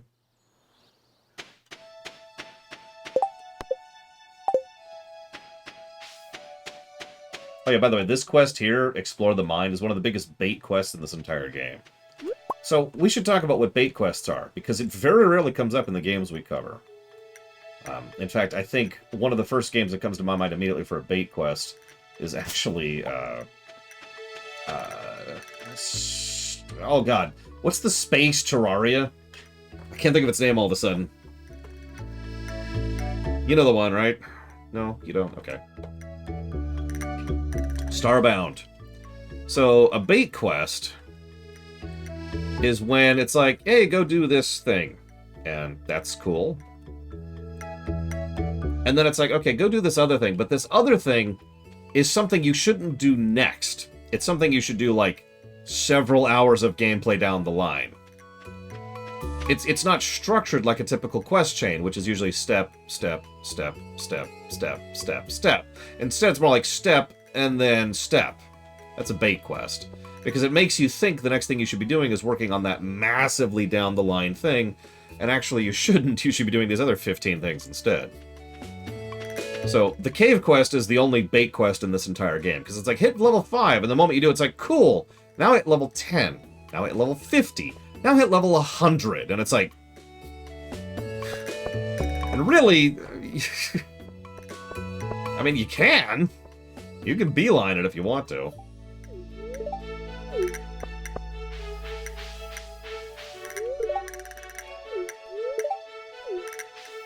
Yeah, do this mid-game thing. When you're in early game. So, do I recommend Terraria? Nope! Terraria sucks! Worst game in the history of the ever. I spit upon it, patooey patooey. Now, have I ever played Terraria? No. But I can tell you from extensive experience that these are, in fact, worms.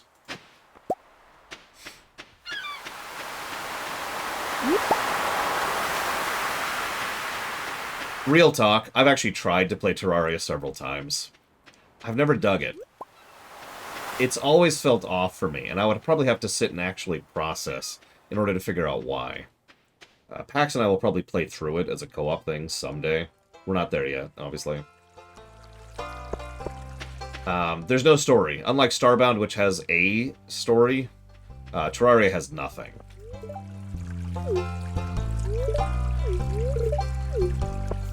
But...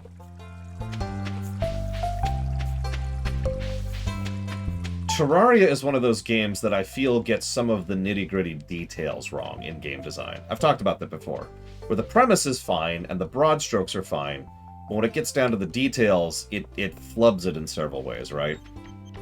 So one of those things, one of those ways... 1 second. I'm making food happen. Is mining. So in Minecraft, let's just use the direct parallel. In Minecraft, you see that little square there?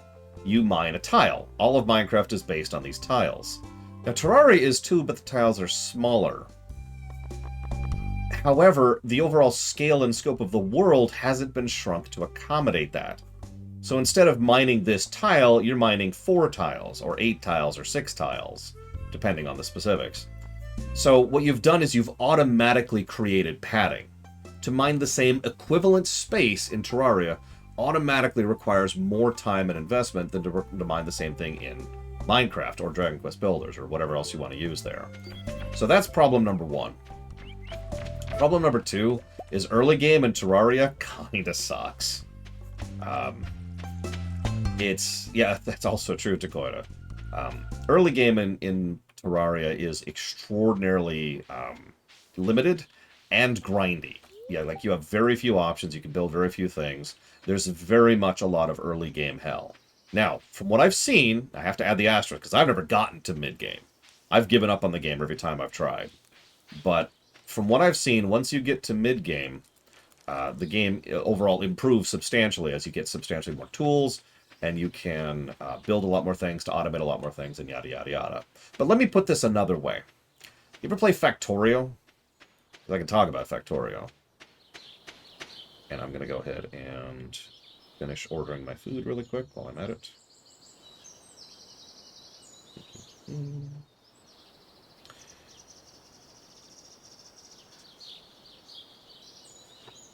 Factorio does the exact same thing, but it does it right. In Factorio, what happens is you do have the early game hell, but it lasts like 5 minutes, if you know what you're doing. At absolute most, if you're a brand new player, you're probably going to spend maybe 20 to 30 minutes in the early game hell. And that's it. The early game hell is kind of literally there in Factorio just to teach you what resources are and to really ease you into the production cycle of things. Because I'll show you it right now. Here's what early game is in Factorio.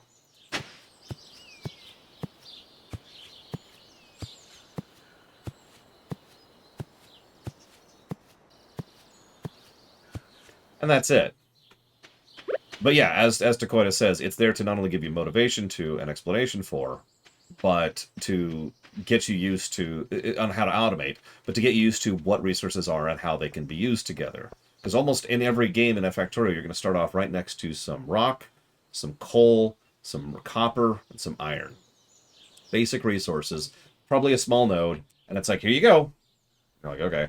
And again, within minutes, you will figure out how to start automating that.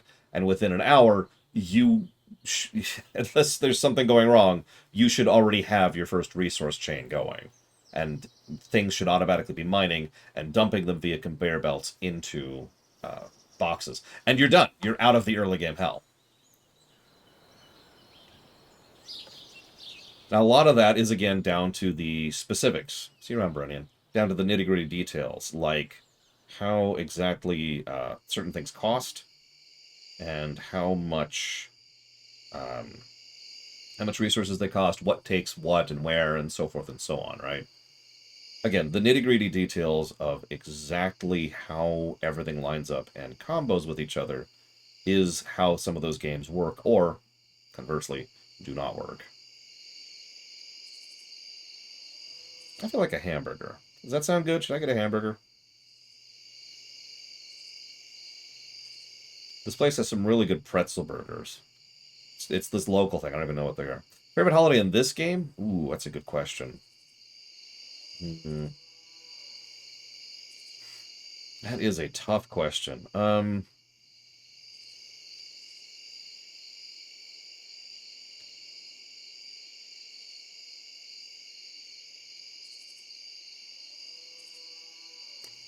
Gosh, I'm not sure.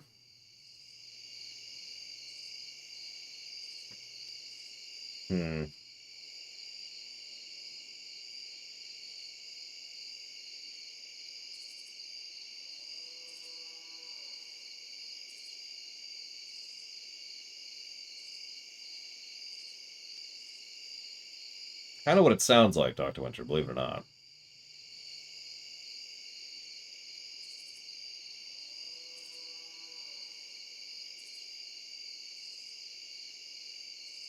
The jellyfish is a good one. I like jellyfish.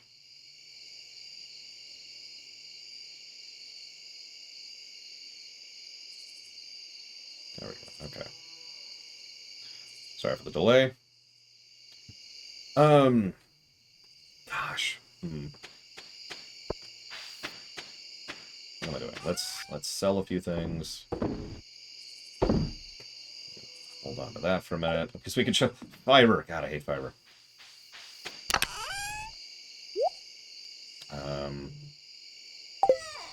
I've never eaten I don't think I've ever eaten jellyfish. I'm not actually 100% sure about that.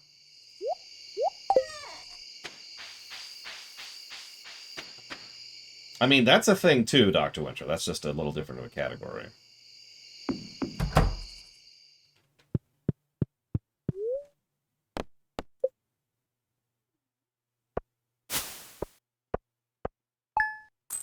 Money, money. Gotta make that paper.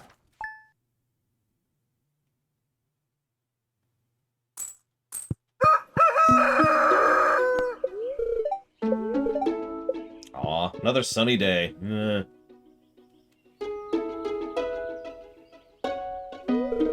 Hello, Laura. You see this cat here? What should we call the cat?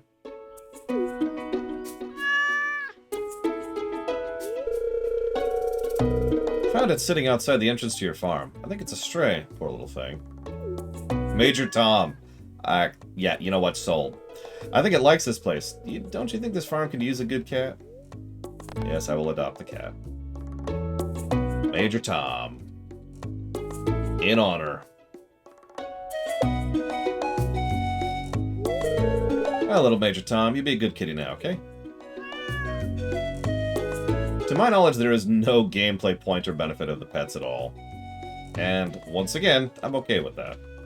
Gotta make sure the cat's watered. Gotta water the cat! As my niece often says. I think we need to get rid of this. I think it's not gonna grow. So we're gonna do that real quick. Ah, excellent. Potatoes. No good ones, though. Damn. Okay. Okay. So let's get our watering on. We're already starting to run into the wall of watering, by the way. Have you noticed that?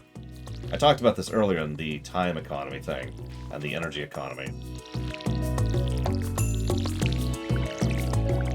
I mean, I'll take mashed potatoes over french fries most cases, but honestly, just straight up baked potatoes are awesome.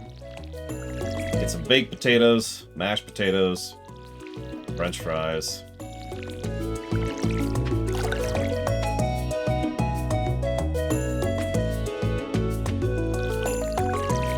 And yeah, we're going to have to start really expanding on our mining excursions, because we're going to need copper and coal in large quantities. How are we doing on that, speaking of which? So we do not have enough to improve our watering can yet. We have enough coal to improve it, so we can start thinking about that.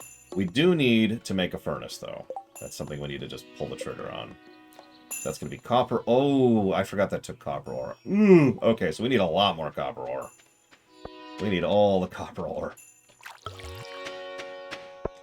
Alright, let's check a couple things, shall we? Yeah, potatoes, I'm grateful that I actually like potatoes, because they're another one of those wonder foods, you know? Like, it's a little bit crazy how good potatoes are.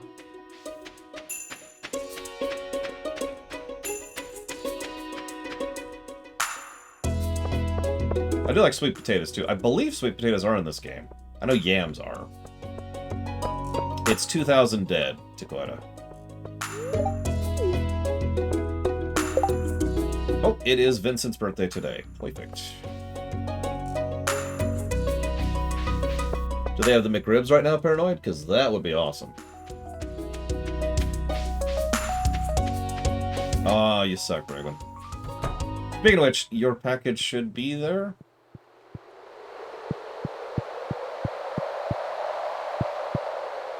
Question mark. Put one of those in.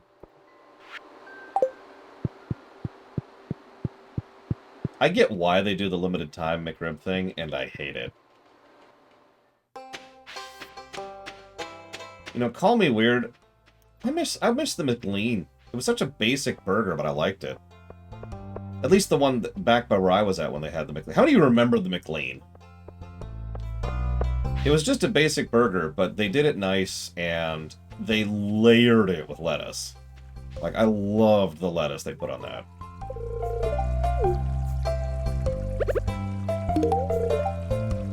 Happy birthday, Vincent. I can, Latario, but I never will. Okay, so the next one is Haley. Let's look up Haley. Always got to plan these gifts in advance, because sometimes you can't really get a hold of them. So, she likes stuff I can't get. She likes daffodils. Of course she does.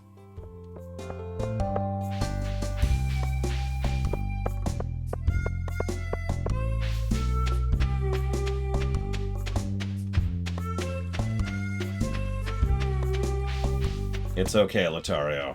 Here, I'll answer one of your questions live right now. Hang on, let me pull up Discord. And then I'll have to pull up the delivery thing for Bragwin. Come on, Discord. Okay, hang on. Questions from Latario.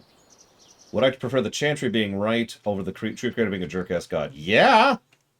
I mean, the Chantry being right is something. And something we could work with. The creator being a jackass, well, that sucks, and there's nothing you can do about that. Given my policy of no discussing controversial topics, I'm assuming you avoid stuff like Thor versus Hulk, Superman versus Hulk, Goku versus Superman, etc. So yes, but not for that reason. I have no problem with I have no problem with the controversy, the fact that Superman would beat the ever-living snot out of Goku 10 times out of 10. The problem I have is with versus questions in general. I've actually discussed this several times, about how versus questions are not interesting or engaging 95% of the time. So every versus question you just listed, for example, is not interesting or engaging to me. So I don't really have an opinion on it because who cares? Would I have permanently killed off Lucian at the end of DOS 2 if I had control of the series? Yes. Why is Devil May Cry named as such? Because they thought it would be cool. What's my favorite sitcom? My Little Pony, if it counts. What's my prediction of why Arthur... Who's Arthur?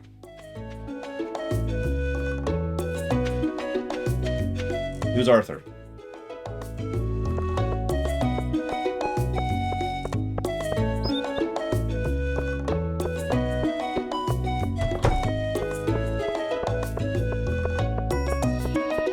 I mean, have you ever had a home doctored McRib, RJ? Because those are awesome.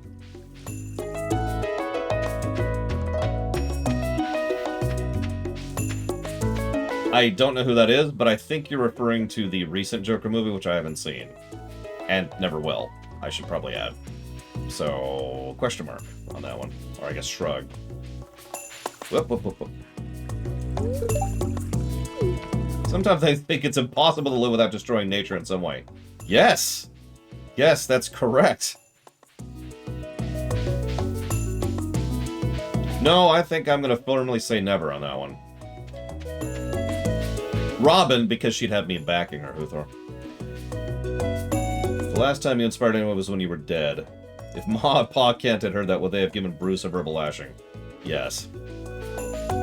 Why? Because I have been advised by people who know me that The Joker is a movie I should not see for various trigger reasons.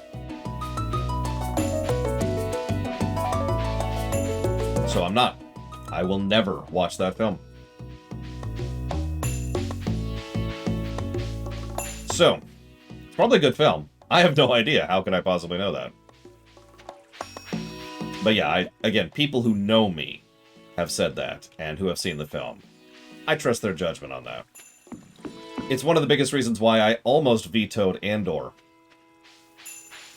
And keep in mind, I want to watch Andor, but I have been told I need to be careful when watching Andor. Well, you probably can guess my answer to that, Act, but we'll see in a few months.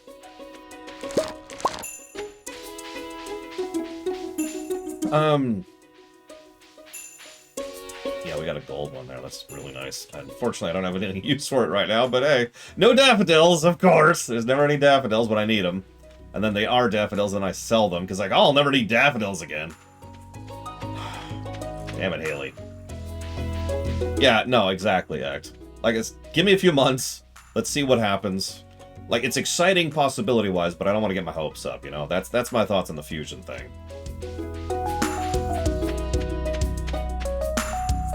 Honestly, you're right, Dakota. I probably should just start doing that at this point.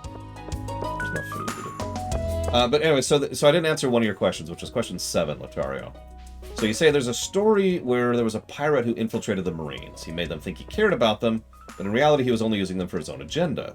When faced with the truth, they told him he was an imposter. He would never say such things to them. They couldn't accept the truth right in front of them. Why do you think they were not able to? Hey! Because there was a daffodil! Oh, my inventory's full. No! It's like choosing one of my own children. Goodbye, horseradish.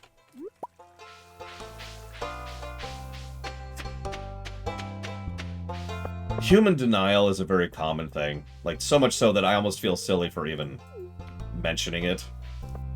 They couldn't accept it or didn't accept it because of denial. That's the answer to that question. There's nothing else to add to that, unfortunately.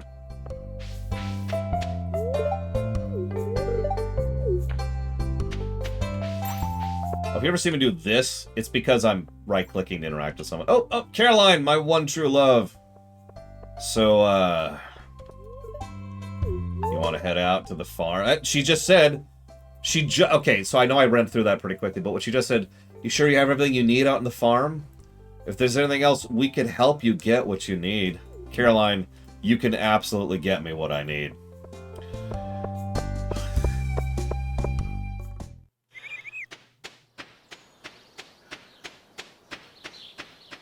I need a little more green hairs on my bed.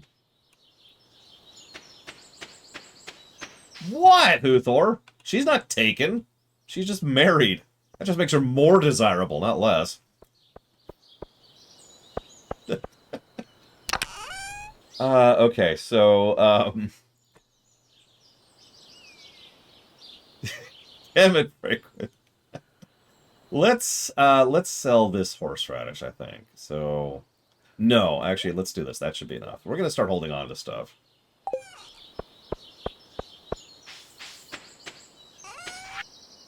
We'll sell those though. Look, they don't call me Homewrecker Runner for nothing. They don't actually call me that. Or should they? Careful, Lineruth. Or, I guess, rice? What? Huh. I don't think I've ever gotten rice out of that before. Oh, right, there's no music. Hang on, hang on. Let me play the appropriate song.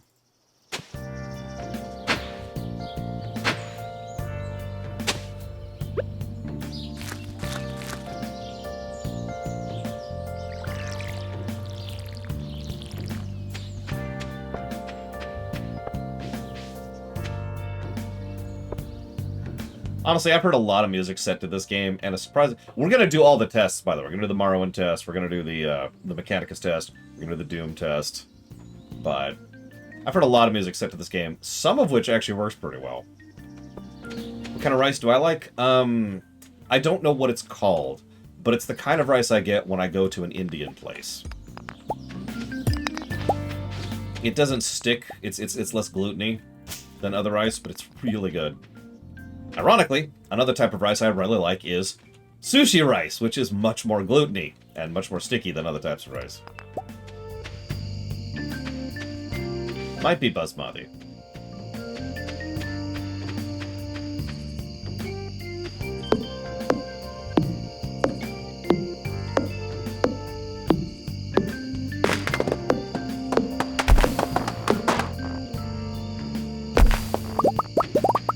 It just doesn't play periodically, like at nighttime, for example, in Aerith. There is in-game music.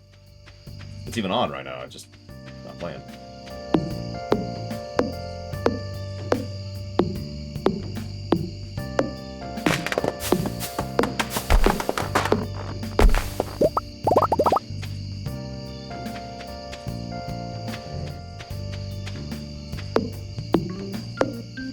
Hey, Raven King.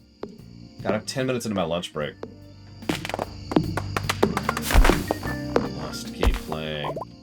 Isn't this a mobile game? Last I checked, hadn't he refused on principle to make this available for mobile? Like, I remember seeing something about that a few years ago.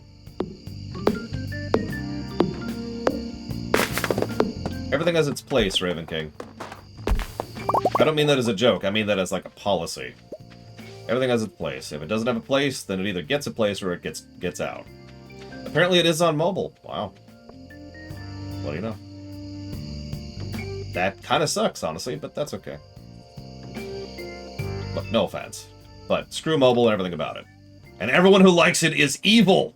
And Hitler! Specifically Hitler! I can't even do it. I can't even do it with a straight face. Go ahead and grab another chest. Let's go ahead and jot this here, and this is going to be our first monster chest.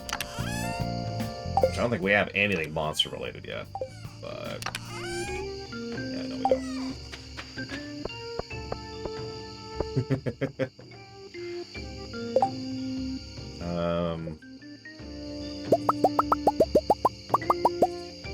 You can mass build, by the way. I don't know if I showed that off properly.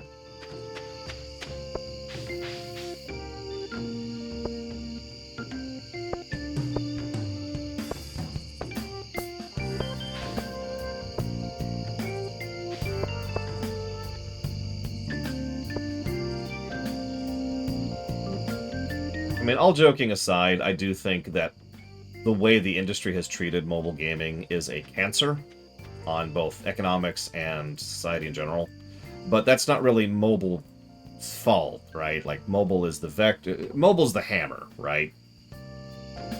But that just because someone decided to use a hammer in order to smash someone's head in isn't really the hammer's fault, per se. What are you doing? There we go. So, I spit a lot of venom at mobile, and I mean it, but it's not 100% mobile's fault. I want to do... I think I do. But I just screwed it up. Damn you, lore. Why did I screw it up? I could fix that. I could push that down. I'll just have to do that next. Okay, so, cool. Might do that in summer. We'll see. But for now, we need sleep. Which means we now need to actually chop for lunch. Oh, wait, we can afford the bag. The bag, yes, the bag. But I need to pause at the screen, because that's the only way to pause the game. So I'll be back. And then give this the Mechanicus test.